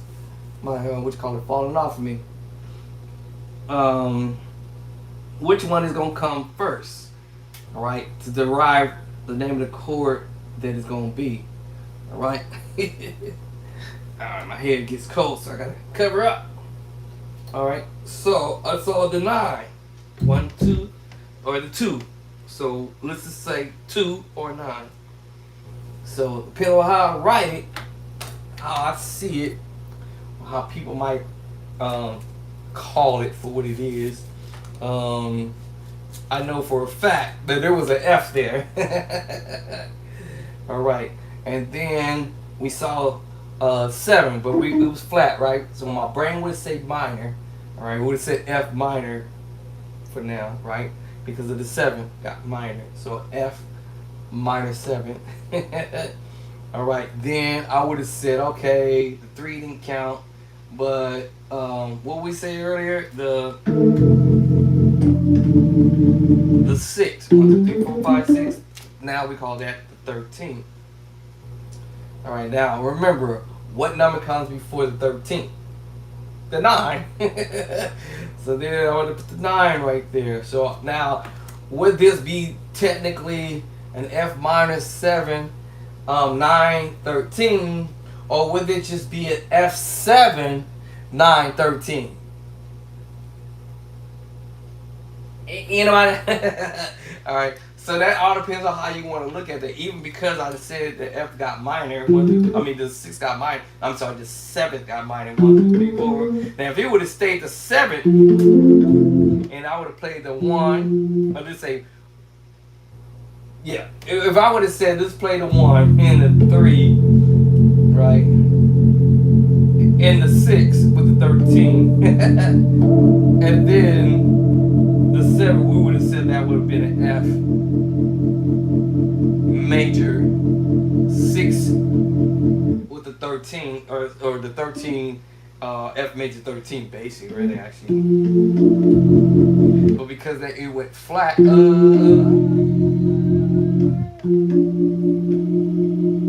that kind of changed the whole way you look at the voicing of the chords, and then we flattened it down here. Alright, so let me see if I got this correct or off. Because I would have said F7, 9, 13, or I would have said F minor 7 with the 9, 13. Let's see if I'm close or if I'm off. And I gotta go study some more, right? So now, what did I say? This is the voicing we just went to, right? Okay, now, and I did that over F bass line. Now, listen, y'all. This is technically an E flat major 7 with a flat 5. I thought I said this earlier. Maybe I didn't. E flat major 7 flat 5. Is that what I'm playing, y'all? Yeah. I think that's the chord I'm playing. Yeah. It's an E flat major 7 with a flat 5. But I said, well, because we're talking about the F here. Ooh. And was I right? F9, 13. Okay? So I was close. It wasn't the 7 for sure. But I know the 7 got flat. So I nailed that on point. F9, 13. Alright, even though I know the 7 got flat, so I couldn't call it a minor chord per se, but I wrote it in there just to say that technically the 7 did get minor, but we didn't trip about the 3. as much, but what we were looking at was the 1 mainly in that scale. All right, and then we were looking at the 7th note, which got flat. So I would have said yeah an F7, but remember this voicing would have been the minor 7th voicing. F minor 7 voicing. This is the F minor 7 voicing, which is true. The F minus 7 voicing.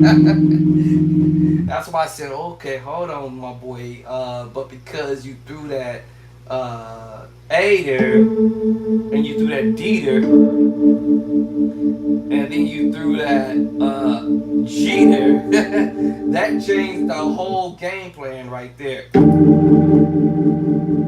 And now that makes you play the F913 voicing, because that changed everything at this point. Alright? So F913. As much as I might want to call it an F major 913, but it's an F9. They just decided not to put the major on that, but it's an F913 because I understood how to count that. I always wondered what chords am I playing when I play these stuff.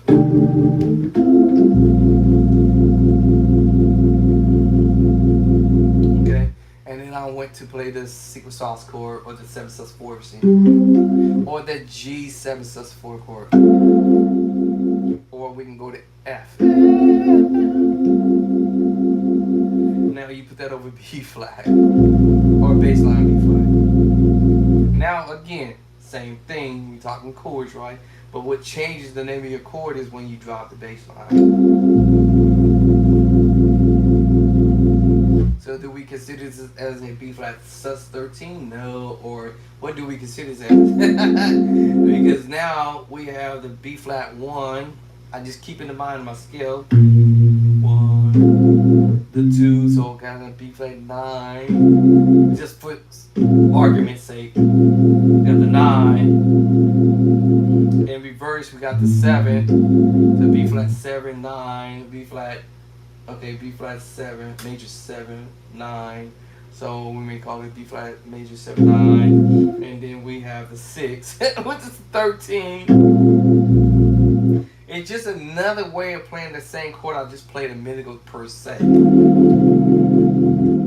moved to B flat this time. Alright, so now we have, what we have, the 1, 2, 3, 4, 5. So what would I call this, right? I know it's a B flat. I see my 9. Alright, B flat 9. Okay. And I see my 7, of course, right? 1, 2, 3, 4, 5, 6, 7. So I would say B flat 7. Let's say B flat 7 for a split second. B flat major 7, right? And then now we got the 13. What? It's not like we got, you know, we watch the movie.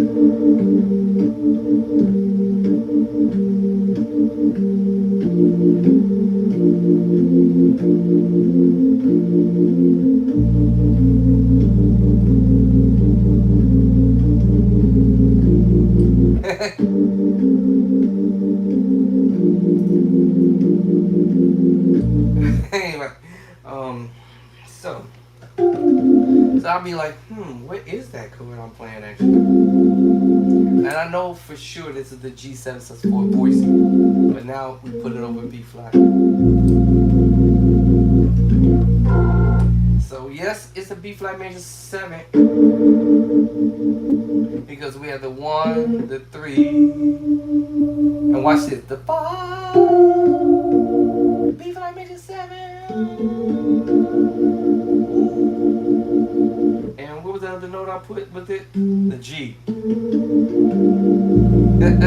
That could turn this into because of the G can dominate, I think, and cause it to be a G minor 9 voicing, or the B flat major 7 because of the G. Y'all remember that. So think of it as, I'm thinking this as B flat because we have the 1 and the 3. I'm 1 and the 3rd, and we have the 7, B flat major 7 voicing. And because I added the G to it, it's a G minor. We went to a G minor chord. Even though I'm carrying the B flat already. Sometimes these chords can be funny when you play them. And because when I look at it, watch what my hand does here. All I did was add it as a note. And then do an inversion. So you can go from the B flat major 9 voicing, third inversion.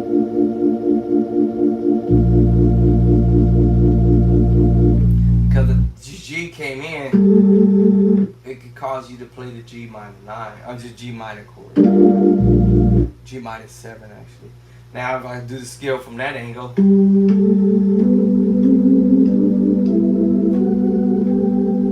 from that angle, then now we'll address the G minor chord because it's 1 G minor. You see what I'm saying? You can go from the G minor to the B flat. That's what I was saying. Because you're going to B flat major 7 voicing to the G minor voicing. G minor, what were we saying? G minor what? G minor regular? A G minor regular. G minor add 2. G minor add 2 because of the scale 1, 2. G minor add 2. Now, okay, all right, but what happened when I flat the 7? Flat the 7. All right, G minor 7.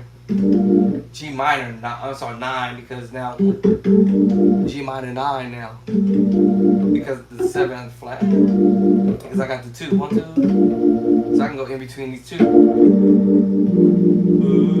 to go that way with the F going down or up.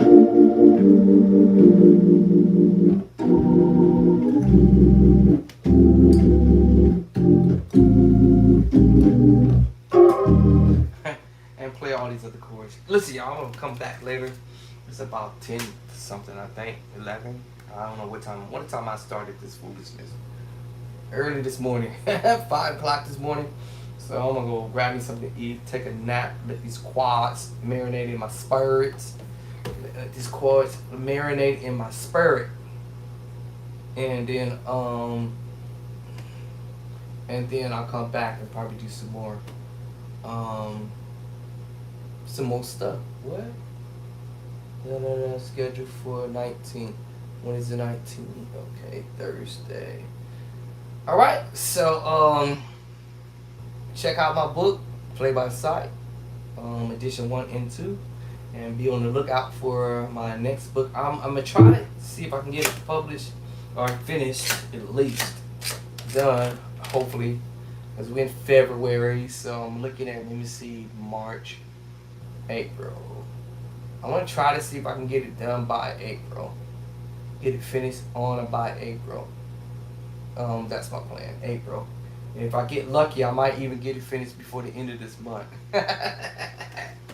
Alright? If I get lucky, I might even finish before the end of this month. I might even finish before the end of this week.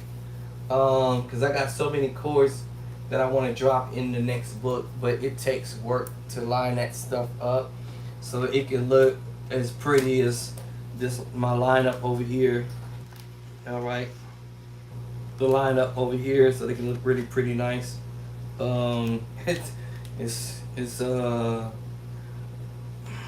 I won't say hard anymore because the hard part was when I first did my first book. I was stressing out at first, and then somebody was like, "Bro, do this the easiest way possible. If it was you, if you was a beginner musician, and plant this book as simple as it can get for a person who's new, or maybe somebody who's been kind of sort of learning already, and they just want to take their plan to the next level, or just make it simple." And I started thinking, like, you know what?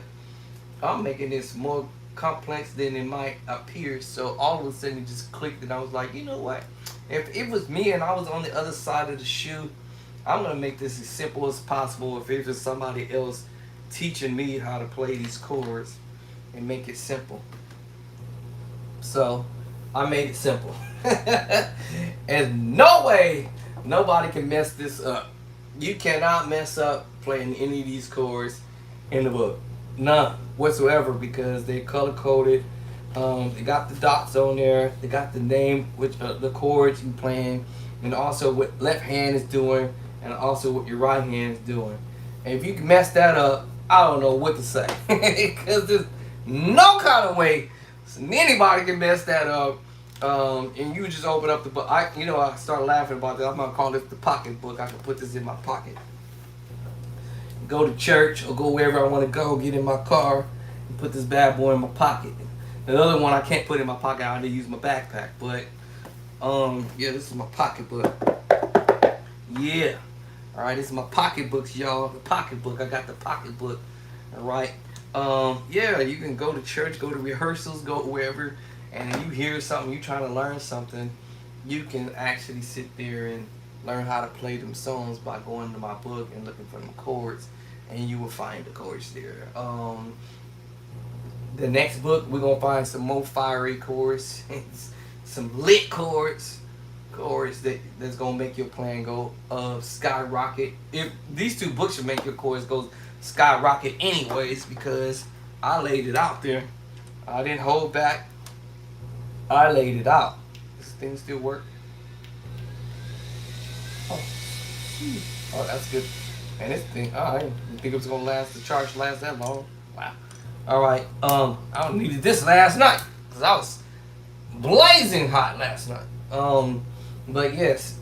So you can take your plan to the whole next level. It's all up to you guys on what you want to do. If you want to stay where you at, that's okay. But if you want to advance your plan to the next level, I got y'all.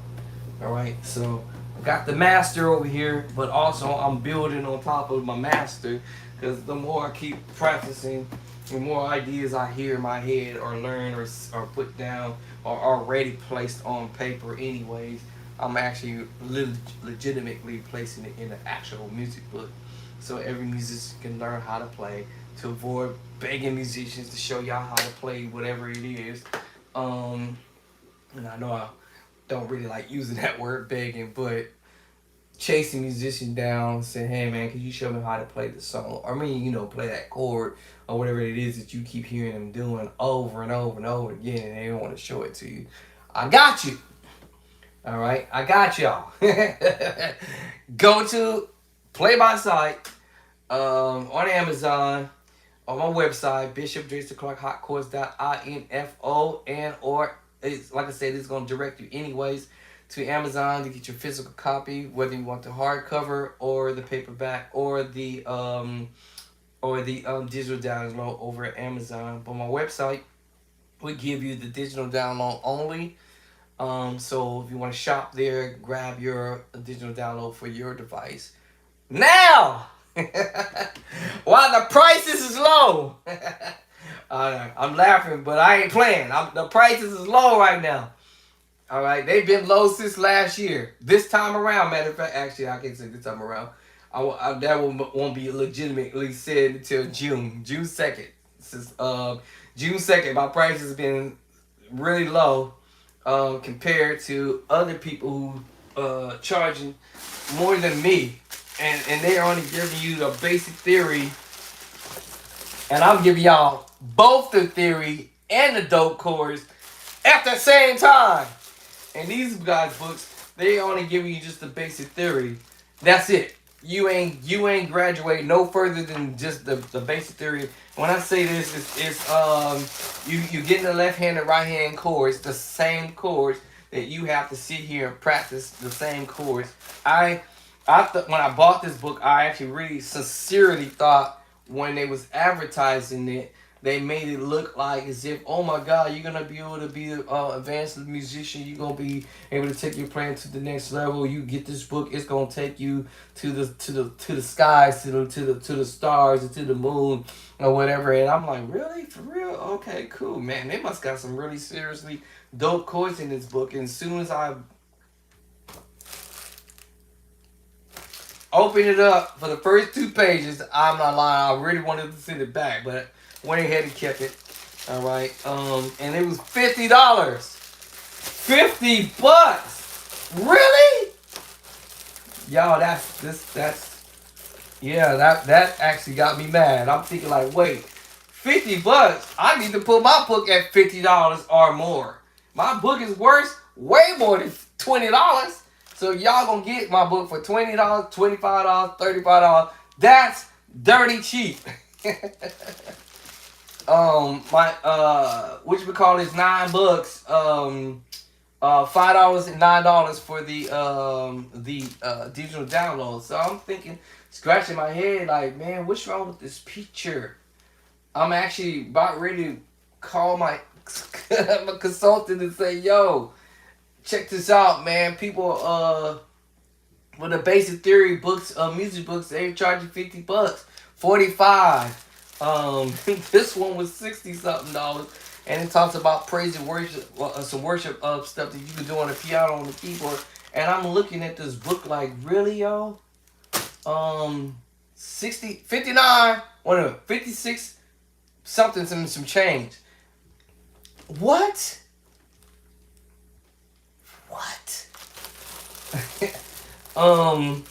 Yeah. This one was 34 plus some change, whatever. And let me see, the hardcover was $44. I'm like, are you for real? Basic theory. I'm like, y'all, I'm not ready to burn these books because it's like, well, I just spent my money, I can't get my money back. So I'm like, the way they advertised it, they made it seem like it's all that in a bag of chips and some Doritos.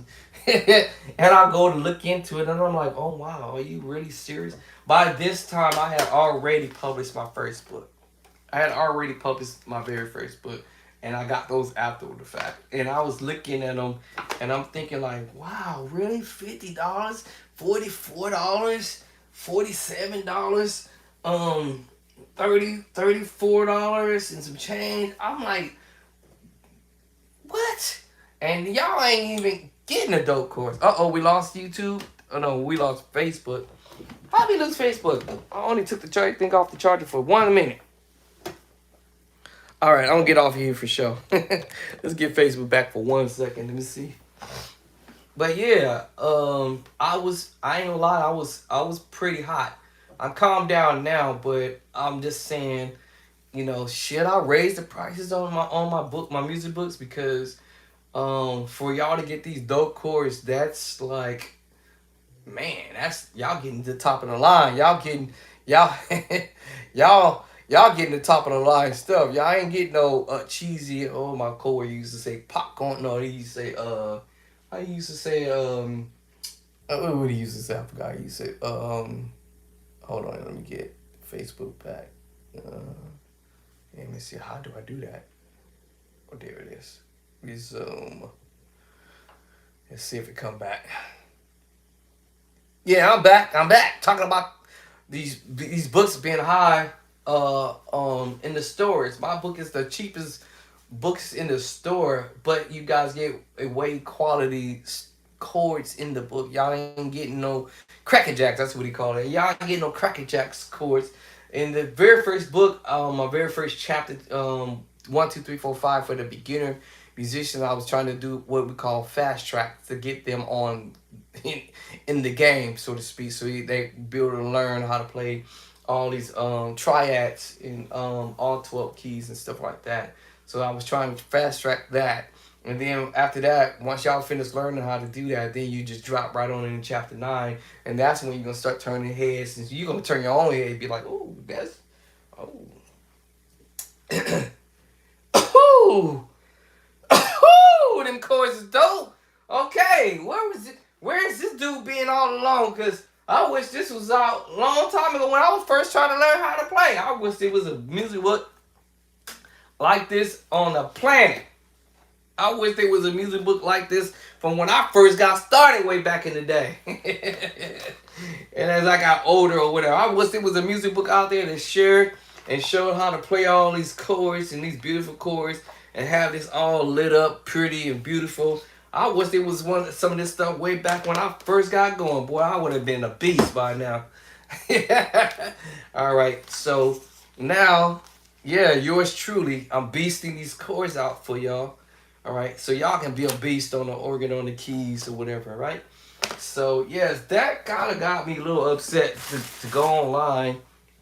And if y'all don't believe me, go on Amazon and type in the piano chords encyclopedia. Look how much they charge you for the basic theory. And I'm sitting there thinking, like, really?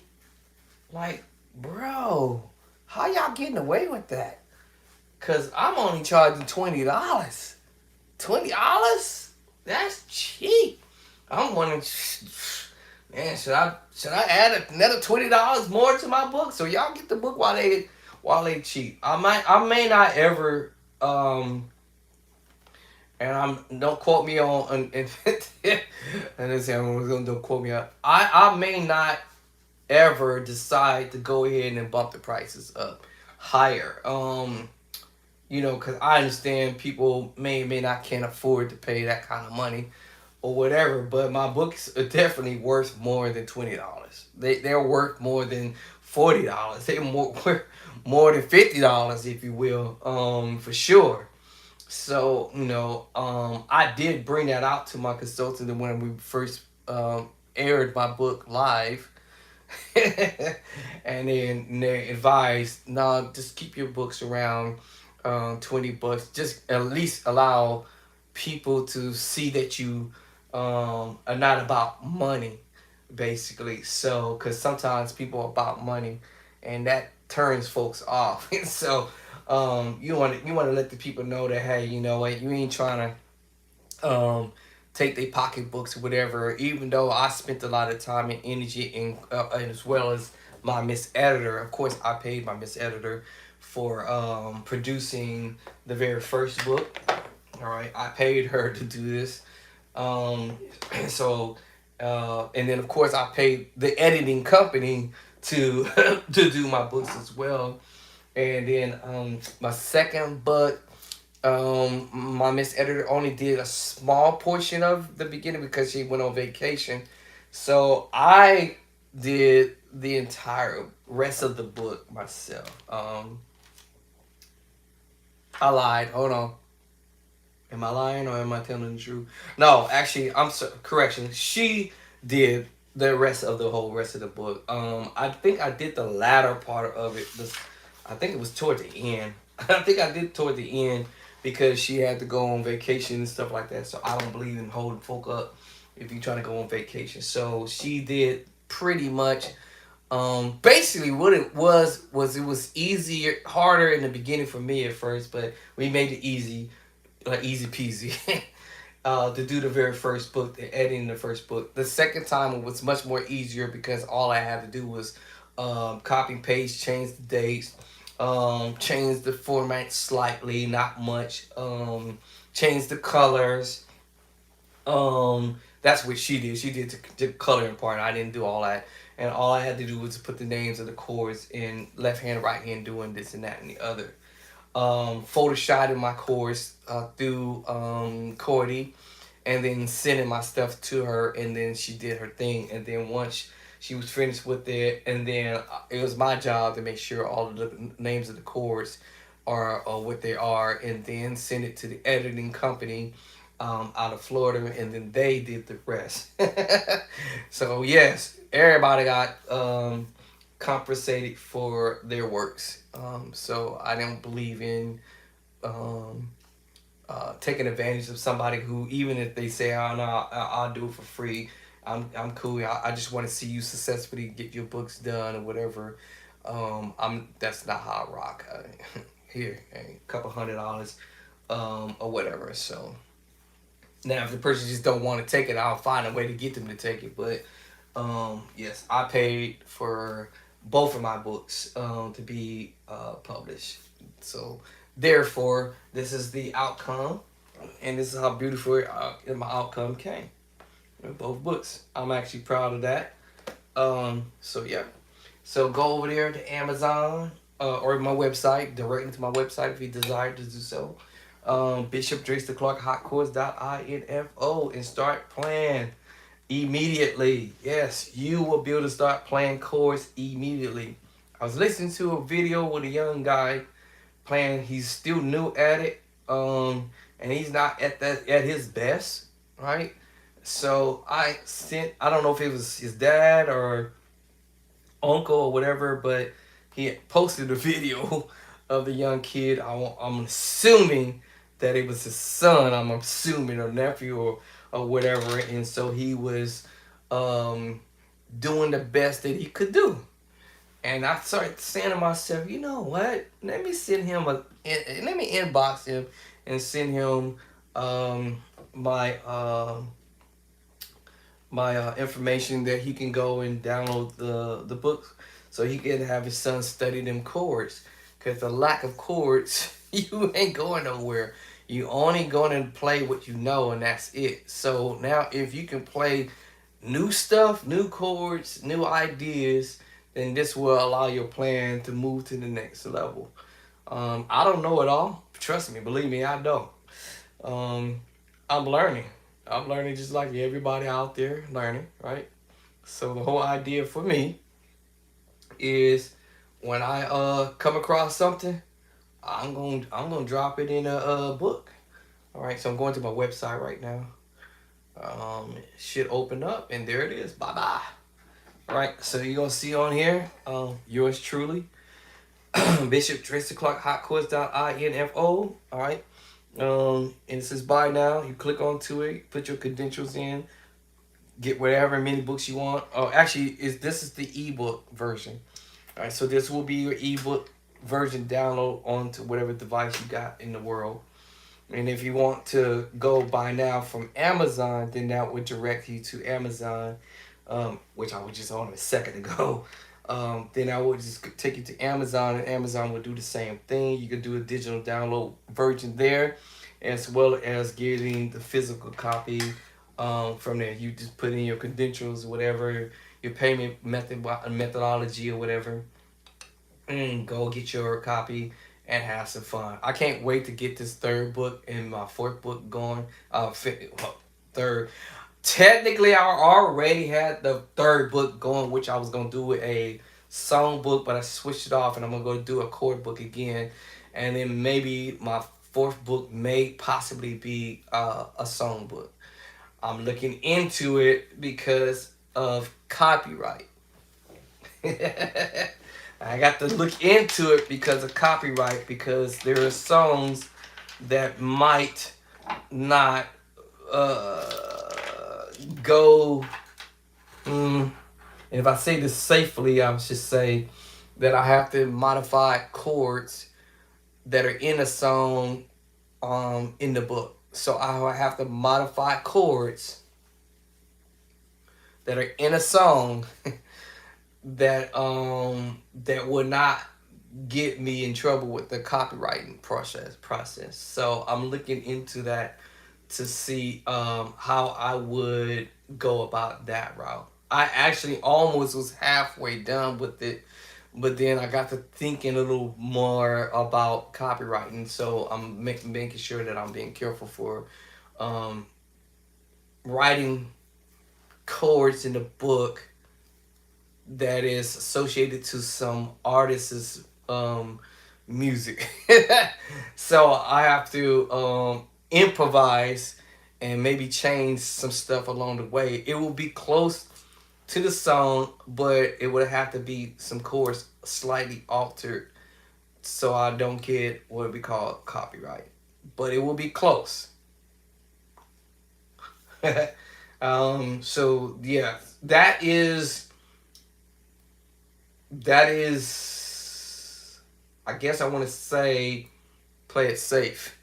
Now, the way my book is designed now, I don't have to worry about anything because I'm dropping chords that's strictly coming straight from me, that I've transcribed in many books. This my books is falling apart, basically, that I've basically transcribed a bunch of chords.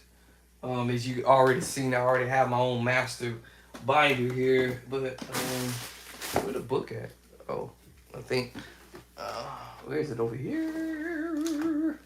Where my books at? Did my wife move them somewhere? I think my wife moved mine. Oh, here's one. And I create a whole bunch of chords and chord progressions, songs to whatever, worship songs, and whatever key is gonna be in all 12 keys. I did a whole bunch of stuff. I had been doing this for so long, but finally wanting to put it in an actual book. That's that was my challenge of how to do it. And so now I figured out how to do it. So now it's game on. So yeah, I'm preaching chords, praise and worship, talk music. We got talk chords, talk music. I got all that stuff in here. And more than so many of these books, I got probably like 30 to 40. It might even be more than that now. 40, 50 books of this stuff. This is me transcribing chords and so forth and so on. So I've been doing this since, since I think I moved here in 04. I live it now. So I think I may have started this in 02. I think I started this in 02, transcribing. Right, 02. I've been doing this for a long time, 24 years transcribing. So now I'm finally trying to put this stuff in a book. Hey, congratulations to me. All right, y'all. So let me get off of here and grab me something to eat, and catch y'all later on the next videos. It's already 11 o'clock, and starting to feel a little weird because of the medication I took earlier. It's not because I'm still addressing valley fever. All right, I think we lost Facebook again, but I gotta legitimately click them out. I done took the charger off. Let's bring Facebook back in so I can legitimately exit it out. So thank you guys for TikTok for hanging out with me. And I was gonna say thank you to ready? Did I plug the right one in? Okay, hold on. YouTube for hanging out with me. I'm trying to get Facebook back up again because the battery one just went dead. Or is it? Is it dead? I guess it's dead. Dead to the dead for hanging out with me this morning. And I may come back later on this afternoon toward 1:30, 2 o'clock. Because I woke up at 4:30 this morning. Well, it's taking a heck of a long. Am I plugged in? I'm trying to exit Facebook out. Are we plugged in, boy? Hold on, y'all. I'm going to have to do it this way. Are we plugged in? It just died all the way. There we go. Yeah, I have it plugged in, so I might have to exit out of Facebook legitimately. So thank you, TikTok families out there for hanging out with me for a bit, and YouTube. What up? All right, now we can get Facebook back in here legitimately, and I can exit out with all y'all at once. Legitimately, appropriately. Let me see here. Where'd Facebook go? It probably already exited me out because this was out for a minute. So let's see if it exit me back. Oh, it's still there. Hold on. Zoom. All right. 1, 2, 3. 1, 2, 3. All right, Facebook. Sorry about that. My battery went dead. All right, so I'm about to exit out of here. Y'all have a good day, night, morning, wherever you're at in the world. And why is it stuck? And I'll catch y'all on the next videos. And stay focused and stay locked in. And deuces. Let me see. Wait, it's still stuck under live mode. Hold on, y'all. All right, there we go. Broadcast. Ending. Live broadcast must be as long as blah blah blah. Finish. All right, so Facebook is out. TikTok, see ya. Oh, this is my very first book. Okay, and YouTube, deuces. Catch y'all later. All right.